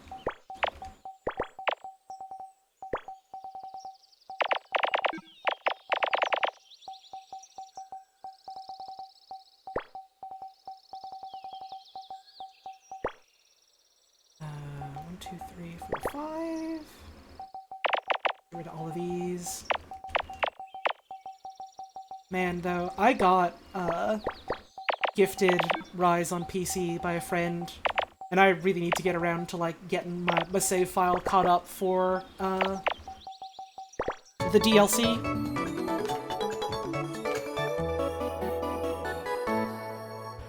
Yangaruga is originally from the PSP Monster Hunter, so imagine that fight on PSP. No thanks. I simply won't think about that, actually.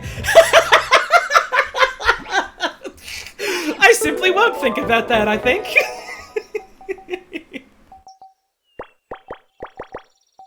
You want to play Rise 2? Fuck yeah. I gotta hit you up at some point for a multiplayer. We still have to finish those last couple arenas that we never got around to. Which, I mean, I guess we would have to do it from the start, considering it's on PC now. But, I mean, I'm still down to do that. God, there was, like, a period of time, during Rise on the Switch where Catherine and I were just like, hey, do you want to just do arena quests? And we just started, like, grinding those out to get, like, really good times on them, and that was, like, a ton of fun. God, that ruled. Will Monhun streams return in the future? Probably? Probably. They didn't end up being, like, super huge in terms of, like, viewership, but also, like, I had too much fun doing them, so I'm probably gonna do it anyways.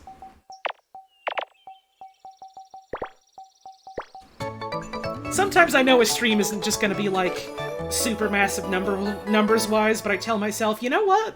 This is gonna be fun for me anyways, and this is gonna be fun for the people that want to watch it, so, like... Oh well.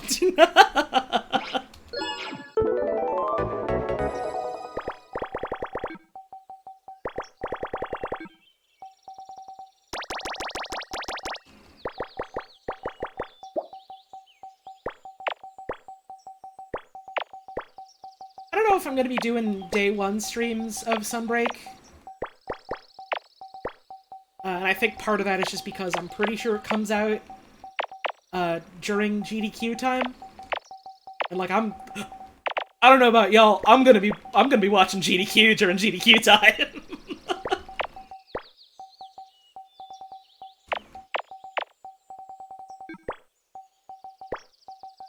I'm very excited for that to come back. It's become such a, like, fun thing to look forward to now that I'm, like, you know, hosting it over on my channel and, like, having little watch parties like that. Like, that's been so much fun the past couple of years I've done that. It's my Super Bowl or Stanley Cup! Yeah! I think that's a pretty accurate summation. God, I'm so fucking excited for Rolled Out. It's so cool that Twilight's game got to be in a GDQ. That's fucking awesome. Oh shit, are you gonna be there, Amethyst? That's fucking awesome.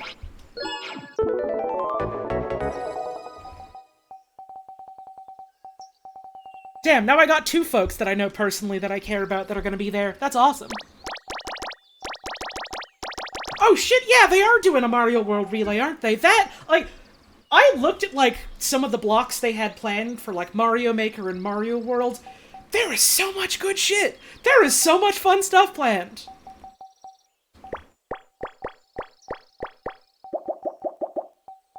Yeah, I think I'd like to try and go to a GDQ in person someday.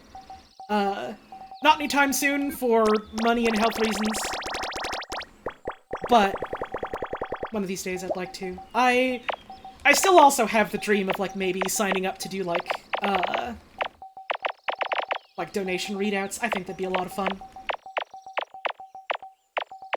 I've also had like multiple people that have done that before reach out to me like, hey, I like the stuff you do. I saw you're interested in doing this. If you want, I can give you pointers sometime. And I'm just like, oh, nice to me.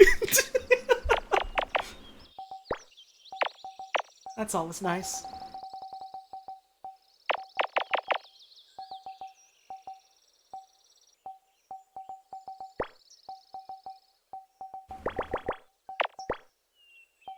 And the last one goes here. Nope, wrong one. There we go.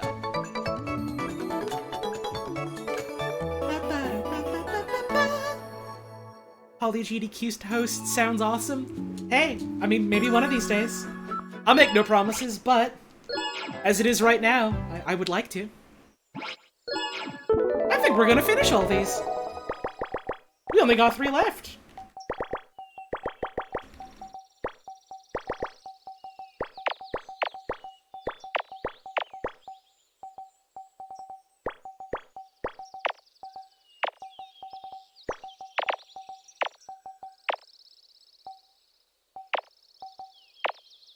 Got one here.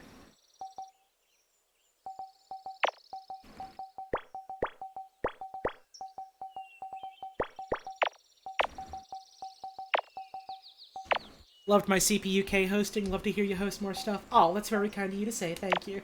Man, doing kerfuffle's always a ton of fun. I know Ryan's taken some time away from, like, you know, online-centered stuff. Which, you know, good for him, first of all. Dude certainly deserves that much at the very least. And so I don't know, like, if or when kerfuffle's gonna be coming back. But if and when it does, my god, I'm excited.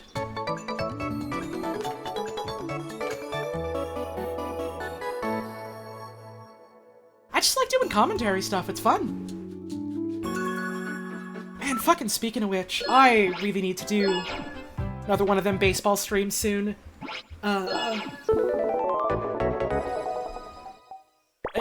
I don't want to, like, commit to a concrete thing, because the last time I do that, plans ended up fucking falling through hardcore, but... and again, don't quote me on this. Do not quote me on this, because, again, it also might not end up happening, but... maybe? Start of June?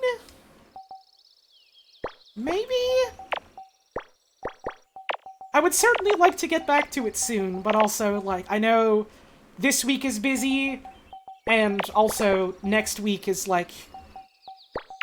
I think Balp's also doing, like, big stuff then.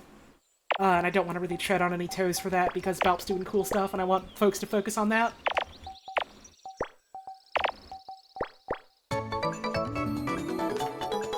My god, I want to shout over some baseball soon. I also did find people talking about a mod for, Mario Superstar Baseball, the GameCube one. That lets you do, like, CPU versus CPU. And that might be fun to do someday.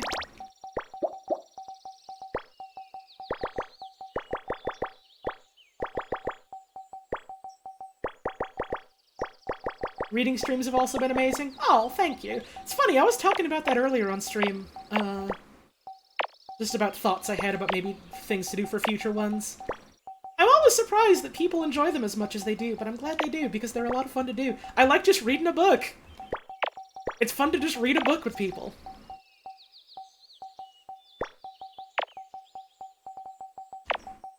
Sharing, like, books and stories and stuff with other people is a lot of fun. I'm glad I have a platform where I can do that.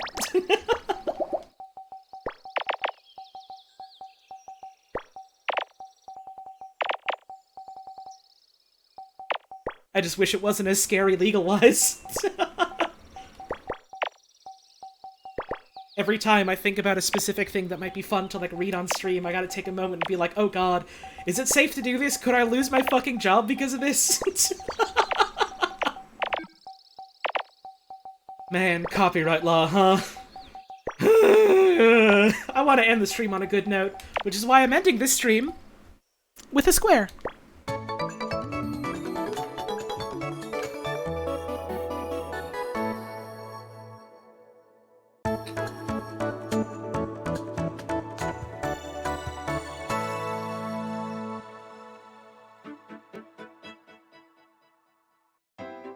Alice waking from the dream. And hey, that's all 5. The White Rabbit, a strange tea party, croquet with the Queen, the trial, and Alice waking from the dream. Copyright law's atrocious. Good lord, is it ever. And that is every single Clip Picross puzzle in Picross S3. You have cleared all the Clip Picross puzzles. We hope you continue to enjoy playing Picross. Holly, open your eyes. Holly Tone's sleeping. Oh shit, is it time to wake up?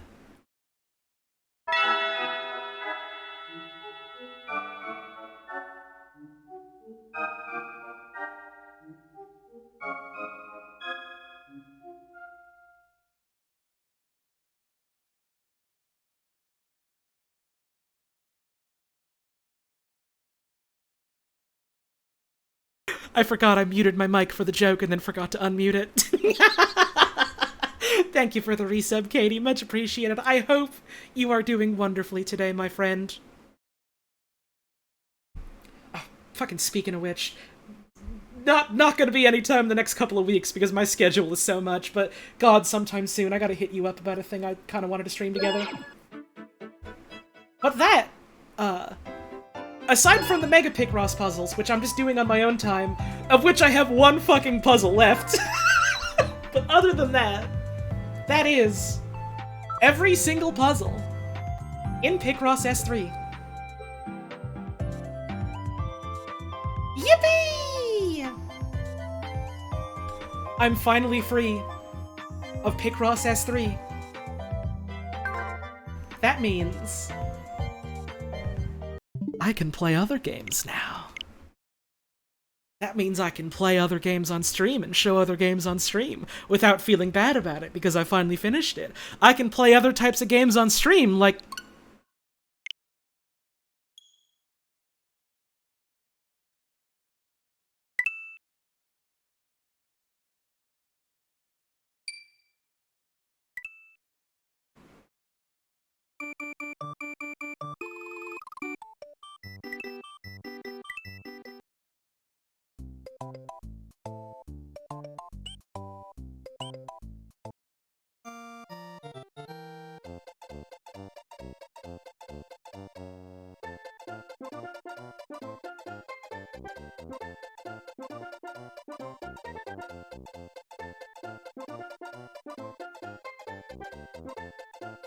Much too scary. Fuck that. No more. I retire of video games. I get too afraid of them.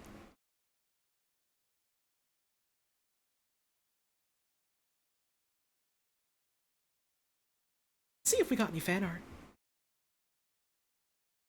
We do. Let me toss on a bit of music. You ever play a game so scary you gotta go to bed immediately? Yeah, don't I ever. Super Mario Bros. Super Mario's World. You know, actually, I think it might be fun to just, like, stream through Mario World. Just, like, just play through it. I think that might be fun. I like the game a lot. I generally find I play it through at least, like, once every year or two. Why not? No He Shlee this time? Hang on, hang the fuck on.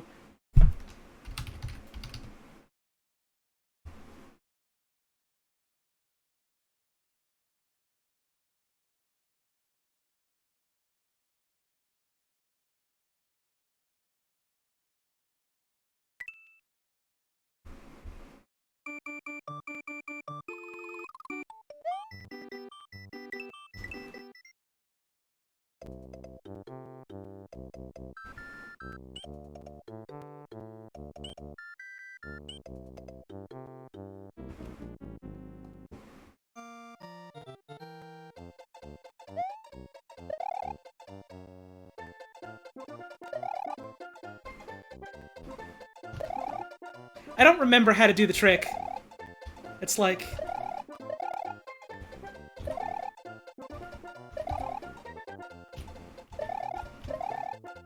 There we go.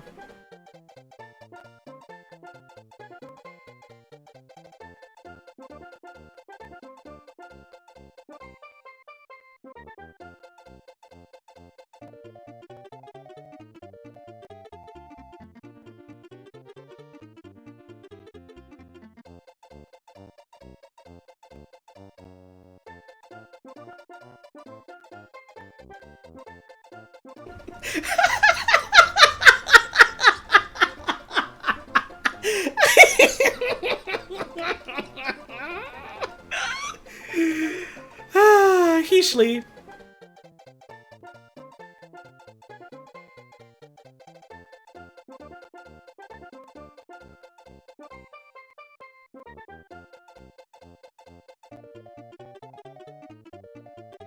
And pretty soon he will be punished for his mistakes.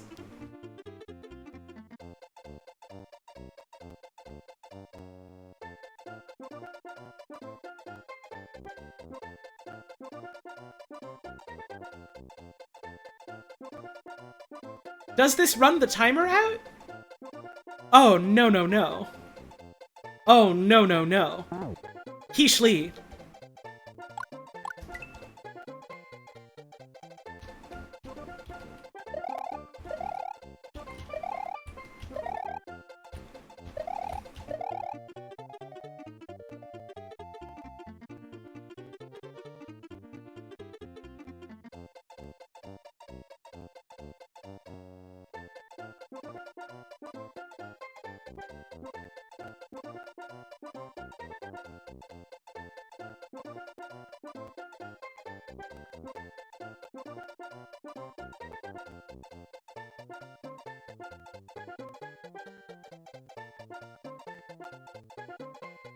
There's like a frame-perfect jump that you gotta do to get to the actual door. I've never done it. I kinda don't want to. This thing existing is funnier to me this way if I can never beat it.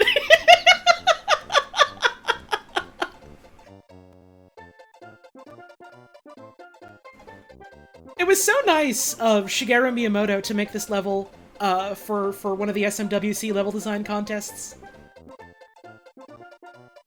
Really cool of him to stop on by.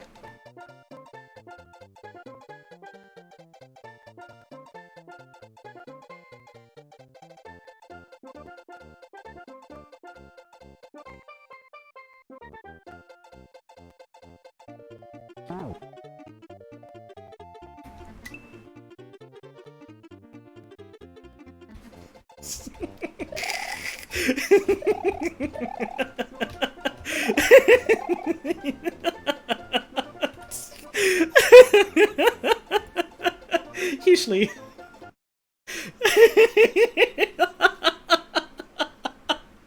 Right, every time you die in that level, it makes the pixelation worse, and it's so fucking funny. It's so fucking funny.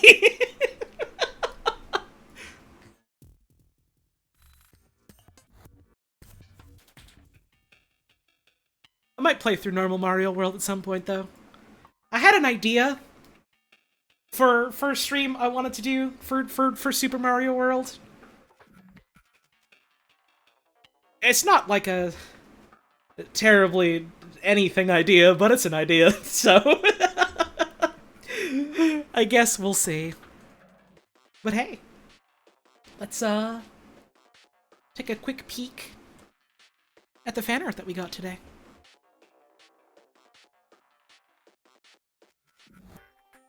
We got this one here from Orange Carnation, who says, I do love to watch squares be filled in. Well, good news. So do I. And so do most of the folks that tuned in today, I reckon. Very cute. It always charms me to no end when I see people be like, oh yeah, I'm gonna do a little Picross drawing and I'm gonna put the BB in it. Very cute. You love to see it. Thank you very much. You know, this one here from Soda Pop Sergeant, who says, Willow gets mentioned, my brain goes, oh, I have to draw her? I have to draw her right now? Yes, of course, right away. Hell yeah, you love to see it. Thank you to all old women enjoyers out there for liking my OC. God. I know I talked about, like, the stuff that I want to be doing with her in the future, but, I am very much excited for the day where, I get to show off and share more about her with you, because she's... I don't know, I don't necessarily do, like, a ton of creative writing stuff nowadays, but I always do have fun with the bits of it that I do. Thank you very much. Very pretty. Got this one here from Q-Bird. He says, yesterday's stream was really good, and I was thinking about the bit Holly did of the bears watching over the baby TVs. Oh, I forgot about that. Oh. You turned a television into a little guy. Oh. Very cute. Oh, I adore this. Thank you. Television has a little tail, a little antenna. It's like a bug. Oh, this is wonderful. Thank you. We got this one here from Wesley. World's future oldest streamer. Hello, everyone. Welcome to my 3 millionth Picross stream. I hope you're looking forward to it. Big fan of the skull hiding in the corner. You'll love to see it. Also good to know that all little creatures and beasts can live forever now. You truly love to see it. Thank you very much. This is wonderful. We got this one here from Borden Beeman, who says, in love with the duality of Holly going into a very passionate rant about something, or suddenly dropping into intense character quotes / impersonations in the middle of playing funny square puzzle. Yeah, I suppose I do kind of do that during the chilled out puzzle game streams, don't I, huh? One minute you're filling in the squares, the other minute there's an uncontrollable urge to just go sloppy. For Alamigo! Oh, I do really like the way this looks. I love the sort of, like, more hard, angular edges to this. This is fucking awesome. Also, I like the way the mouth is drawn here. That's a cool looking mouth. Hell yeah. Thank you very much. I will double check real quick to see if we've got any on Twitter. I activated your fight or flight. Start running. Alright, looks like that's gonna be it for our fan art then. Thank you all very much for drawing stuff and sharing it with me. It always makes me very happy to see. Is anyone live right now whom I can raid? Socks is live later tonight. Not now. I can always just check it, open up my browser. Check it that way. Let's see. Give me just a sec. Excuse me, I had a hiccup. Just go through my live list. See who's up, see who's going.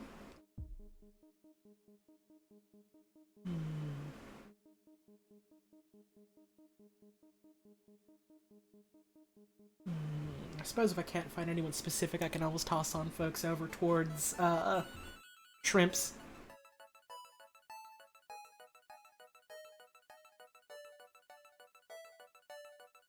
I think we're just gonna do shrimps for today. So, thank you all very much for tuning in today. I want to let the song play out before I play my actual outro music. I love this song.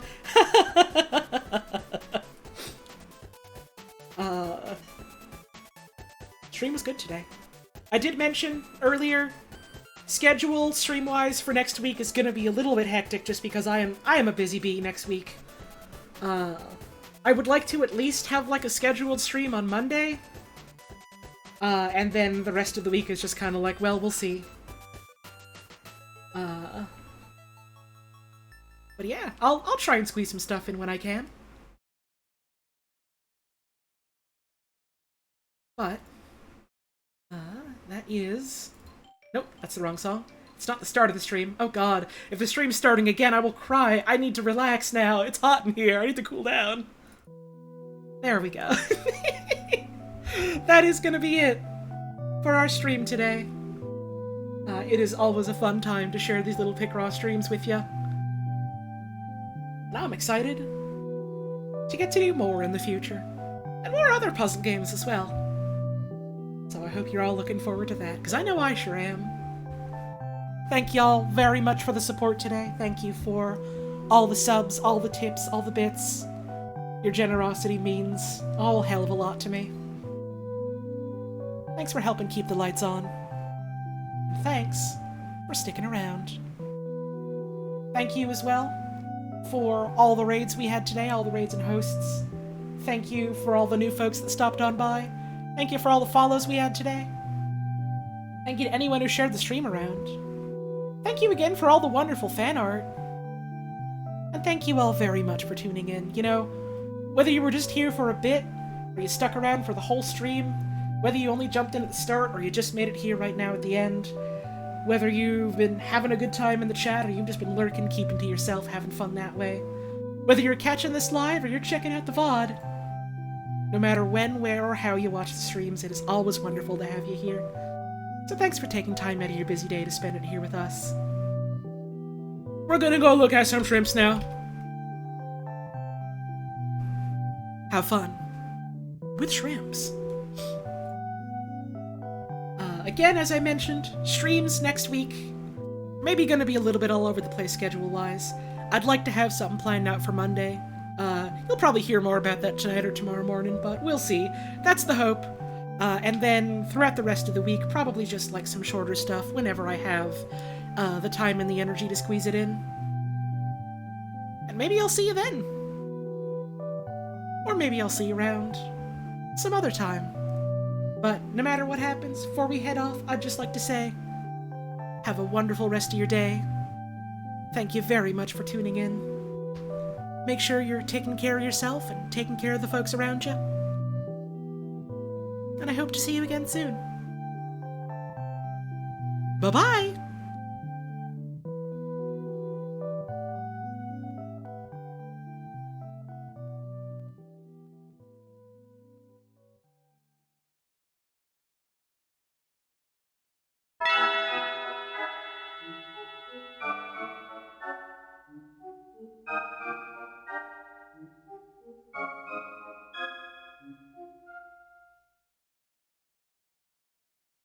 I hope you enjoyed my split-second hell jump scare. Suffer, suffer, suffer, suffer.